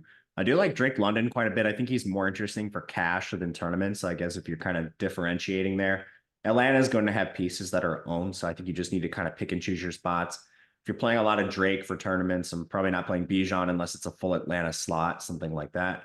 Outside of those two options, it's probably just some of the other Houston players. Like Stephon Diggs is interesting to me at 6,700. He's one of my most exposed. Jalen Waddle's way too cheap at 6,300. That's an egregious price tag on him. And then there's a lot of volatility with the Bears in general. We talked about Caleb Williams already. If Caleb Williams is a stud and he gets priced up, like who's to say with a good game, he's not like at 7K next week. If that's the case, every one of the Bears pass catchers too cheap. DJ Moore included at 65. So those are some of my favorites from that range. What about you? Yeah, I'm with you. I think getting to the Bears in that mid-range DJ Moore, Keenan Allen is very, very intriguing. There's a chance that because Keenan Allen had that tag next to his name, especially in some hand build stuff, if people said it and forget it, whatever that baking thing was, set it and forget it. Yeah, well, basically, Keenan Allen had the Q tag next to him. He's active. He's good to go. I mean, the guy was just an absolute monster out of the slot. Very limited games. Didn't play after week 14 and yet had 108 catches, 1,200 yards. That's going to be what Devonta Smith does with the Philadelphia Eagles and Mr. Kellen Moore. Pretty darn high on Devonta Smith this season because of what we saw from Keenan Allen. And wouldn't you know it, that kind of came to fruition in a lot of different ways in that first game in Brazil. Part of it because they were on Disney with ice on the field there, but whatever. We're looking at a 6K range that's very interesting. Did bypass the 7K range. We brought up Jamar Chase. I'm double the field on him. Devontae Adams, find him hard to land on today. But Mike Evans, oh boy. The amount of Tampa Bay that I have at the wide receiver position, and I don't have a ton of Baker Mayfield. I am playing him in one of my main lineups, but overall in large field, I don't have a ton of him. But I think part of that is just I like the upside of a Daniels on the other side with his rushing. I do like getting to that Arizona and Buffalo game, but God, do I love these skill position players. Chris Godwin, Mike Evans, and McMillan. I have tons of all three because I just don't see any way that they're going to be off the field in Washington. I don't know if you noticed this, but they're not very good at defense, Matt. Maybe. You are. Can you hear me now? Now I can hear you. Hi, beautiful. What's up? All right. Sorry about that, everyone. But yeah, defense, certainly a concern. I have quite a bit of McMillan myself. Mike Evans, not so much. Godwin, I am a little above the field on. And I think this is just strictly an ownership play for all three. Evans, I think, will be the most owned. I don't feel great about that. And it's probably not a lot of ownership on any of the three, but it's definitely Godwin, then McMillan, then Evans for me.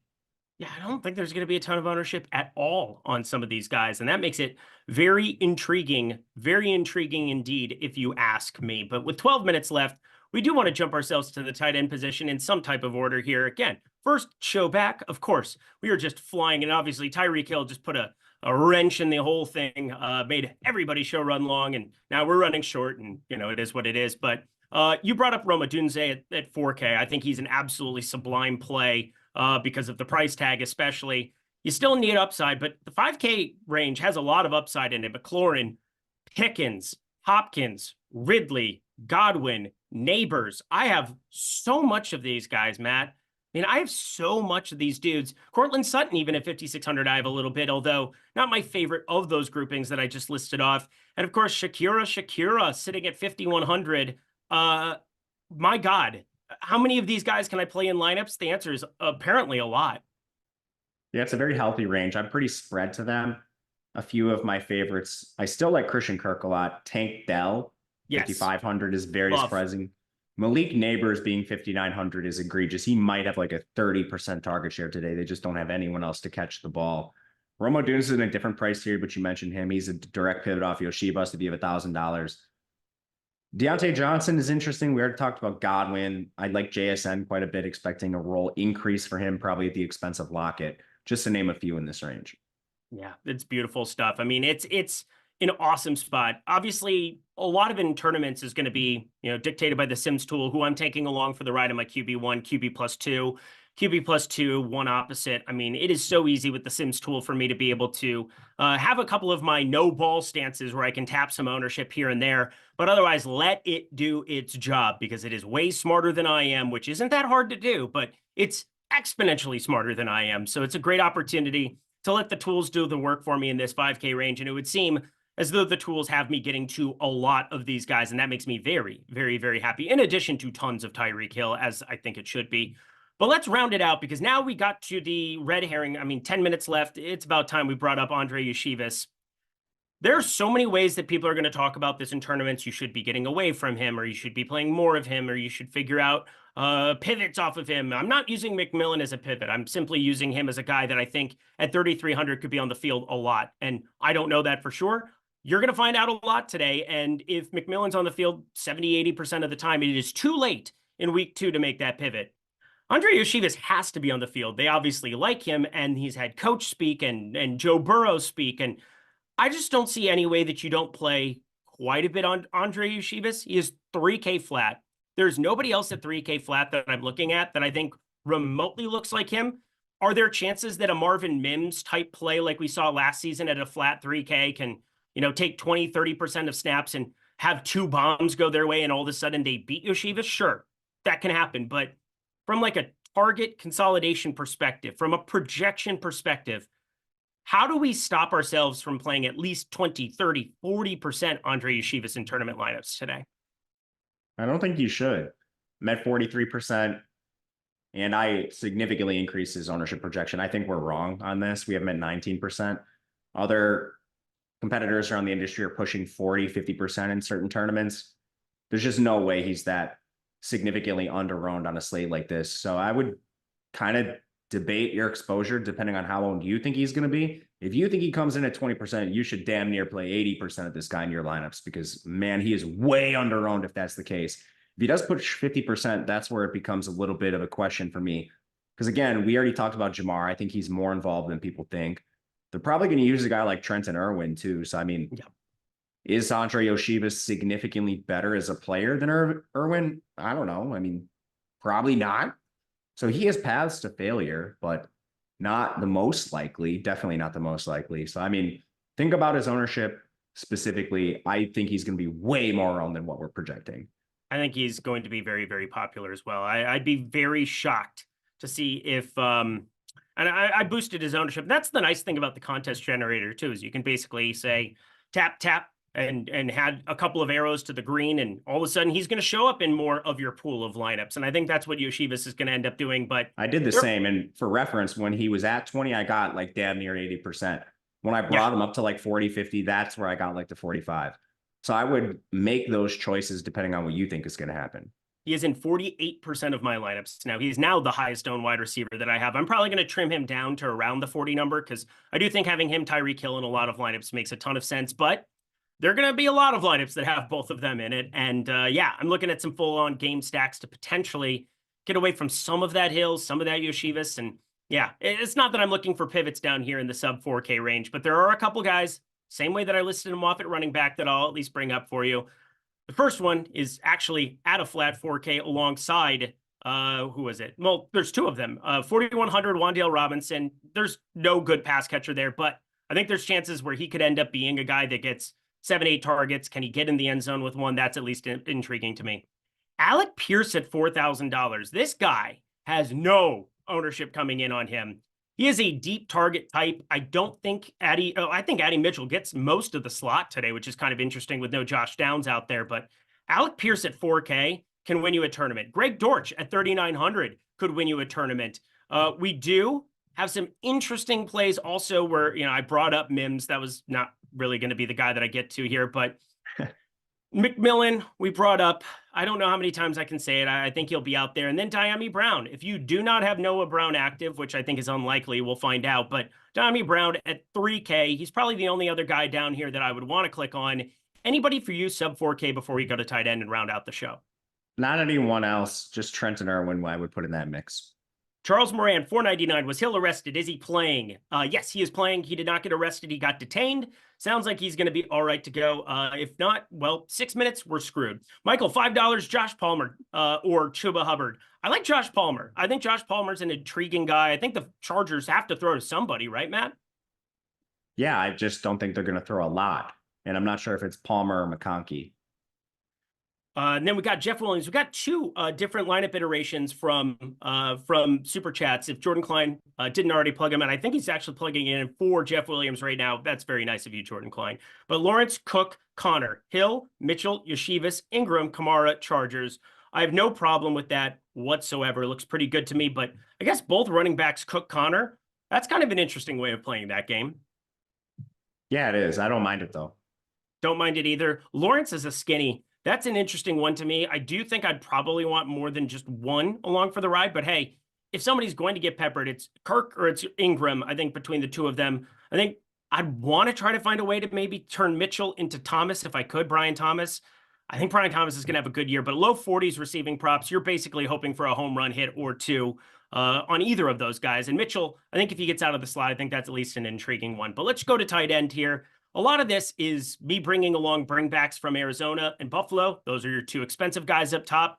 And then Noah Fant brought him up. Looked at the 5K range, brought up a number of these guys. But Kyle Pitts is the chalk of all chalk. And I don't know if I love Kyle Pitts chalk in week one. That's for sure. How are we handling the tight end position, Matt? I think they're all really expensive. We have a very weak punt range. So I'm just spread across the board. No one is higher on than 11% in my builds. It's Evan Engram at 11, Johnny Munt as the preferred punt, I guess if you want to call him preferred, at 10.5. Kyle Pitts at 10, which should be well below the field, but still my third most on tight end. Then it goes McBride, Kincaid, some other real dusty guys below that. Love dust and love dust. There are some dusty guys. You want to talk about some dusty guys? Because I've got Cade Otton. I've got Noah Fant. I also... This is my crazy one. If I had to bring up like the crazy situation that I think actually comes to fruition, what do you think about Will Dissly and Hayden Hurst from the Chargers? Because Vegas, they have a decent pass rush with one guy, Max Crosby, but I do think that we saw Donald Parham play a pretty important red zone role for the Chargers at times throughout his career there. He has now since departed, not died. He went to Denver. He's on their practice squad, but Will Dissly, he's a good blocking tight end coming from Seattle. Hayden Hurst, been a pass catcher, saw him in Cincinnati at times, showing some upside.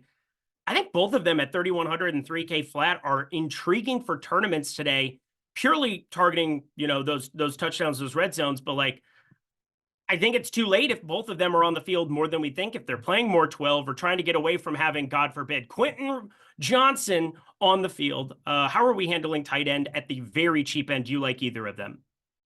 Not a ton, but I think you can definitely sprinkle them because the position's so weak. I have sprinklings of both. I would prefer Munt. I think he's the best play among the really dusty guys. Jatavian Sanders, I would rank second, and it's largely just because Carolina has a bunch of inactives at tight end, so I'm not really sure who else they could possibly play down there. Theo Johnson's interesting to me for the Giants. He's the stone man. He's probably just straight up better than Daniel Bellinger, but he's a rookie, so who knows what the usage is going to be like. And then Kylan Granson. Indianapolis loves to run a rotation at tight end, but he's a receiver, so that kind of makes sense if you're playing a lot of Colt stacks. Does make some sense. Makes lots of sense. My friends, we have 2 minutes left. We have to round it out with the defense, that is for sure. And we brought up the Commanders as a decent cash game at 2,900, the Chargers at 2,900. This is Matt's favorite position on the board, if I do remember correctly. The defense, that was sarcasm, by the way. I know you hate it. I hate it too. But defense, who are your 3 highest owned in tournaments for today? The Chargers, the Seahawks, and the Browns. Who are yours? I have the Commanders, the Browns, and the Chargers. Go Browns and Chargers. Go Browns and Chargers for sure. Can we have Myles Garrett just do scary person things? Because he is built like a scary person. He's an alien. Absolute wagon is probably the right way of describing him. An absolute frickin' wagon. I loved when he was at the NFL draft breaking his suit. It was absolutely absurd. Just, but yeah, I really have nothing else. I don't have a lot of strong takes on defense. I usually try to spread it out here. As do I. Guys, that is going to do it for Live Before Lock, our very first Matt's Wagon of the Day. There it is. Matt, who is your wagon of the day for the people as we get ourselves the heck up out of here? Is it Myles Garrett because you just said that, or do we do it? No, it could be anybody. Let's go from a fantasy perspective because I don't know. We're on a fantasy show. Jonathan Taylor. Jonathan Taylor, the wagon of the day. For me, it's going to be Mr. Kyler frickin' Murray and James Conner. James Conner as well. That's another guy here. But thank you, everybody. What was that? 100 yards and a touchdown. I'll just go to James Conner again. James Conner. Same. Oh, I love you so much. Jonathan Jordan Klein, Taylor's who's yours? You can't do the home run game.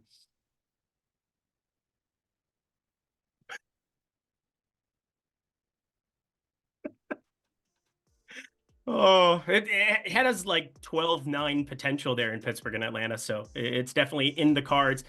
Thank you, Jordan Klein, behind the virtual glass. He has been here all morning. Smash the like button on the way out. If not for Matt, if not for me, do it for Jordan Klein. Absolute stud. Check out Owner's Box. Check out Stokastic still for the afternoon slate, for the showdown slate tonight, and we'll have Live Before Lock for that coming for you too. Utilize the tools. Kickoff. Promo code Kickoff gets you everything there. Matt Gajewski, first week 1 show, I suppose it is in the books. We did Friday's show as well. Any final words for the people as we get out of here? Good luck to everyone. Hope you enjoy a wonderful NFL season. I know Eric and I are both very happy to be able to do this for you all, and we appreciate each and every one of you that stopped by here to listen to us. So thank you. 6 hours of commercial-free football coming to the people. Oh, it's going to be fun to sit on the couch all day. I'm sure my wife is going to love it. Thank you, Jordan. Go follow Matt Gajewski at Matt_Gajewski. I'm Eric Lindquist. Best of luck in your lineups tonight.